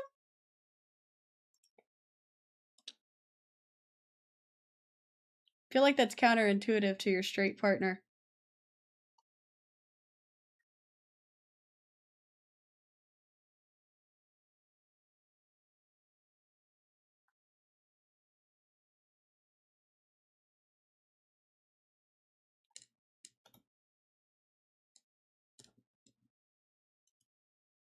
I was saying it to the minnow. Oh, okay.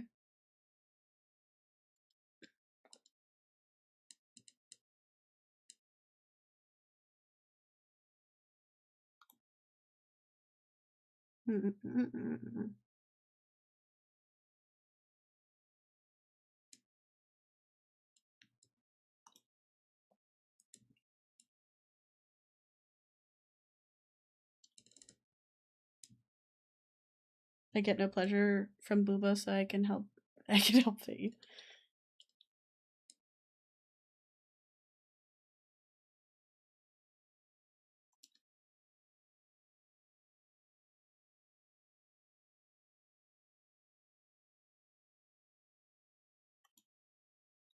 Nailed it.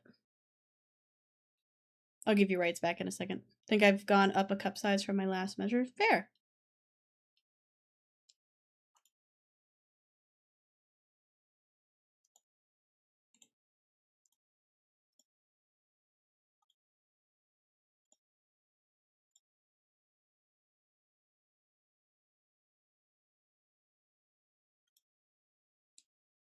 All of the time.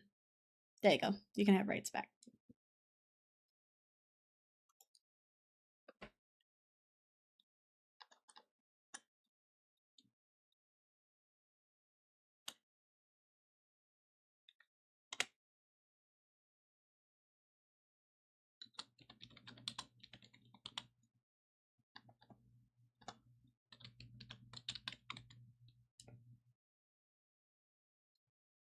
I just realized I took away my rights as a gay man 2 months after homo.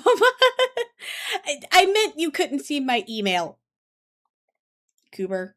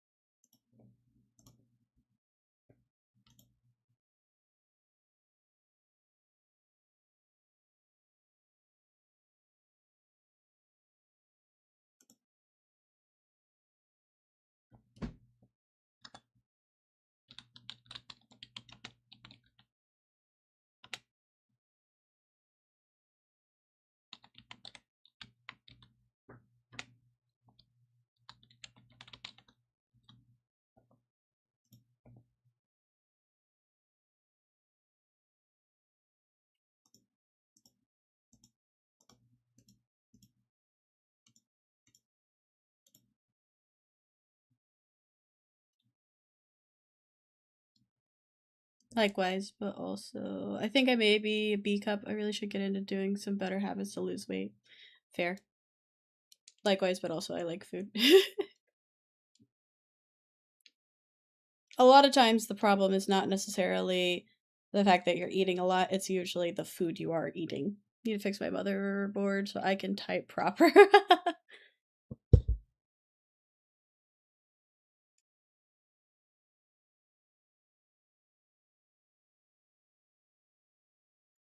And it's all remember you improv, and the world is somehow shifted. I got a chest pain when I was singing. Everything looks different now. See you. We're stretching.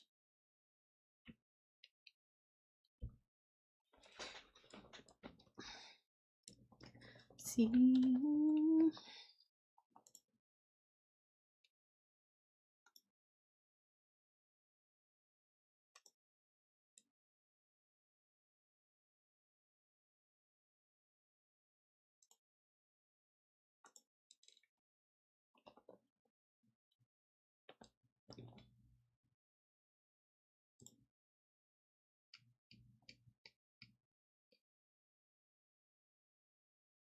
I'm as tough as the crust of the earth is.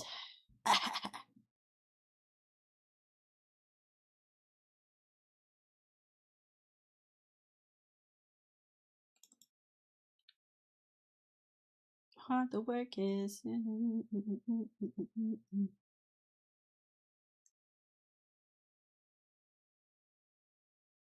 Under the surface.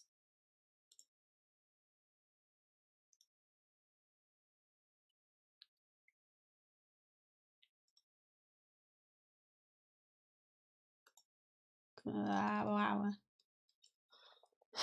I eat so much bad free food because it tastes good, and a lot of good foods don't taste good without the added bad. I'm just glad I can eat a little harder due to my second coming of puberty, because in order to have my tits and everything, I gotta eat a little harder. I guess so. I wouldn't know. I only went through puberty once.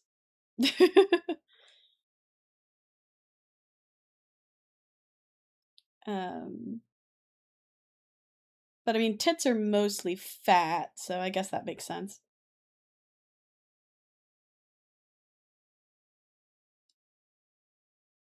Damn, eat hard to get a second coming. Unfortunately, meds are described as a second one. Yeah, no, I mean, it makes sense. You're trans.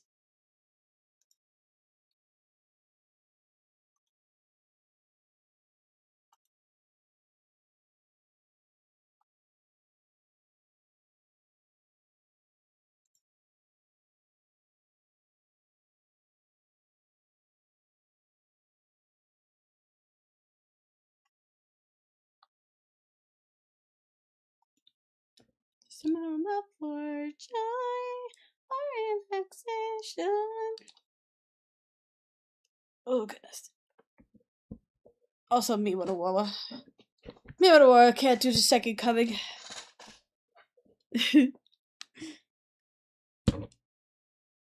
But I know that changes a lot. From the Wabbit. From the Wabbit to the... Or from the...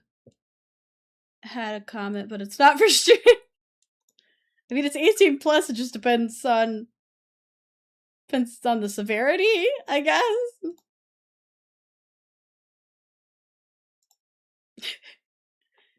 Do it. Me watching for Automon. Low.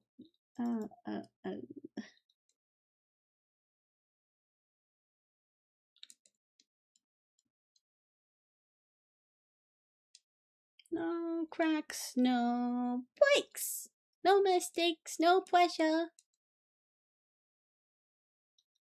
That emote is cursed, by the way. Yeah, they just don't have a nose, I guess.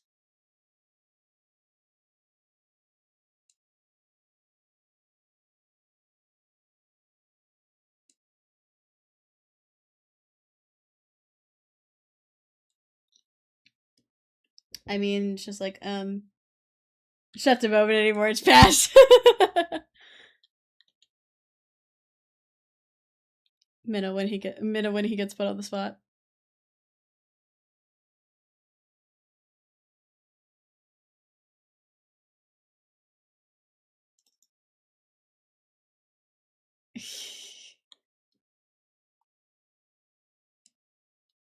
I'ma beat the gaze out of you. What? You can't say that. Can't say that.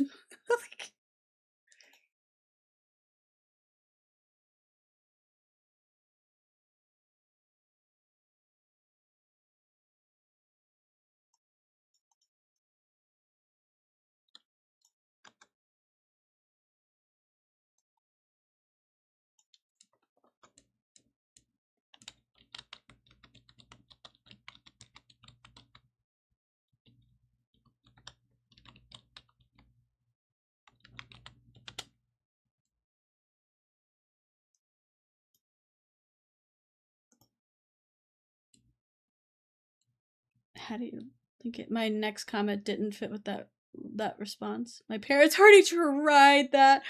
It's fucked up.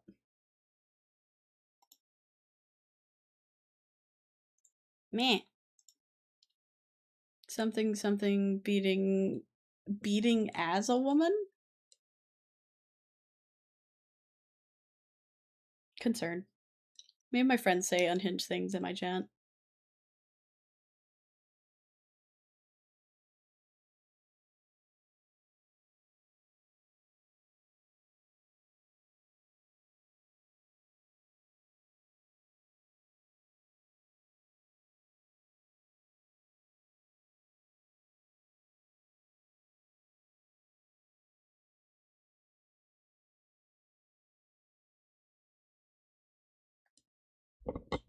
Add a word next to beating it's. So you want me to call you Mommy Bandit? Hello. Add a word next to beating. You brother man. Uh-huh. Wait, something. Add something in front of beating a woman. I don't get it. It's fine. It's not clicking. It's fine. Shut up. You're distracting me. I'm supposed to be getting shit done. Fucking gremlins. The word is off. Huh? Oh, you could have just said beat you off. I'm gonna beat you off. No, I'm gonna beat you off. It's my favorite fucking quote. That movie. Barbie movie. Peak cinema. Saw a video of friends helping beat off. What? Saw a video of a friends helping a beat off today. What do you like? Friends helping each other do that? Question mark.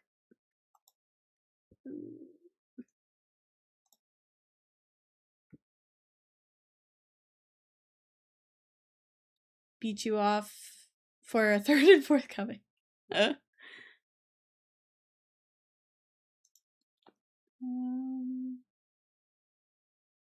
just get rid of that one. We don't really need that one. There's a TikTok saying when two friends get comfortable. No! Oh my god.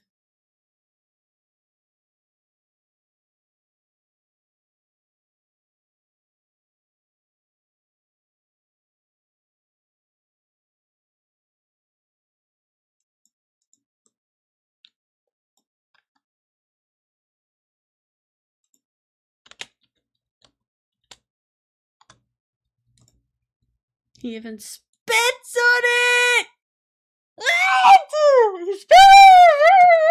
Comfortable with friends, but only man I am touching is my partner. That's real! Now I'm spitting on it and putting his hand on it. Oh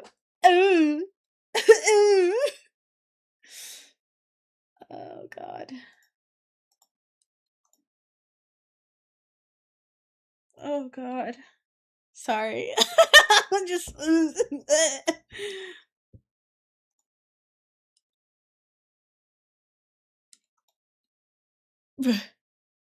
I mean, I've seen videos where people will post corn and they'll put captions like that. And they like, oh my god, Bessie sleep overnight. But like, no. No. I like women. Women are great, but no. No. No, heart.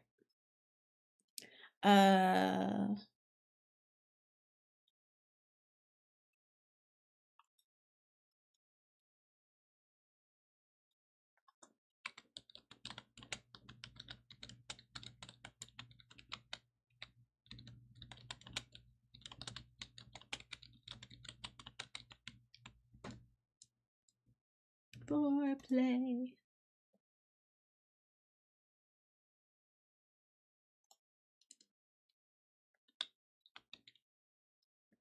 I mean, it has been an epidemic on TikToky too. Flash your chicken neck on lives. I've seen so many unwanted chicken necks. Go much unhinge. I'll dial.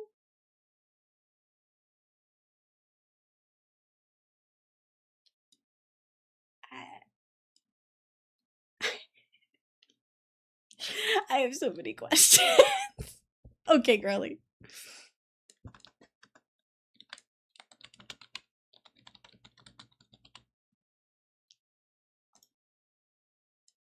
I'm sorry for my behavior in the studio. It's fine.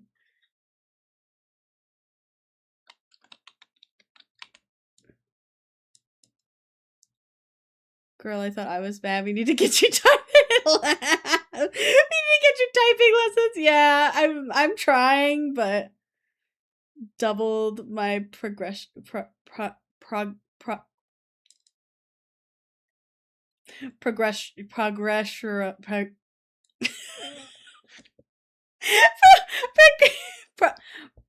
Progesterone, right? Like I'm like trying to like double pronounce it. You got it. I'm trying. Progesterone. My brain wants to say like progesterone. And it's like, why? That's not the word, brain.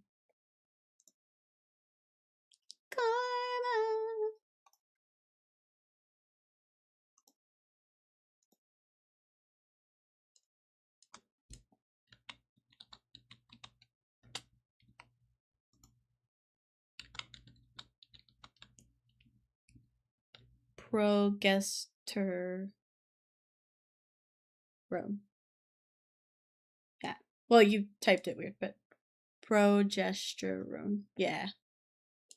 No, I got it. I just like for whatever reason saying it out loud, my brain was just like short circuiting.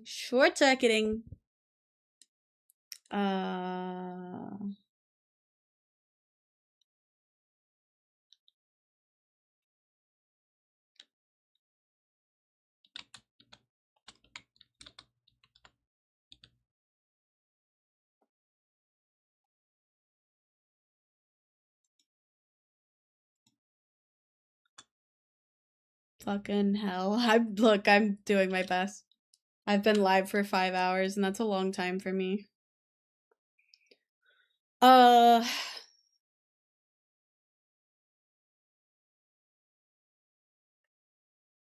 Me when words over 2 syllables.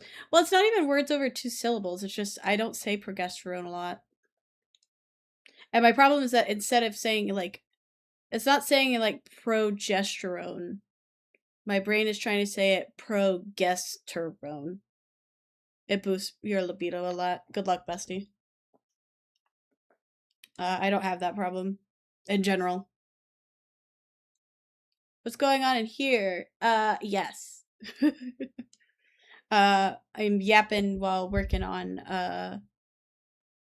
website. Well, technically, specifically a Google form right now. What? I feel like Aurora's been caught. So a third coming is possible.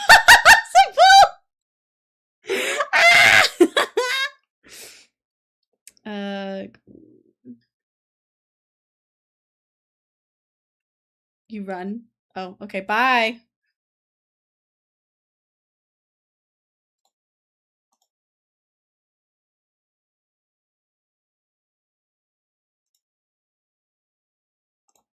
Oh wait, let me make this oh, it is required. Okay.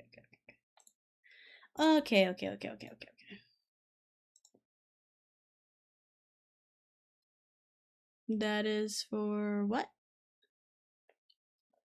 Huh? Oh, hi. I'm an artist. And so I am making a website with all my commission info and stuff. So I'm making a form that people can fill out to commission me. Yeah.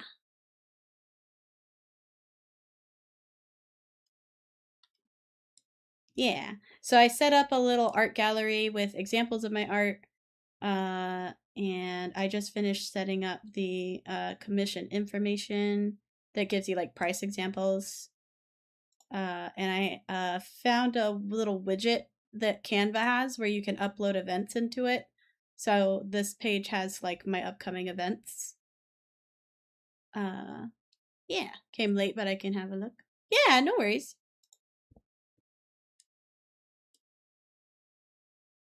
I'm assuming you know Aurora.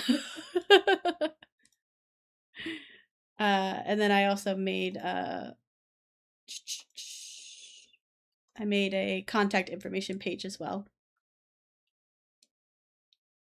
Already got my projects done. That's why I'm late. Oh, you're fine.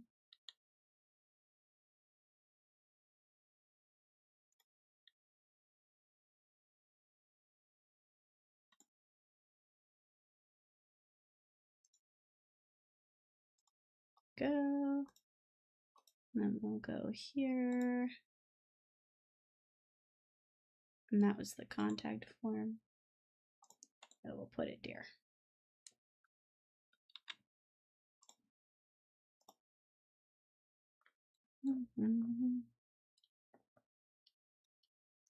Wow. Yeah, I just started this this website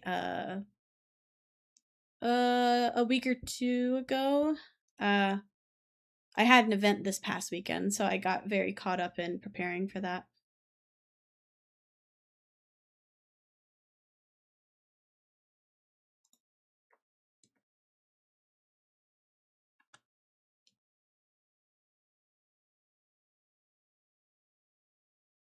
Mm-hmm.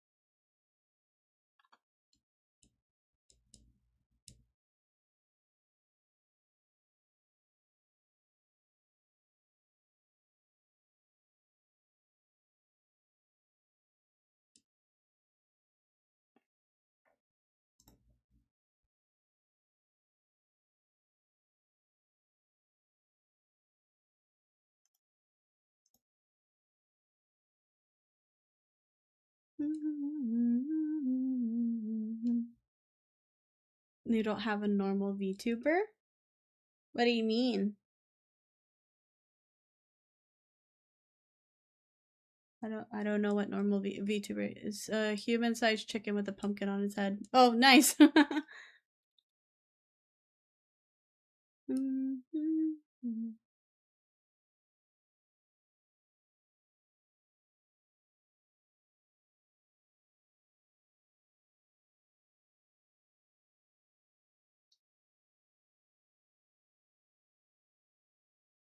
I mean, you do you, man. I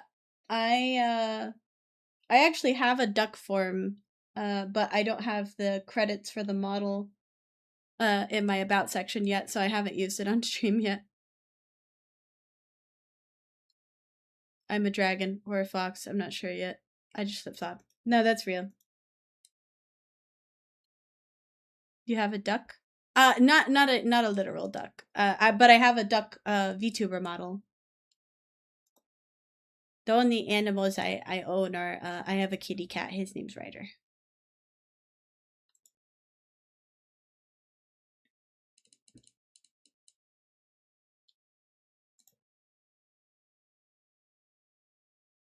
It's on her starting soon screen. Yeah.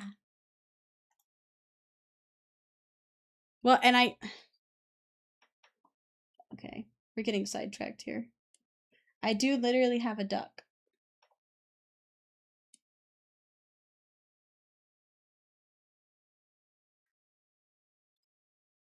Give it a second.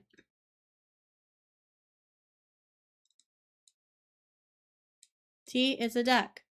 It's me.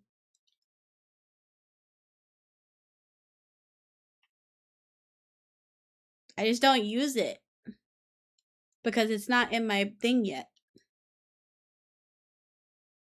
And I don't remember the name of the artist off the top of my head. But yes, I do literally have a duck version. It also does like tippy tappies when I move my head. It needs to be Lelo, I know.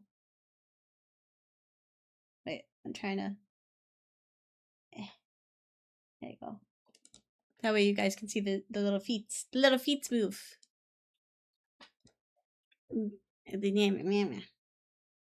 A duck. Hello. Well, actually, I guess... Well, yeah, I was gonna say, I probably look like I'm floating. Wait, let me... There we go. It's me. I did duck. I go quick. There's a way to make him loaf, but I haven't set up the keybinds for it. But yeah, I do have a duck model. I eventually want to finish making a I want to make this guy yellow, and then I want to make the magical girl form so that people can redeem for me to swap between them. I thought it'd be fun. No one else. Oh, VTube Studio's trying to crash. No! I got too crazy with it. Oh, she's back? Okay, now we gotta rotate.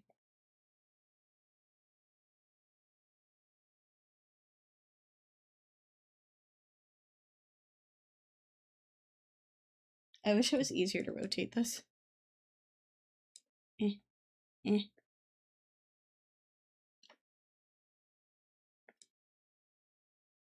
And yeah. Whoa, Lorg. Okay, maybe a little less Lorg. That seems about right. Okay.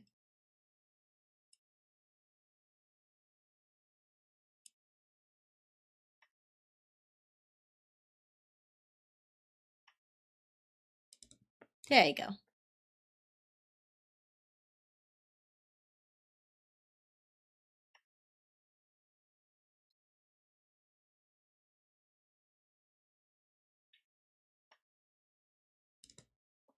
Up and shine up.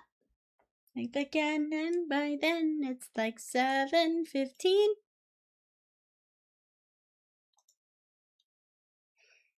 Few new paintings to my gallery. Guitar and knit and cooking basically. My life begin.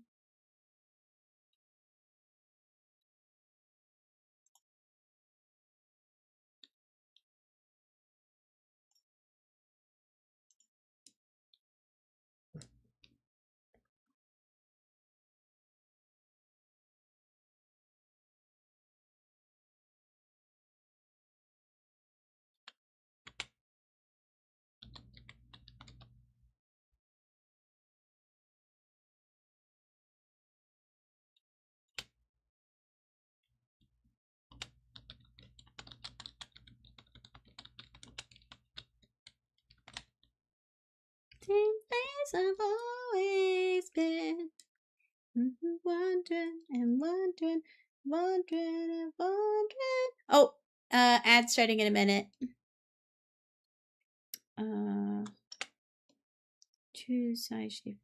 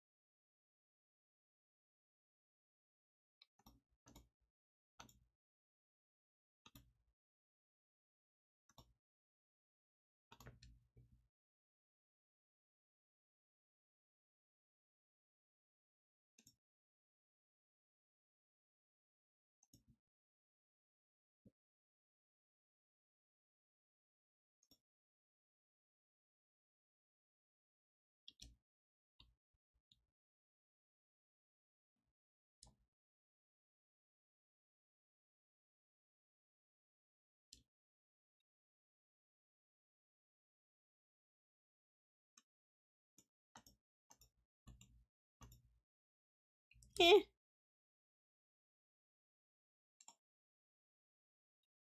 Oh, merge, okay.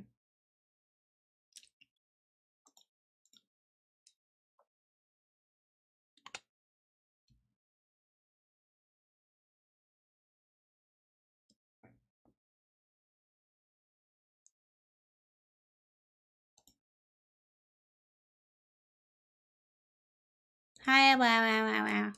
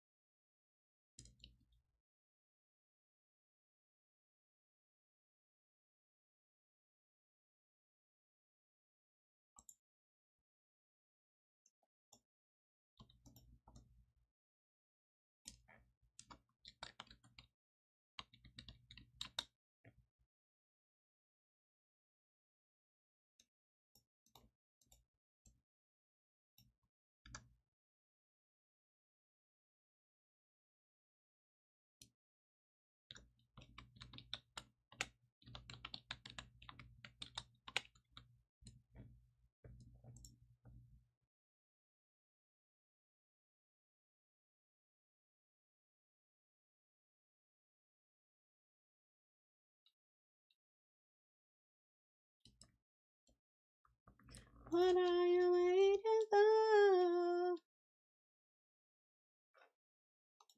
I want some more. What are you waiting for? What are you waiting for?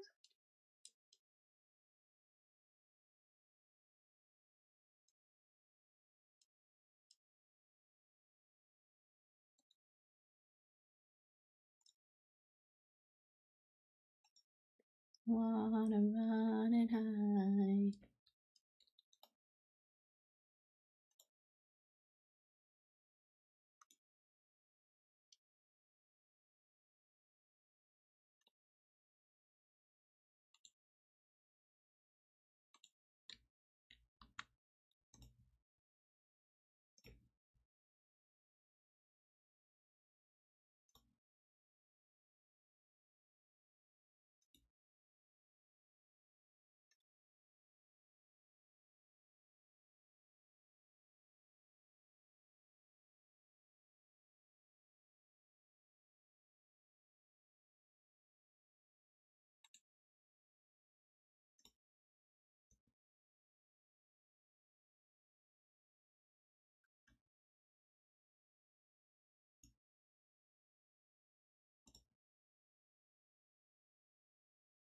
I won't sleep tonight.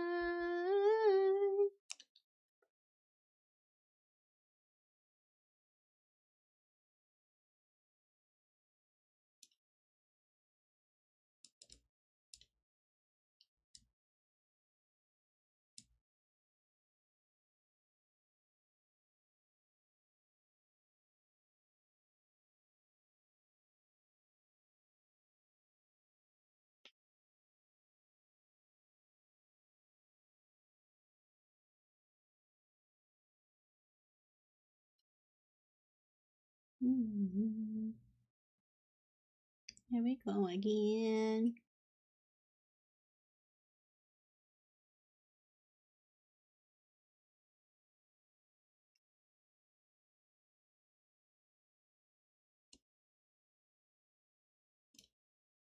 What are you waiting for?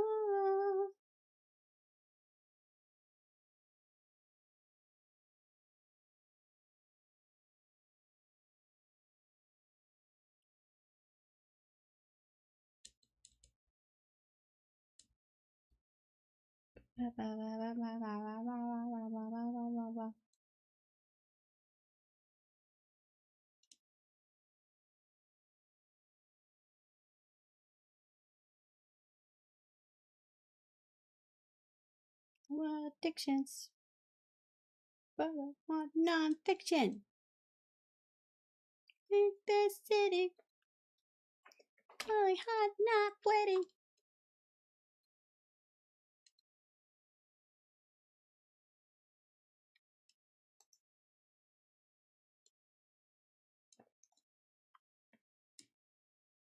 Ouchie.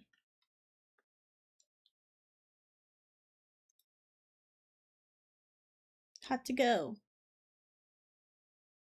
Up and touch your toes. Hot for don't yo.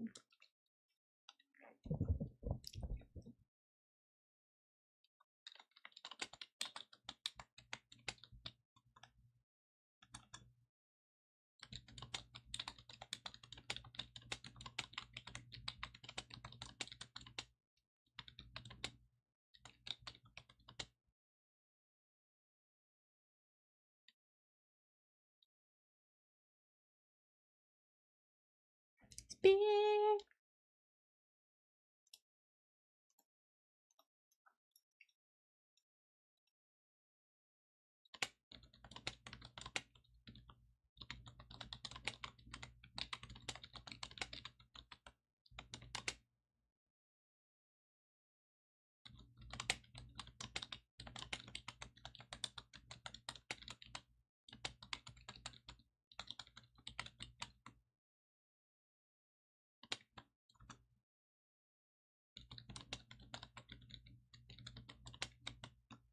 I can't spell.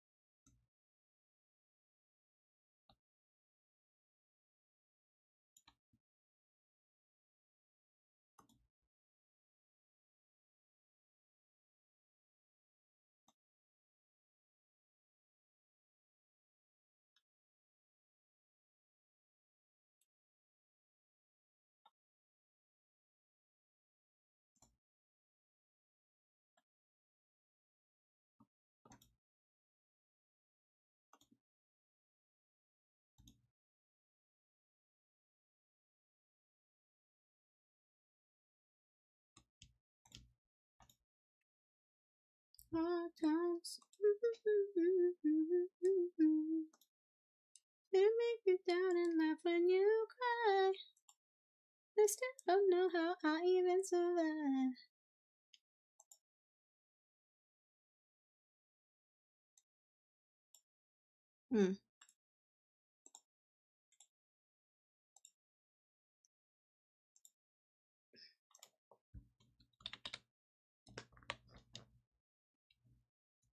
Really? There's no fucking ovals? Oh, okay. I was about to be real mad. Can we not be purple? Can we...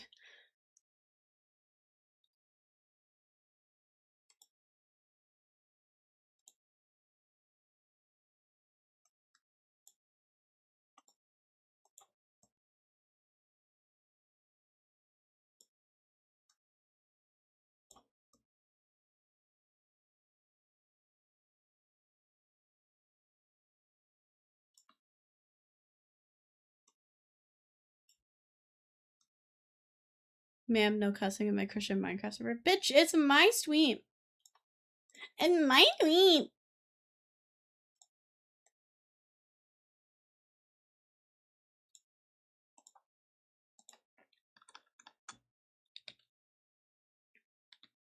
Oh, so Menno, you work today? It's mine now. What the fuck? No.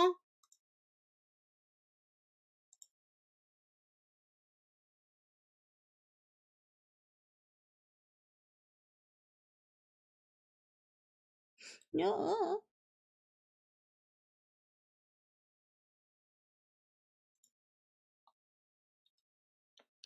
Oh. Did you say that before you... What? In my defense, it was because I didn't realize you redeemed the thing. Yeah. It didn't... well, it popped up on my computer, but I didn't see it.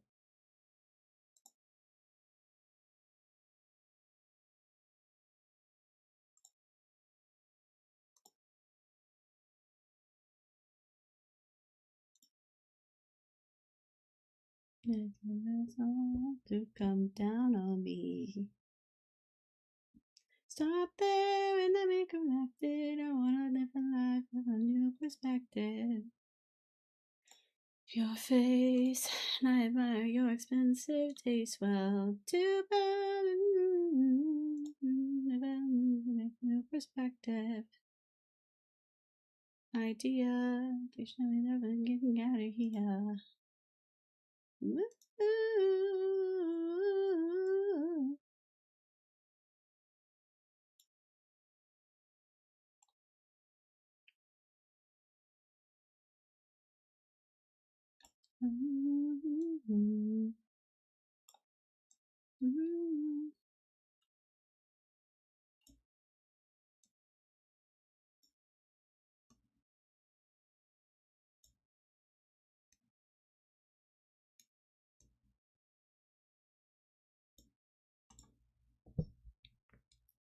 To come down on me.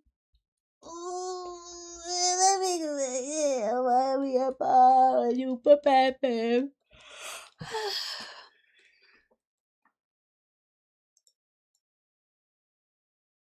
Let me repentant on a new perspective. It took me out and getting out of here. Get me out and getting out of here. Woo!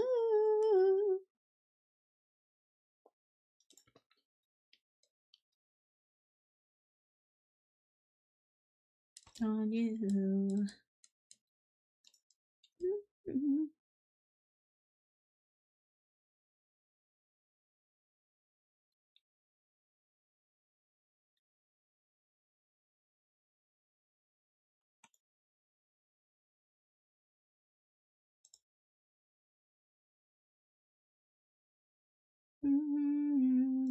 Stop there and let me correct it. I wanna live life from a new perspective.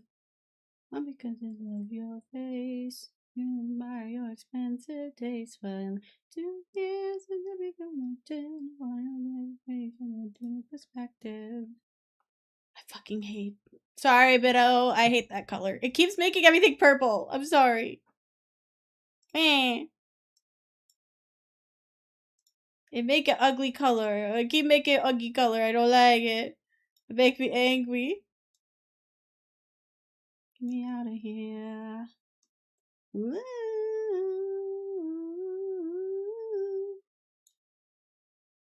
Woo.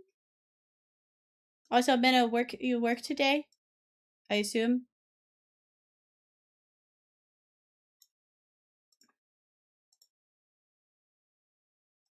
I didn't see if you answered.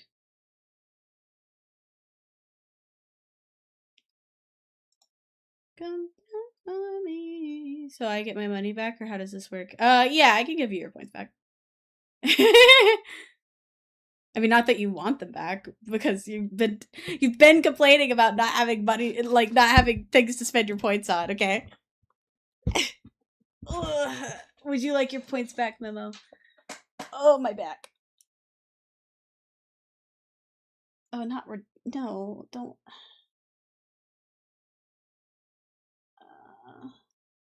It's saying, wait, how do I do it again?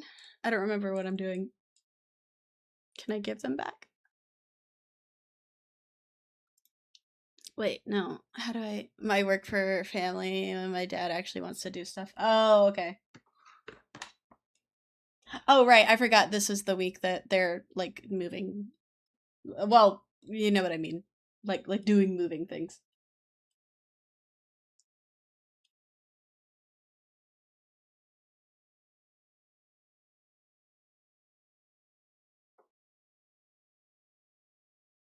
I don't remember how to give channel points back. I've only ever done it as a mod. I don't think I've done it on my own streams. Or if I did, I did a long time ago.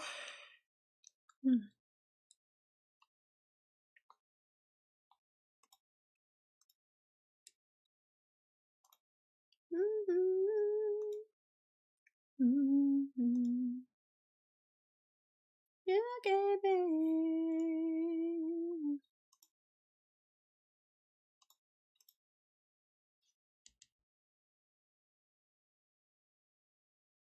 Let's see. Let me see if I can do it on my phone.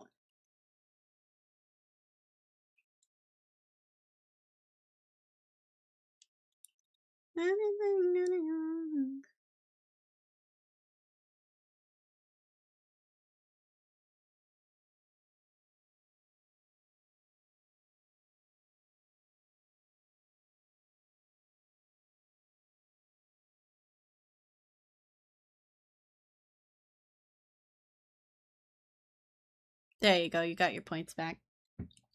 You're welcome.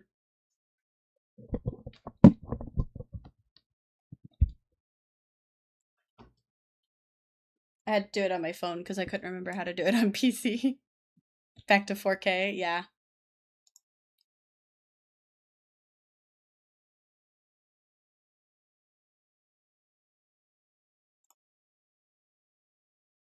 I hate this purple color, dude. It's so ugly.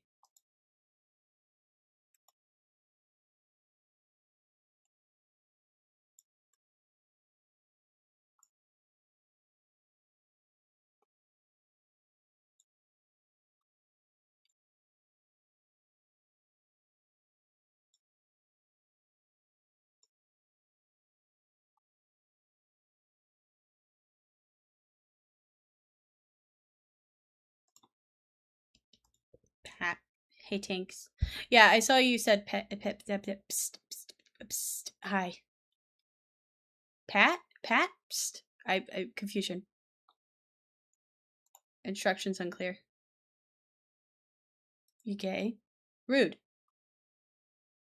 How am I... How gay? How even gay?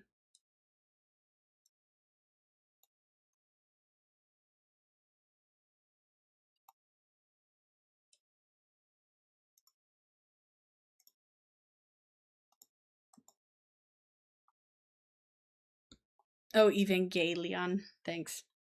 Great one. The funny part is that I haven't even watched Evangelion. I just know of it.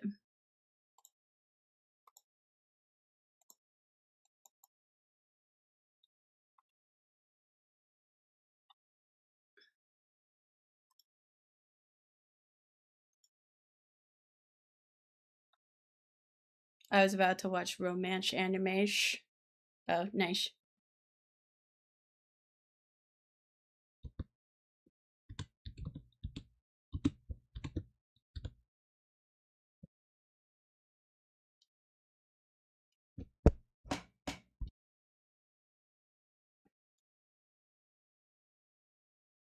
Oh, there it goes.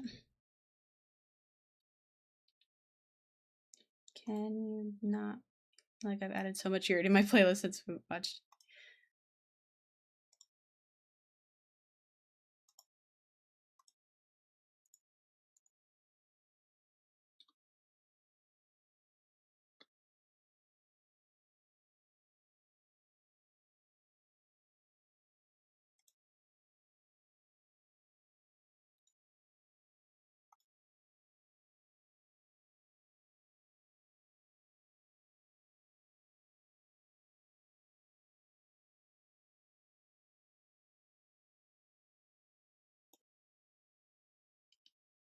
About me, gay duck.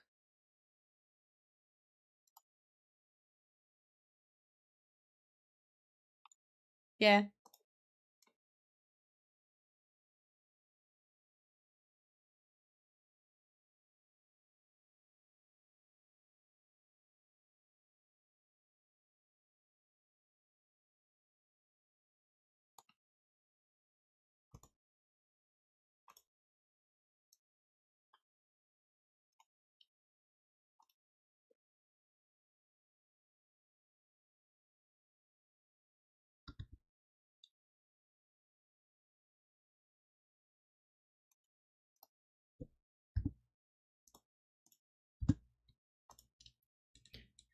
Oh, goodness.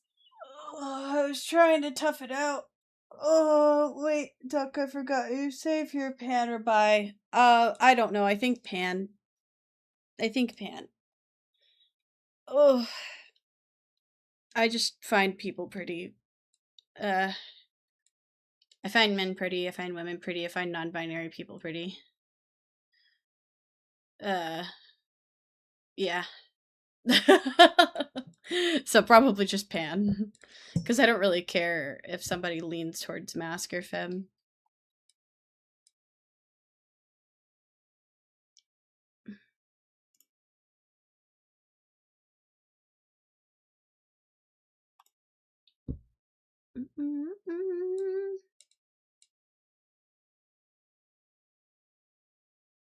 We found a human lover. That's a strong statement. I like humans that are decent human beings, which is usually a high bar.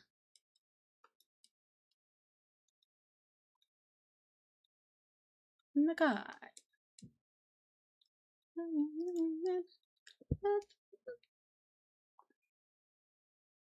Damn, she doesn't like me. That's not what I said, Goober. Ew, damn.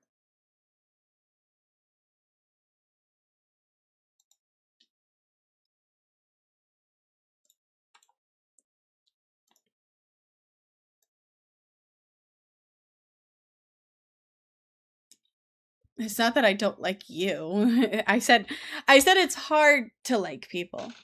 I can find people attractive, yes, but I have to know that, like, I have to know you and know that you're a decent human being in order to have feelings for you.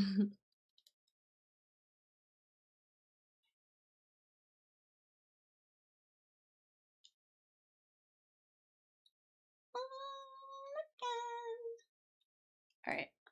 I'm gonna have to commit bathroom again. I'm a decent human being, though. I know!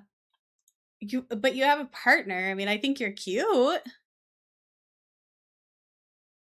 Yeah, you're a decent person. Anyway, I gotta go to the bathroom. Sorry, hot girl tummy issues. They're very real today. Meh.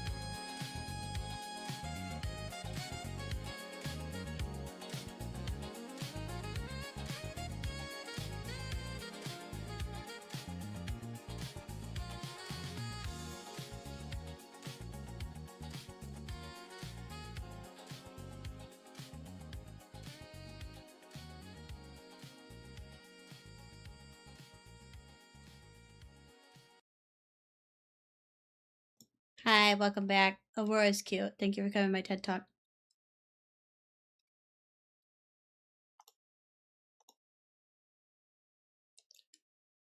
You are. Shut up.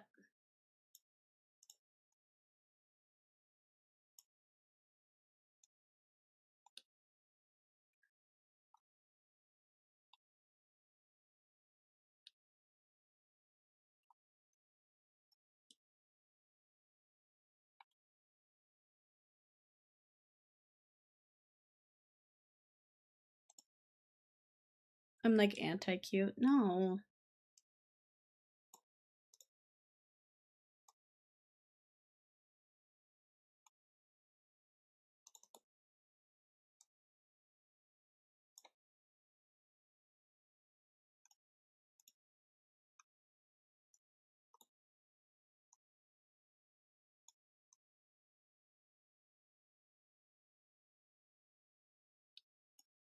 Should I ask your man?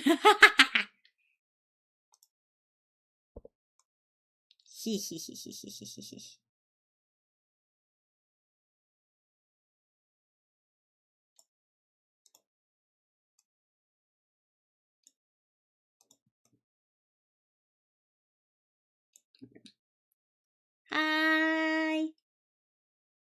Hi, T. I was like, wait, you saw T before I saw T. He's also biased. Joe Mama's biased.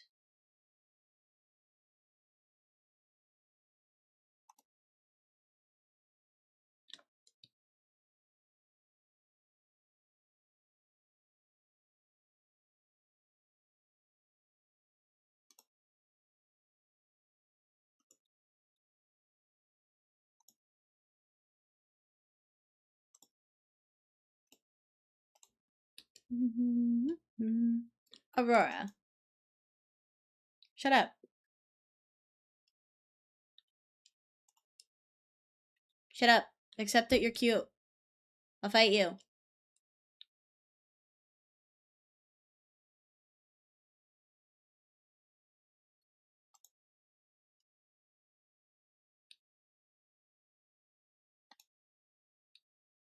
I will bite the cute into your veins.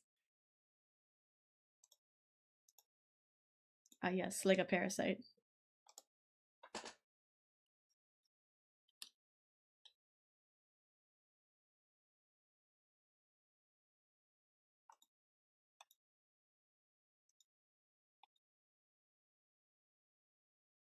So I'm not cute because you have to add it. Oh my god.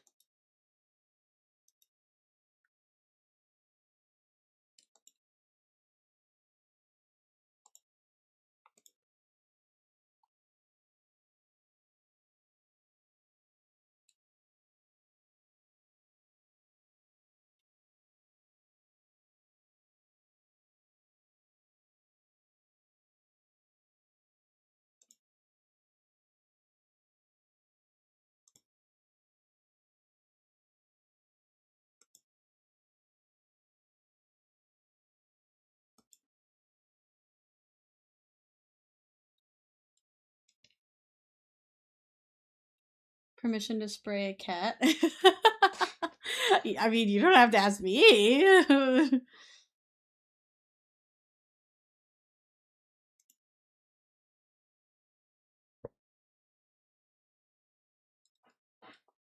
You like water? That's true, you are a Maine Coon. There's a lot of Maine Coons that like water.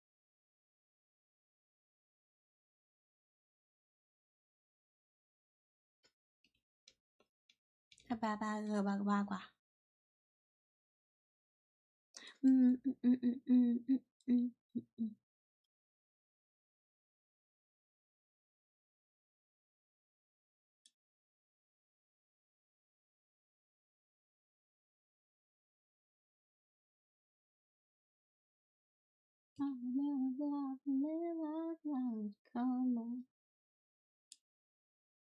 Stand out. Mythical man.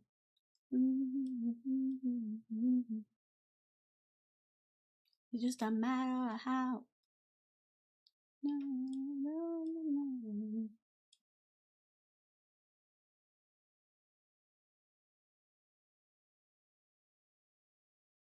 Stand out above the crowd, even if I gotta shout out loud. That is the only thing you see. Stand out till you notice me.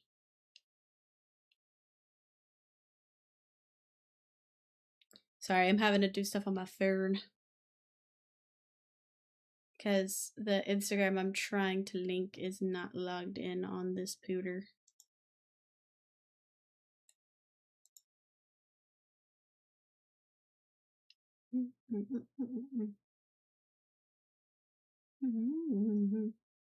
Question of when was just a matter of when. Spray with, you know, I don't think any threat would work on you. You're too much. You're too much of a brat. Not disagreeing. On the ground, even if I gotta shout out loud. Tonight is the only thing you see. Stand out to notice me. Yeah. Spray me with what?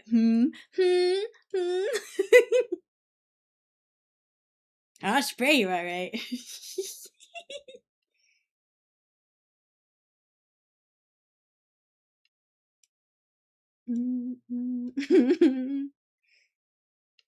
That's marketing photo.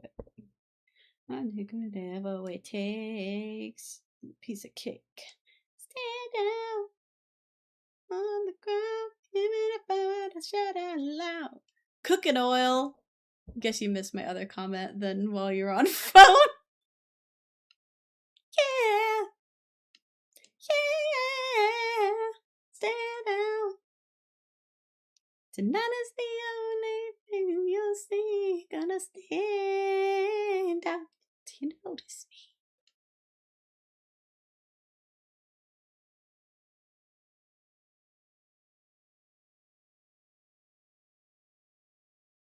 I don't mind. Sweet, fry me up then.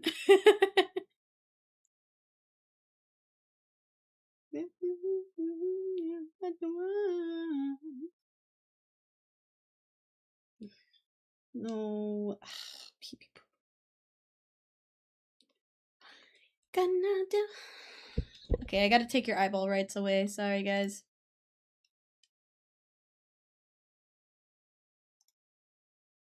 Sorry. Yeah. I'll fry you up like a donut so you have no reason to not be cute and sweet. As real as fuck.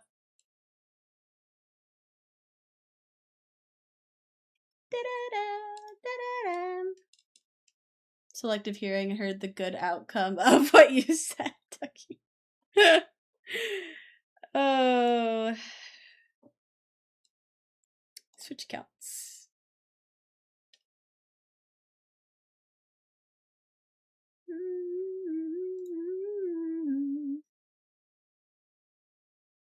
Trouble.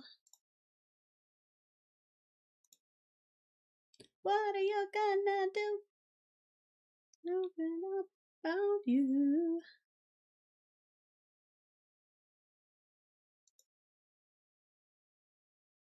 You're to fool with you.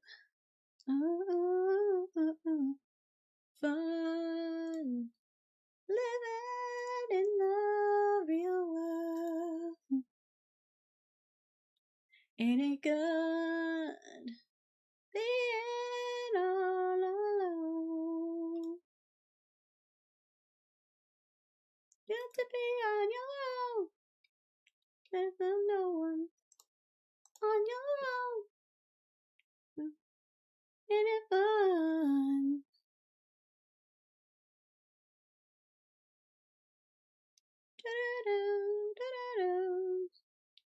Don't go crying to your mama, 'cause you're on your own in the real world. Don't go crying to your mama, 'cause you're on your own in the real world. To your mama, 'cause you're on your own in the real world. Your mama.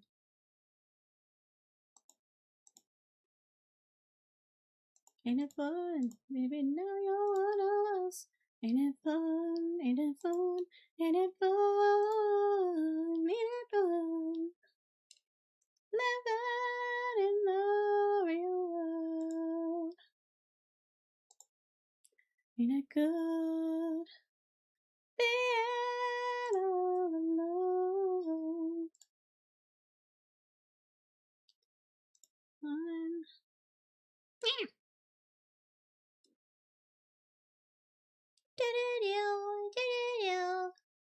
Love the taste of dragon. Ma'am? What does that mean?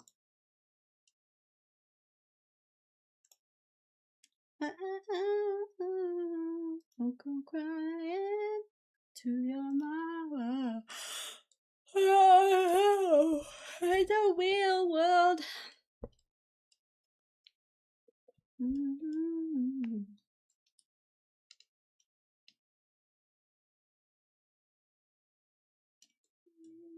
Hi, Nacho.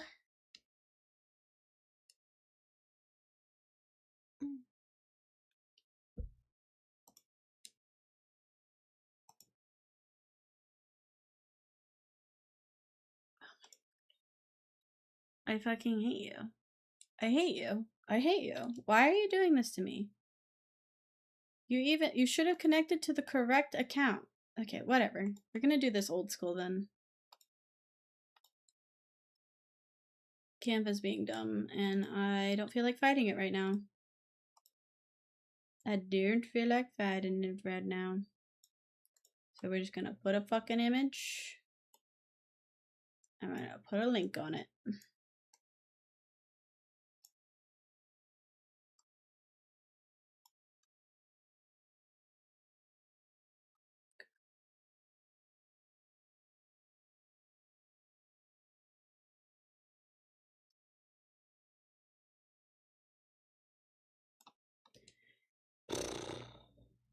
We'll just link it. Paste.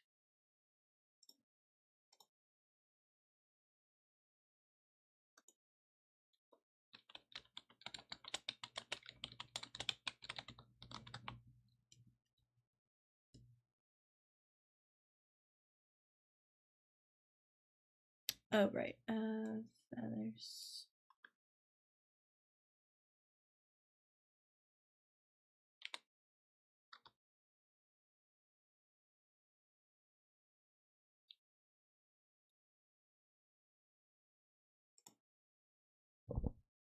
I just need a link to the profile, please. Come on.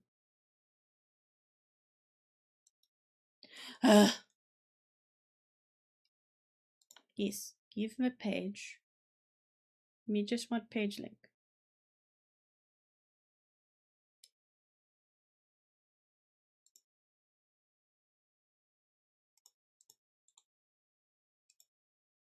Okay, thank you.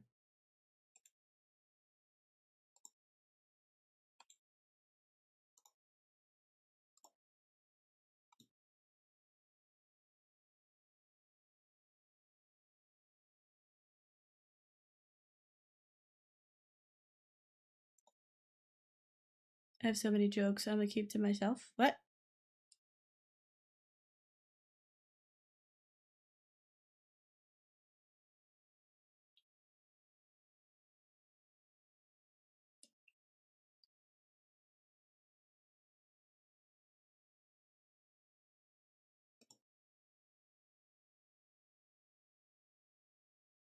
Because you said ma'am when I said taste of dragon?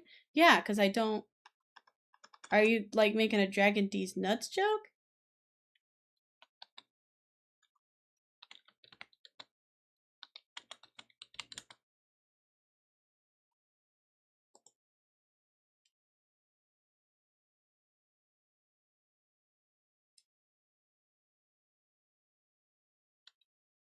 Hi, I walked away and missed things. 1, hi Nacho. 2, good luck biting through my scales.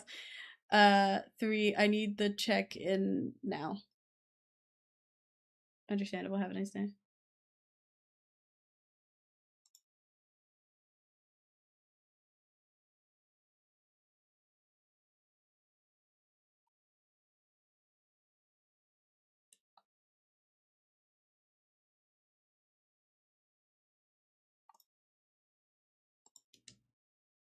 Cat's jaw is pretty strong if I go fox form and piercing. Well, yeah, it depends on if you're talking about like a big cat. If you're talking about the kitties that got the murder mittens, or if you're talking about the little ones. I forgot to make a button heart. You know how big dragons are. I'm watching. I'm witnessing this conversation.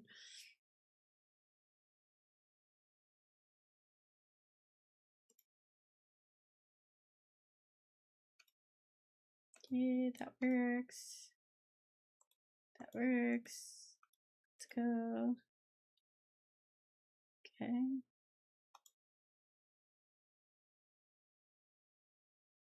Does this work? I love Quasi. She could shape shift. I should add a duck bounty. And you do know she can shapeshift. I was thinking the same thing, cause like I've been searching my whole life to find my own place. Also, if you guys didn't see, this is what I was working on last night. But with you, I see your face. And you can click, there's shop all. It's loading.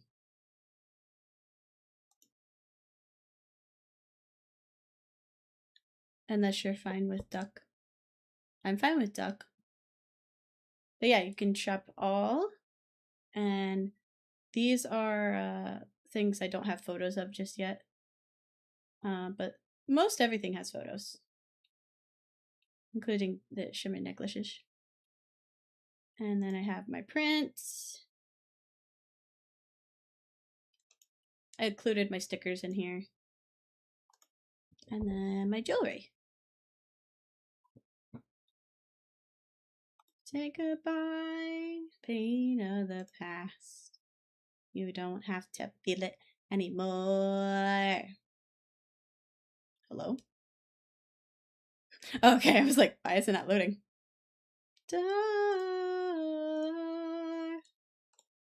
More with you. Okay, that works.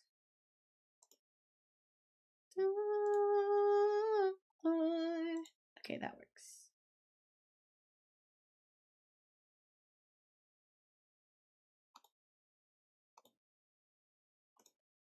All right. Let's see, we did shop, we did upcoming events, I think should be fine. Let's check art gallery.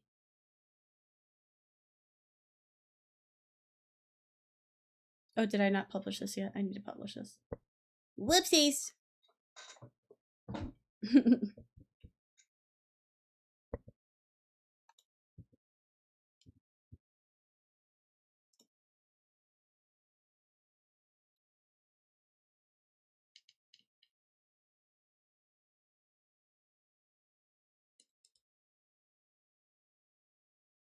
I wanna know, will you show me?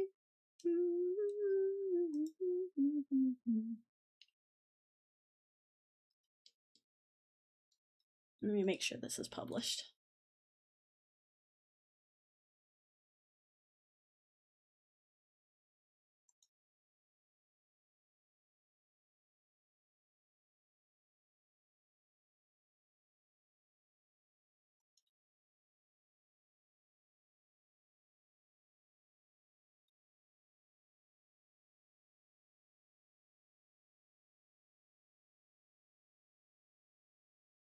I never do. Far beyond this place, I see before me a new horizon. Okay.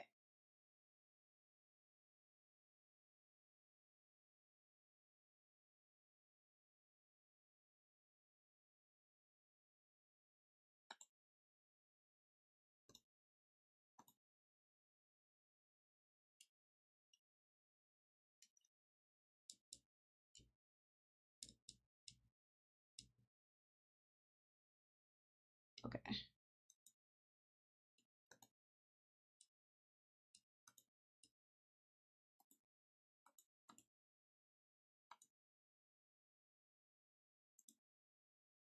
Okay, so let me change that hyperlink.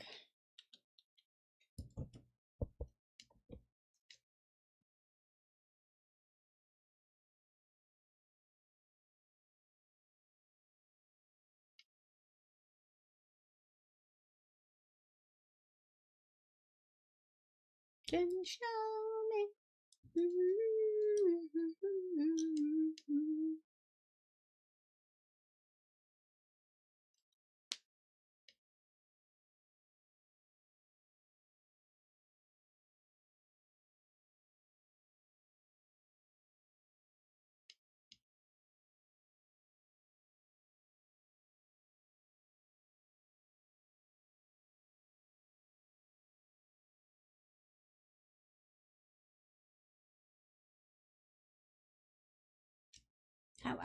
You know what dragons are known for other than bad breath?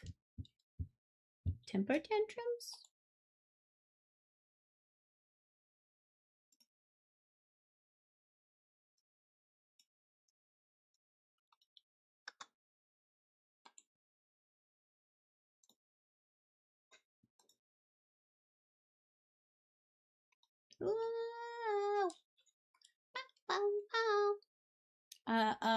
Dragons are also known for hoarding problems.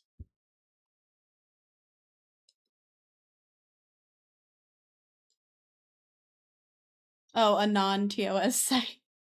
Well, yeah, that's also true.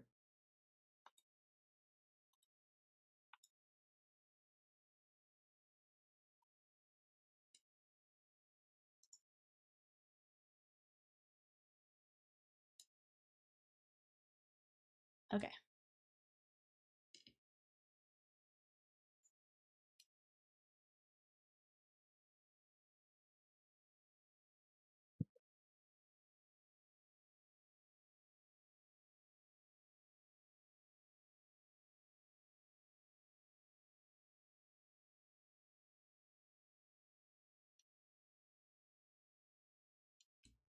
Eating anything that wanders in unannounced. Duck and cat fits that.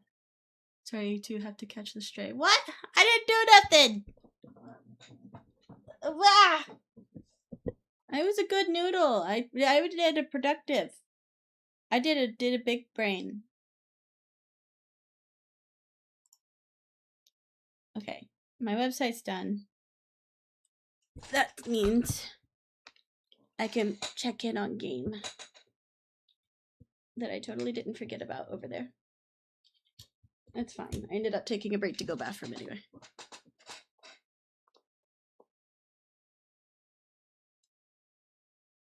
Okay, let's see what I caught though. Ooh. Them. Ooh, deep toad. My flutter frog has been tossing and turning. Oh, we did that already. Flutter frogs are known to have strong tie to fey magic, but their undersea counterparts, deep toads, are infused with magic from a very different source. Enigmatic, ancient beings who lurk in the darkest pockets of the ocean's abyss.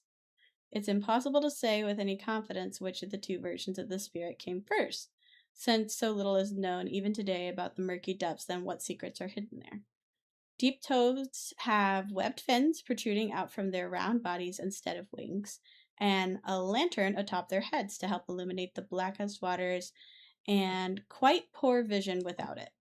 However, their lantern's glow often attracts unwanted attention from curious visitors, so they're reluctant to light it often. Deep toads are very solitary and much prefer to be left to their lonesome, but ironically make fast friends with reserved and introverted people who they can relate to. A basin of water in a dark room is all they need to feel at home as your companion, and you'll only need to check on them once in a while. In fact, they'd prefer it.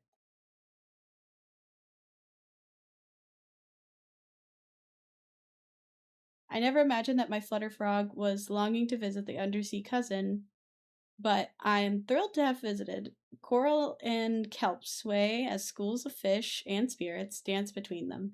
Deeper in the tide-hollow reefs, whole undersea cities of merpeople, fishfolk, and other aquatic beings and spirits coexist with their own bustling cultures and economics that I'd love to visit someday. Go on for forever this way. Ugh.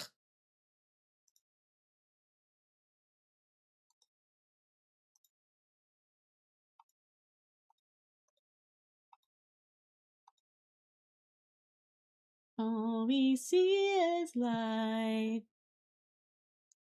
Okay. We get out of school.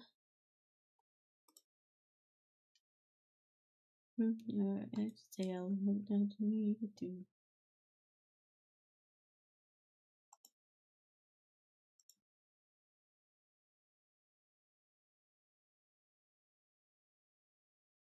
Well, I'd rather be able to walk and in the view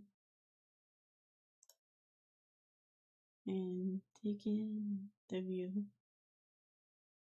All we see is light for forever. Let the world go by for forever. Feels like you can go on for forever this way, this way. We see is light for forever. On the world so bright for forever. Like night right for forever this way. Two friends on a perfect day. There goes nothing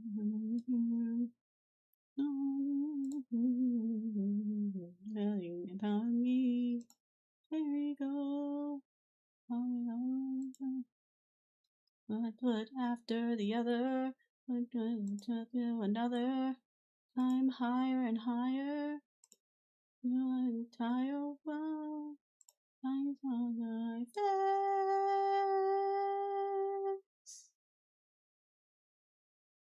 I suddenly feel the branch give way. I'm on the ground.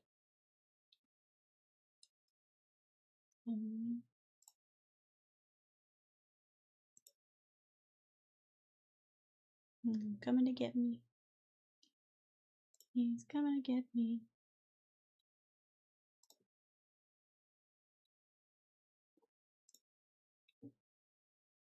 Ooh. For forever. Forever.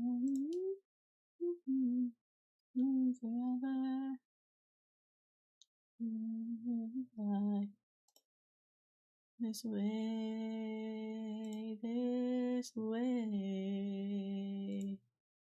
We see love all of the road. We can be alright for forever this way.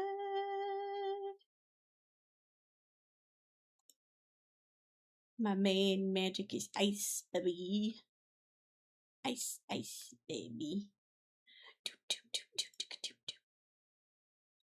Vanilla ice, ice, baby.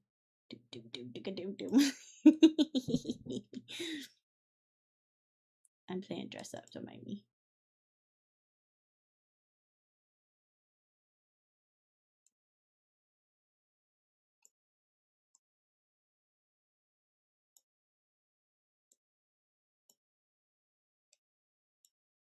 $5 feet to be exact.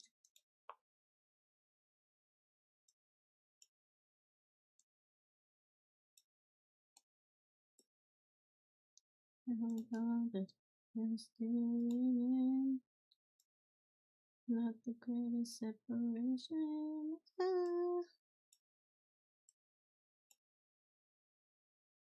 Oh, just have to taste me when he's kissing you.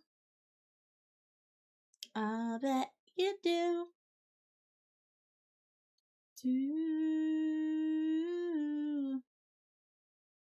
La la la la la la la. The carpet makes paintings with his tongues. Tongues? Well, plural? Guess who we learned them from? You're still in separation.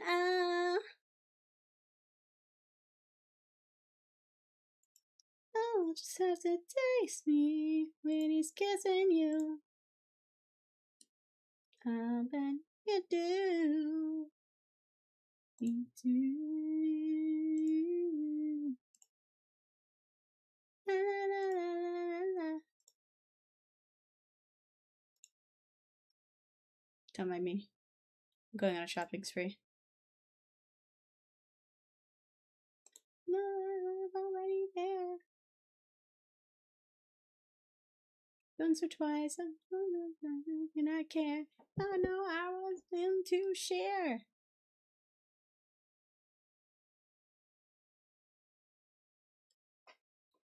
That's true. You'll just have to taste me when he's kissing you. I bet you do. Those are cute.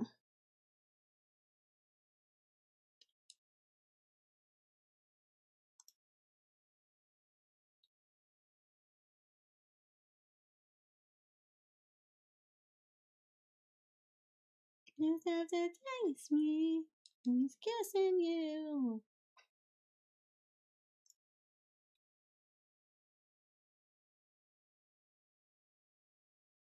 Yeah. I got a bucket full of sunshine. Whoa. Someone's never gonna take me on. Whoa.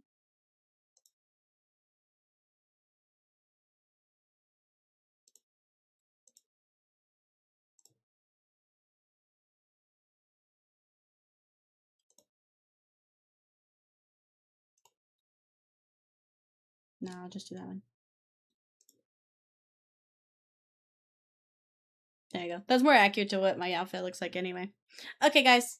I am gonna raid out. We're going to raid out to the lovely Scarlet Magus.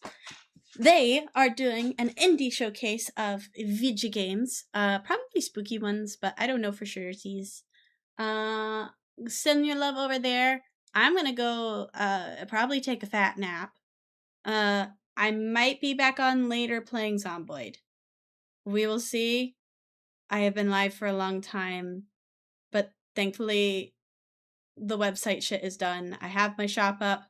I have the Google Forms live, and everything is organized so that the buttons work. So, keep an eye out for that post. Yeah.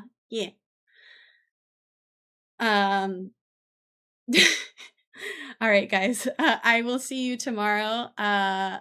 If I don't see you tonight, I have a stream planned tomorrow at 10, playing Fortnite with Awawa, and playing some Date Everything. All right. Be nice to Maggie.